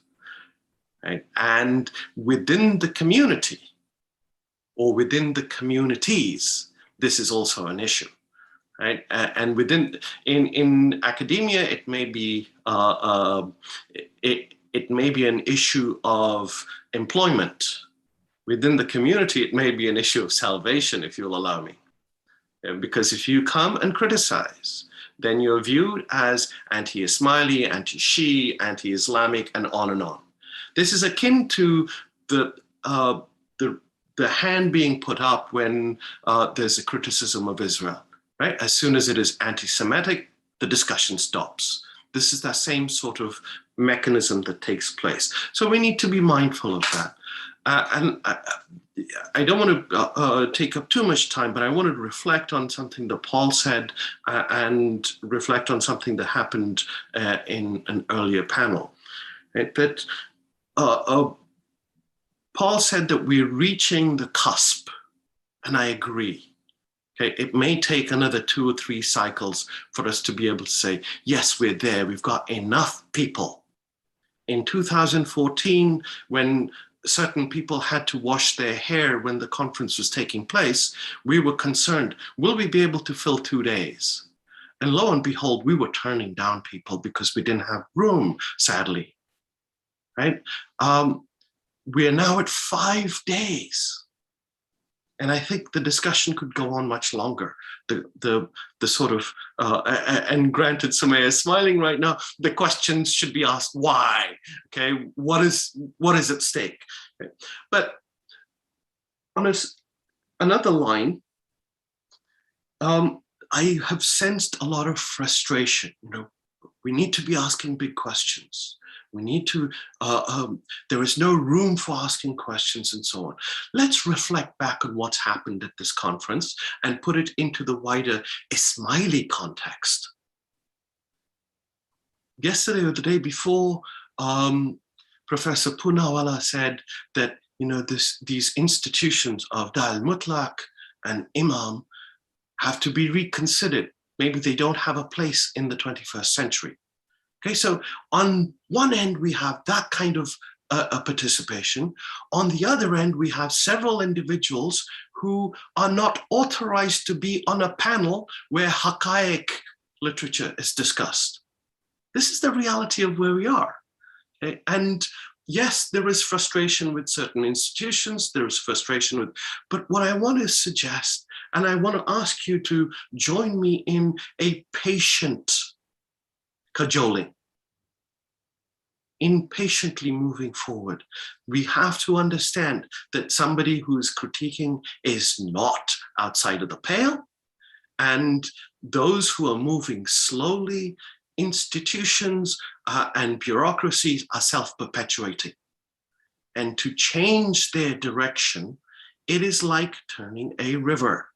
You can't just turn corners in your car. Okay. So I urge a little bit of patience.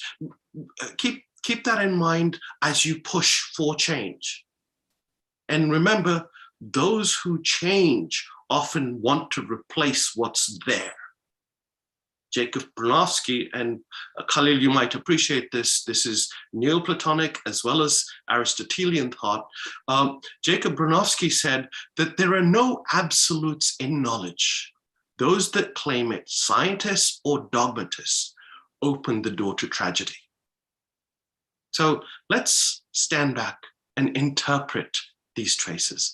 And if, as Khalil says, you want to be constructive, construct, but within this framework of seeing that there are millions of people who are living within a society of almost 2 billion Muslims around the world, living in this globe of 9 billion, I believe, on this little speck in the galaxy and the universe. So what we're doing is phenomenal, but let's put it in perspective. And let's hope, inshallah, that things move forward. But be patient.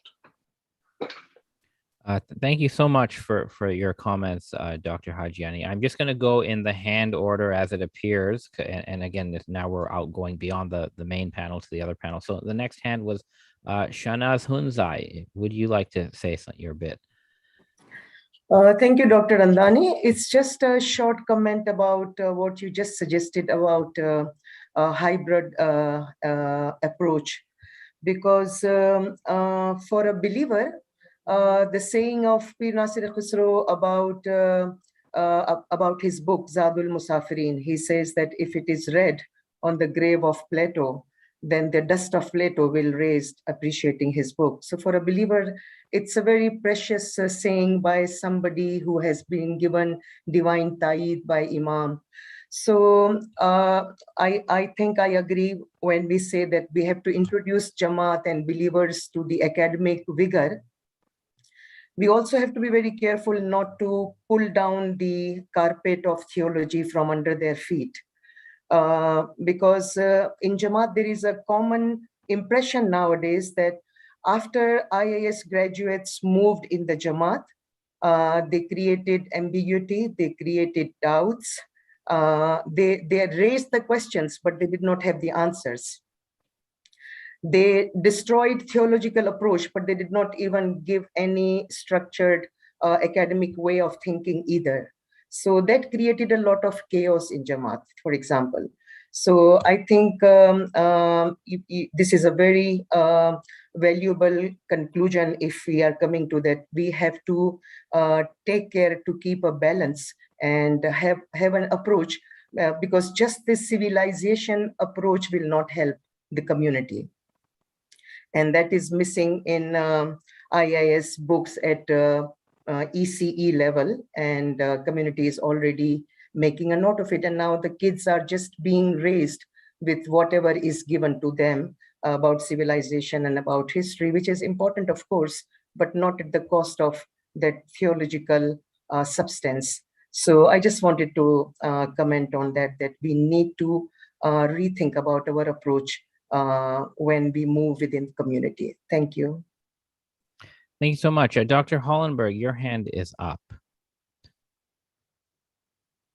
Yeah, thank you. I just wanted to make sure that, because I appreciate Shiraz's comment. I'm glad he made it, because I feel like my comment is quite easily misunderstood. The one about the strict boundaries. So first of all, I would absolutely affirm what I felt that he was speaking to was prejudice, not strict boundaries. When you're talking about people being interrogated because of having a Muslim name or having, and I would definitely affirm that absolutely does happen. And it's a problem, and it also comes up in the lack of citing of Arabic language scholarship, which continues. There's a lot of good scholarship in non-Latin languages. I would say for the hybrid approach, I would sort of ask people who are advocating for that approach. This has come up. I'll give you two examples at University of Oregon. There was a group of professors who wanted to mandate a mindfulness training for all students at University of Oregon.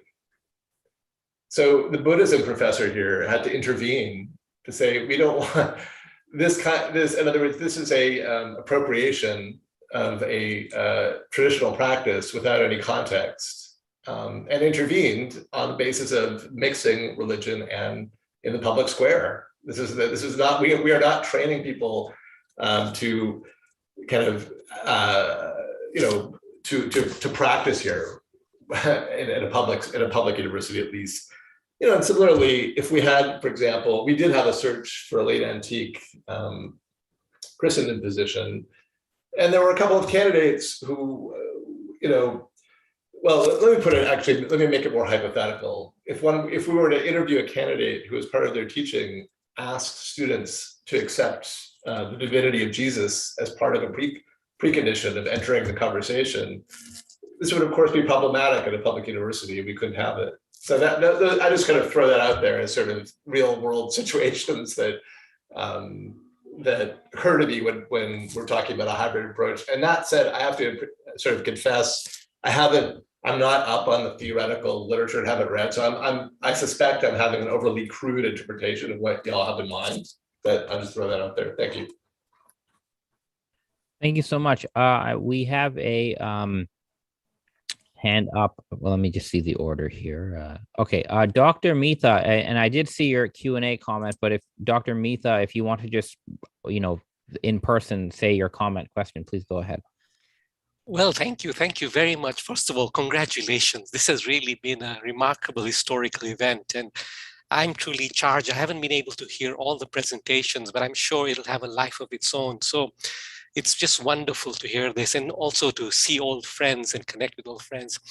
Just a quick comments. My neurons are firing here as I heard all of you. Just building on what Dr. Hollenberg said earlier about the future of the humanities, I thought that was very, very important to situate some of the questions that we're discussing and the types of even tensions that are being aired. I mean, in a way, it starts with an issue of funding, the very fact that humanities doesn't get the fair share of funding.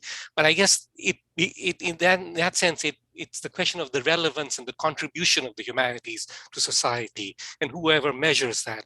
So there's a sort of onus for us to, in a sense, do a better job of selling ourselves. And of course, it's always going to get very, it gets very ideological and political. So, when you talk about it having a relevance for democracy, how do we actually, if not prove it, but how do we show that? And in a sense, it becomes ideological anytime we're trying to justify the relevance of the humanities. But the other reason, I think, is specialization. For increasingly, humanities have become so specialist, they're only speaking to each other. And this whole idea of the public intellectual, the humanities speaking to public issues, I think that's what we need to also recover. When we think of, when you think of even someone like Benedict Anderson's phrase, imagine communities, how it spoke to wider agendas. But having said that, I think, one of the points that has been coming up is this idea of this distinction between academic and constructive, I too also have some reservations around that. But at the heart of it is what generates original thought, right? And there's a sense in which, we talk about theology as if it's in isolation, that theology generates its own thought. Theology is responding to implications of certain events, and it tries to ask what are the theological implications of what is happening there, in the same spirit as philosophy, right? Philosophy is basically looking at society, and as changes happens, how do you philosophize that? So if Nasser Khusro were alive today, he would be, I can imagine how excited he would be reading the IPCC report and this notion of the Anthropocene. So we need to ask ourselves, what are the theological implications of a concept like the Anthropocene? Of course, Tazim and others would know that this came earlier through feminist thought, right? When feminists started talking about, the whole paradigm shift, we have to then ask ourselves, what are the theological implications? And of course, probably one of the most exciting areas is trans thought, transgender thought, and what capacity do we even in our, let alone the scholars, but in our community, have to think through the theological implications. So I just think that I got a feeling that we talk about theology, clearly there's a tradition to which we have to contribute. But when Nasser Khusro was writing, and when we're talking about a Neoplatonic approach, they didn't see it as a philosophical approach. They thought of it very much in the way in which we would understand science today, but they were living within a Ptolemaic sort of worldview. So that, there's a type of liability to Neoplatonic thought today, in the sense that how does it now respond? Because metaphysics has evolved in direct proportion to how our understanding of the physical world has changed. And so I just want to make, and I know, Khalil, I joined your presentation, but I'm interested to engage you later that, maybe there are higher order questions that we need to ask. Either it's about transcendence, immanence, the issues of unity and diversity, and even how we think about causality. And I think lastly, it's interesting that when we talk about truth, it's been used too loosely, I think, here.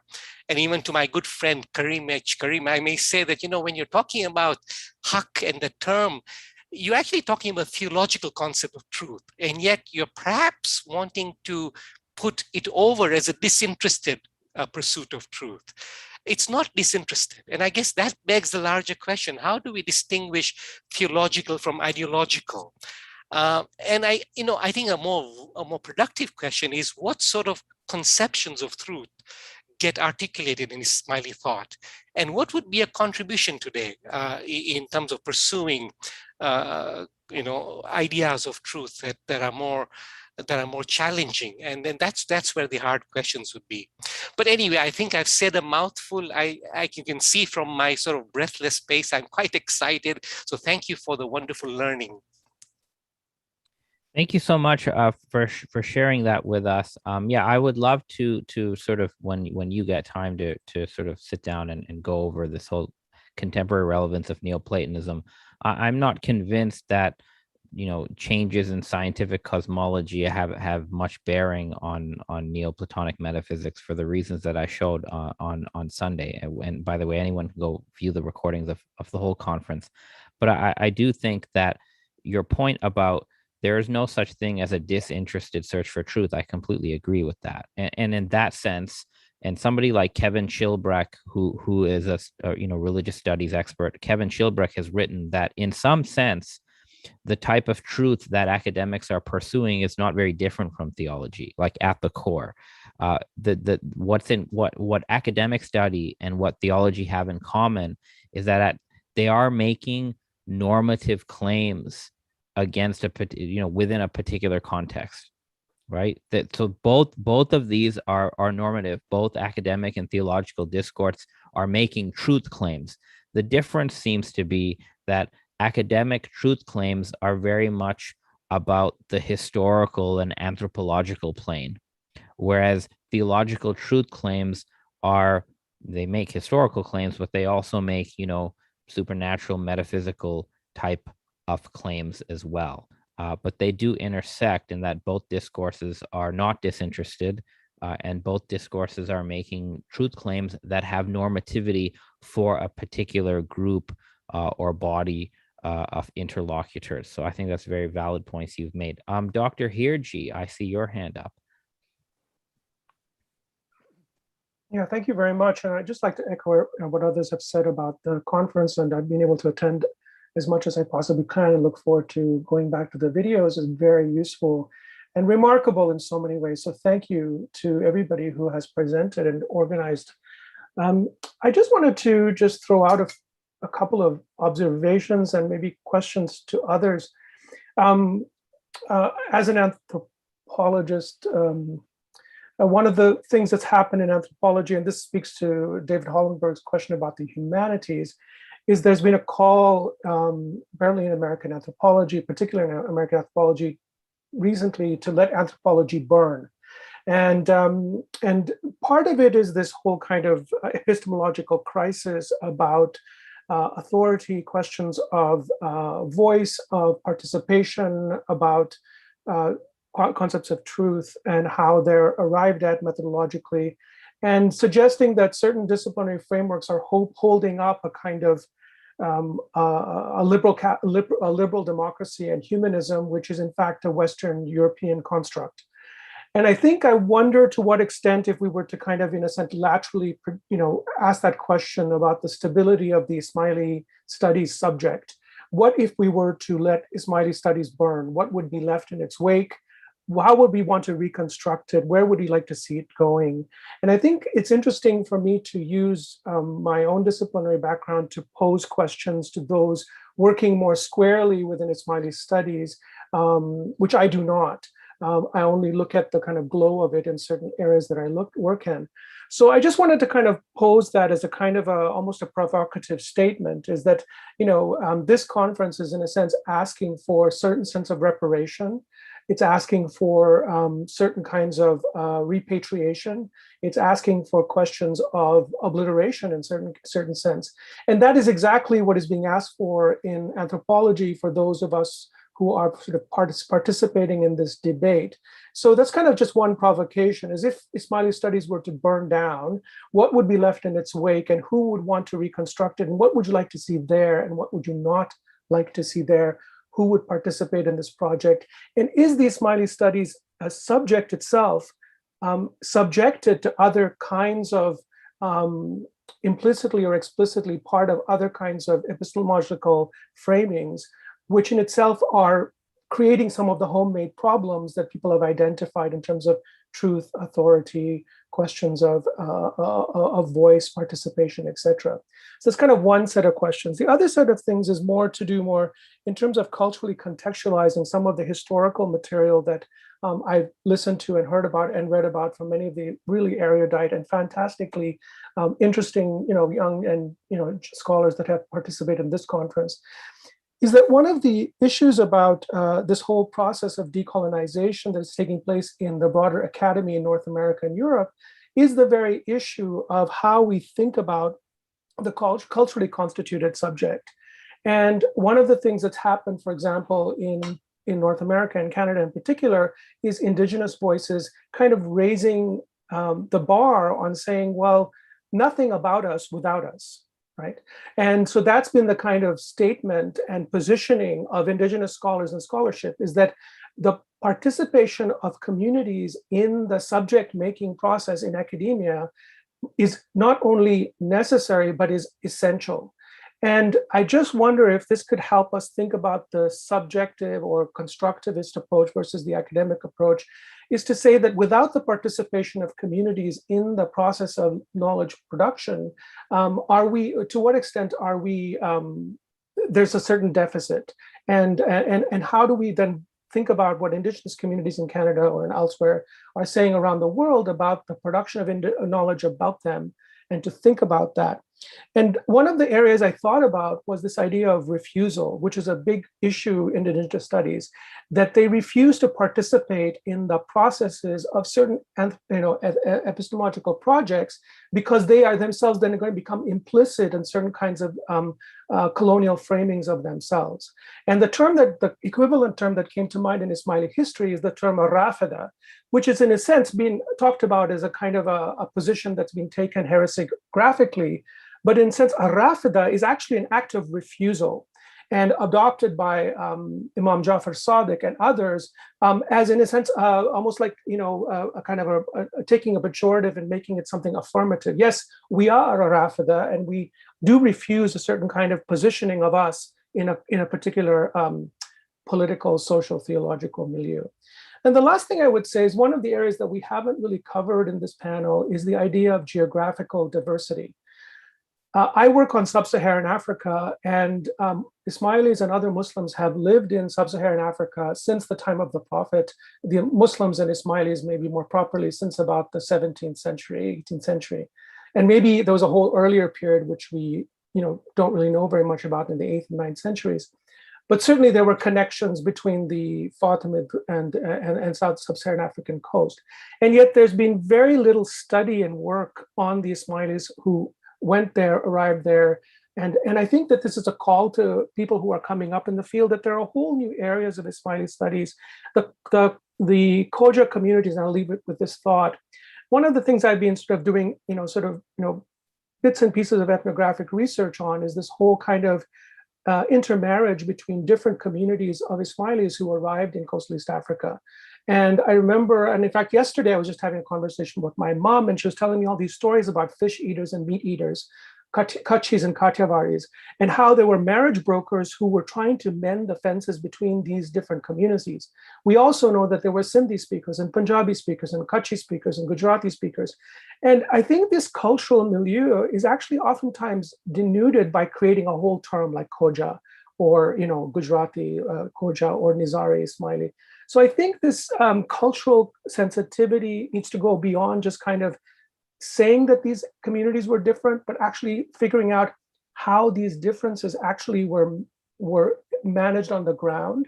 And I think that if without that information, we're actually not really getting a sense of that deeper ways in which the community translated concepts, understood itself, framed its identity on the ground, as opposed to the kind of macro categories that were produced through institutions, through leadership calls, etc. Thank you. Thank you so much for contributing to this discussion, Dr. Hirji, and it's just good to see you just generally in these times and having you part of the conference. The floor is open. We'll keep going for about 15 more minutes, and then we'll go to closing remarks. So the floor is open to other conference participants. If you want to just raise your hand and you can give your input. Daniel, you said something in the chat. Did you want to say it live? I think it was a comment about the burning down. No, I mean, it's more of an offhand comment, but I just feel, especially for those of us who work on historical questions within the field of Ismaili studies, there's still very much a sort of canon there that was formed very early on.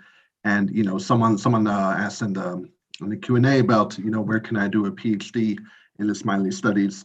I don't think there is a place to do a PhD in Ismaili studies, and if there was, I would very strongly recommend not doing a PhD there, because as a field, I think we are not going to advance by simply talking to each other. We have to look at methods and approaches are being developed outside the field, and most often outside the field of Islamic studies more and more generally.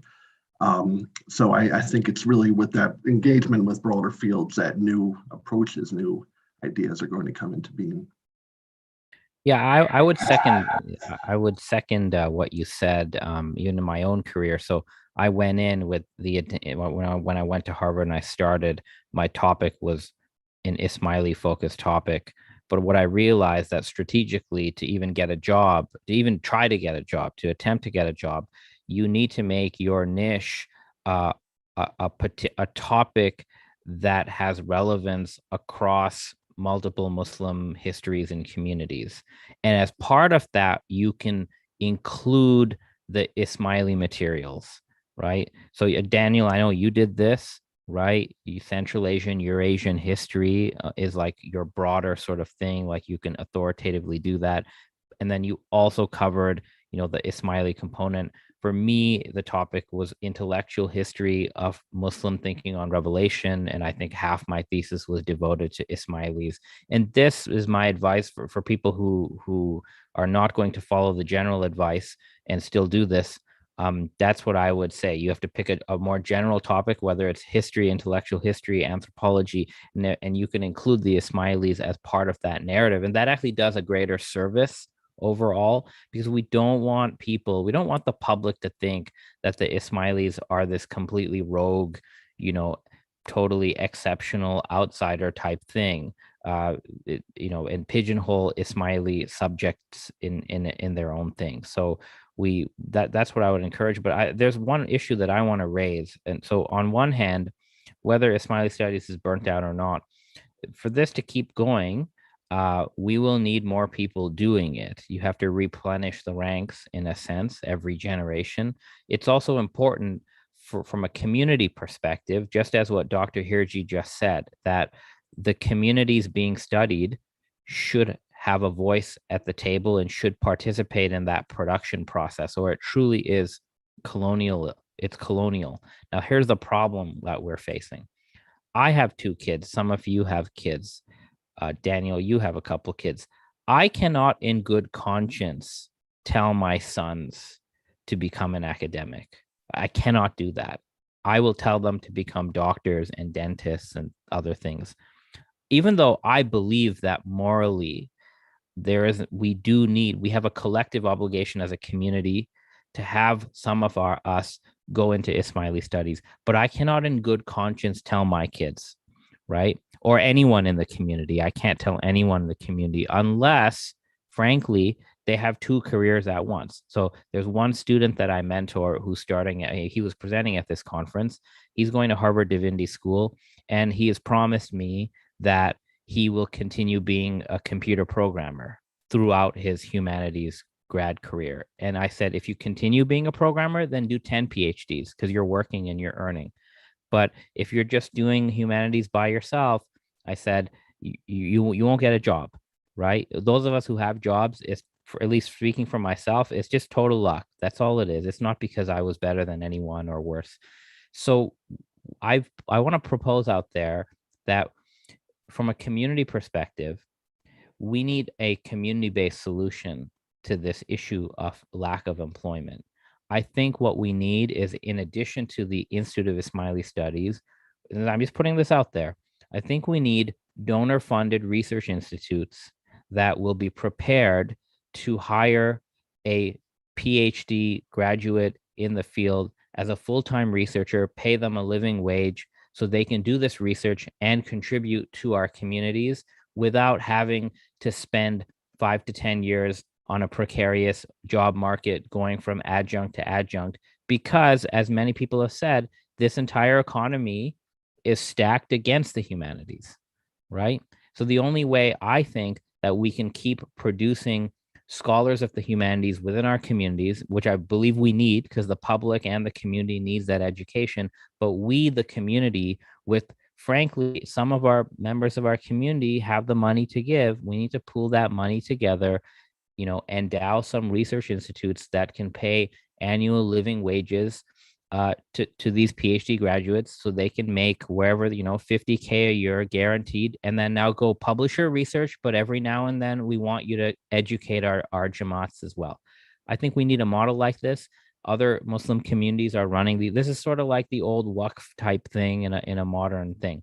But that's sort of my take on this. If we don't change the financial model, 2 things will happen. We will have just generations of unemployed PhDs, not because it's their fault, but because the economy is stacked against them, or everyone will become doctors and lawyers and tech, and the colonization will happen anyway. So that's how things look from my vantage point. Dr. Shiraz, your hand was up first, then we'll go back to Daniel. I want to take an opportunity of doing 2 things. One is, yes, what you guys are saying is very apt, and there is there is a little bit of a problem in the academy. So for instance, those of you who've done your PhDs at your generals, you would have been interrogated on not just your specialty, but on your understanding of the entire field of Islamic studies, okay, which is much vaster than any of us can now comprehend. But yet, you know, when that job application comes in, they're looking at what exactly did he work on, right? That's the problem in this, and I think this is an issue, maybe a solution on the other side of what you were speaking to, Khalil, is Fred Donner's suggestion when he was in his presidential address at the Middle East Studies Association. He said that you humanities scholars need to become administrators, because those bean counters out there have no conception of what you're doing. And this is a longer term issue. Part of what we're discussing here, at least in North America and specifically in the United States, is this issue of area studies versus disciplines. Area studies comes about in the Cold War, precisely in 1957, as a result of Sputnik. Now, as the Soviet Union has relegated into history, there is this conception that area studies is not something that needs to be funded. So there are these types of issues that are going on. But I want to make my second point here. Okay, and I need to leave the conference. I've tried to participate, and I think I've only missed one panel, unfortunately, because of my throat. I want to recall October 19th, 2014. It was a moment of elation because we had achieved one of the largest gatherings at the University of Chicago of scholars of Islamic studies.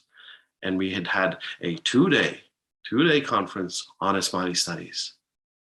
And what has happened here is we've had a 5-day conversation, and look, we're past closing time and the conversation's still going on. So I want to, as I leave, I want to give a vote of thanks to Khalil and the rest of the team. Mick Bechtel and I had joked about that certain things will happen when Khalil is chairing this conference. And it's good to see that some of those things have happened. And there are a couple of things that maybe because of the discourse that has taken place, there might be, our prediction might be pushed a little bit further forward.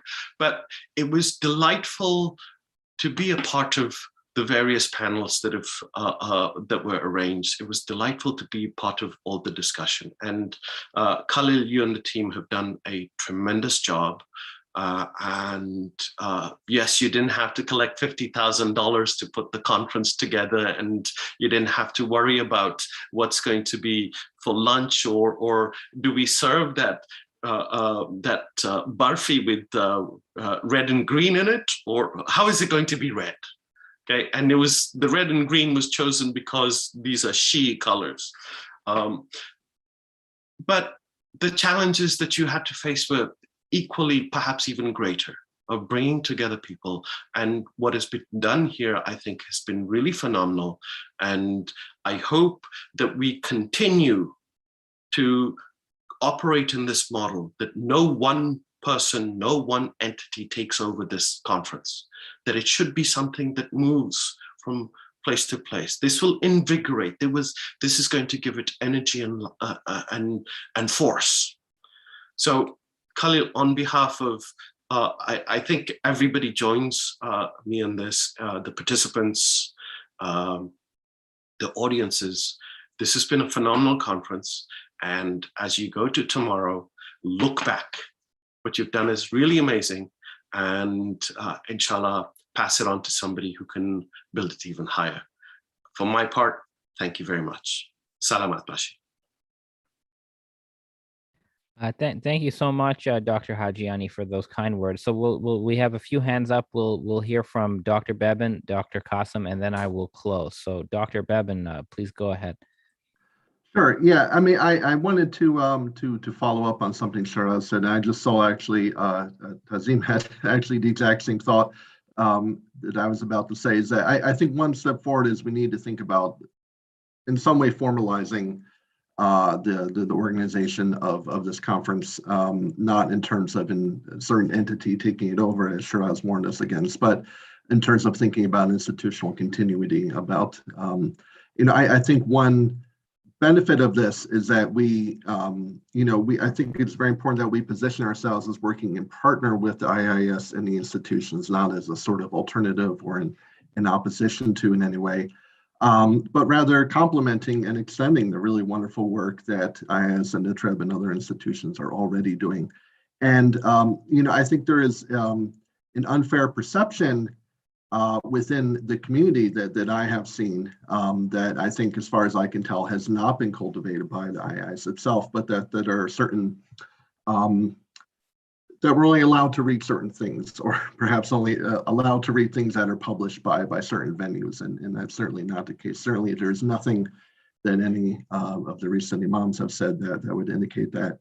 So, I think by bringing more of this work into the field and bringing into the more public consciousness of the community, I think definitely continuing this conference and developing some sort of permanent association. I know, Khalil, if you had not decided to do this, this probably would not have happened this summer, and we would still, everyone be wondering, when will the third conference be? So I think we need to make sure that it's not just simply up to any one individual's initiative, but rather that there's some sort of continuity. So I hope we can continue discussion about that. Thank you so much. Final comment to you, Dr. Qasim. Well, it goes without saying that this has been a wonderful conference. Thank you. And I also want to thank both Shiraz Hajiani and Karim H. Karim for having gotten us started with the first and the second conferences. I hope that this becomes an annual event somehow, and that out of it, we can develop an academic association, something like the Ismaili Studies Association. And I would just like to iterate what Daniel said, which is that we should have some rapprochement with the Institute of Ismaili Studies, especially given the new board of directors, but at the same time develop some kind of autonomy so that a very wide range of scholarship and voices can be heard, because the Institute has its own mandate. But I still think that there can be some linkages, which would be very fortuitous for this particular venture. So thank you very much. All right. Well, thanks to everyone. I will now give some just quick closing remarks. So firstly, I want to recognize the members of the organizing committee. So the official sponsor was Leiden University. So this conference was sort of, convened through them. And the head of the Leiden University Shi'i Studies Unit, Dr. Ahab Badawi. So me and him were the co-conveners of this event, and the organizing committee was Dr. Ali Asghar Alibai, Dr. Daniel Beban, Dr. Alicia Cummins, and Sayed Zaidi. So a big thank you to the organizing committee for coming together and putting this event on. As it's been mentioned, we have tried our best to faithfully and in our own way continue the original vision of Dr. Shiraz Hajiani. I would love to know what you and Michael Bechtel had predicted about what I would do back in 2014. But we've tried to continue that tradition. We want to give a special thanks to Dr. Karim H. Karim for both doing the last conference, for keynoting in this conference, and he's also been giving us advice, giving me advice on how to make it a good conference and what not to do, and so on. I want to acknowledge all the speakers once again. who participated in this conference. In some ways, it's harder to come across and deliver your talk through Zoom, right, than it is in person. There's a lot more uncertainty, and everybody braved that and still went ahead with it. And we really didn't have any major issues. I want to also acknowledge that there have been discussions, private discussions, which have now spilled over into here about what Dr. Bevan calls a loosely defined association of Ismaili studies. So not an institute of Ismaili studies, but an association of some sort at a smaller level comparable to the AAR or the SBL. It's something that we have discussed privately, but many other details would have to be ironed out, like what is this association going to be affiliated with the AAR or MESA or whatever it is. But there should be something, and it will probably be North America based in order to avoid a turf war with the IIS, which is mainly UK based.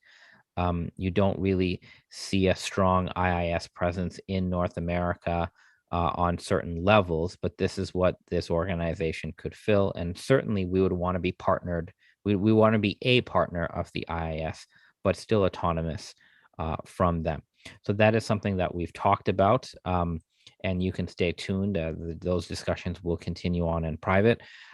Overall, for this conference, I can speak on behalf of the organizers that despite the usual tech hiccups that you'll always have, we were quite pleased with this conference. We were quite pleased with the level of audience engagement that we've had from the beginning. So just so everyone knows, there have been a number of requests for conference proceedings of some sort. I will work on this, but I cannot promise anything. It will come down to whether our speakers have the mental space in August to send a 2,000 to 3,000 word summary of their papers. I will try to gather that for you and publish it online, but I can't make promises on it. What I can promise is this whole conference is on YouTube right now. If you are in the Zoom meeting, check your confirmation email. Scroll down in that email and you will see a message in that same Zoom email that confirmed your attendance that will give you a link to the YouTube playlist of this conference. That YouTube playlist basically will contain five videos. Each video is 1 day. Those videos will stay up in their entirety until the end of the month. After the end of the month, scholars will have the option to remove their portion, but whoever sort of is okay with leaving it up, I will simply edit out material and everything else will stay up. So it's possible that a lot of this conference will just be available for repeat viewing as and when until a presenter decides that they want to take it down. So this is something that people can go to, at least for the next 2 weeks. You'll be able to do this. There are many issues covered in this conference. I cannot cover all of them, but as you know, we talked about origin narratives on the first day. We also saw the potential for digital humanities technology on the first day. On the second day, we talked a lot about history and historiography, and we learned that it is okay to go to narratives that are dominant right now in our field and reconsider them. We had a whole entire discussion about this, in the morning of Saturday and in the afternoon. On Sunday, we tried to show you that in addition to the academic descriptive Ismaili studies, there is also a constructive theological Ismaili studies that can make use of the type of work that's already been done by modern analytic philosophers and Christian theologians. We also saw that devotional literature and ritual practice is an area that merits further study. We also saw that on Sunday. Yesterday, we learned a lot about material cultures and different manifestations of Ismaili material culture for social purposes and for religious purposes. And today, we learned about modern religious communities, and we had this really splendid senior scholar panel where you can see in different ways that academics, although part of our actual job as academics is strictly academic, but many Ismaili studies academics are activists, right? So we actually have a lot of academic activists, people who are activists in the Ismaili communities and people who are activists in greater society, whether it's Canadian, American, European society. And that's really, really important. The old ivory tower model of the neoliberal academic is really on its way out. The activist academic is the new type of academic, and I'm not being prescriptive on what you need to be active about. I'm simply saying that life matters, right? We have to try to use our knowledge to do some ethical good in the world. And there are different ways that we can do it. But everyone who gets a PhD, in some sense, we are privileged. We may come from financial privilege, we may come from socioeconomic privilege, we may have racial privilege, but we are privileged, those who can spend 5 to 7 years just immersing oneself in a subject to become an authority on that subject. We are privileged. So the final message of this conference, whether you are an insider Ismaili scholar, an outsider, whoever you are, or whether you are just here listening in, trying to pick up some knowledge, I think whatever your context, my final message is try to use your knowledge for ethical good. If that's teaching it to someone, if that is debunking stereotypes, if that's making a positive change in the social, political, economic, or intellectual fabric of society, use that knowledge to do some ethical good. Because when you use that knowledge, not only does that knowledge become a part of you, but it becomes a part of the people that you help. So that knowledge, whether it's small or big, it is in common. It becomes a shared experience between you and those you engage with. And that shared experience, when we all are thinking the same thought, when we all understand the same thoughts, the same ideas, that understanding can bring us all together, and it will help us coexist both in our unity and our diversity. So with that, I end the 2021 Ismaili Studies Conference. I thank all of you, presenters and participants, for honoring us with your presence. And I hope you have a safe and healthy day and a safe and healthy experience going forward. Thank you all. And to those who are in the Ismaili community, Ya Ali Madad.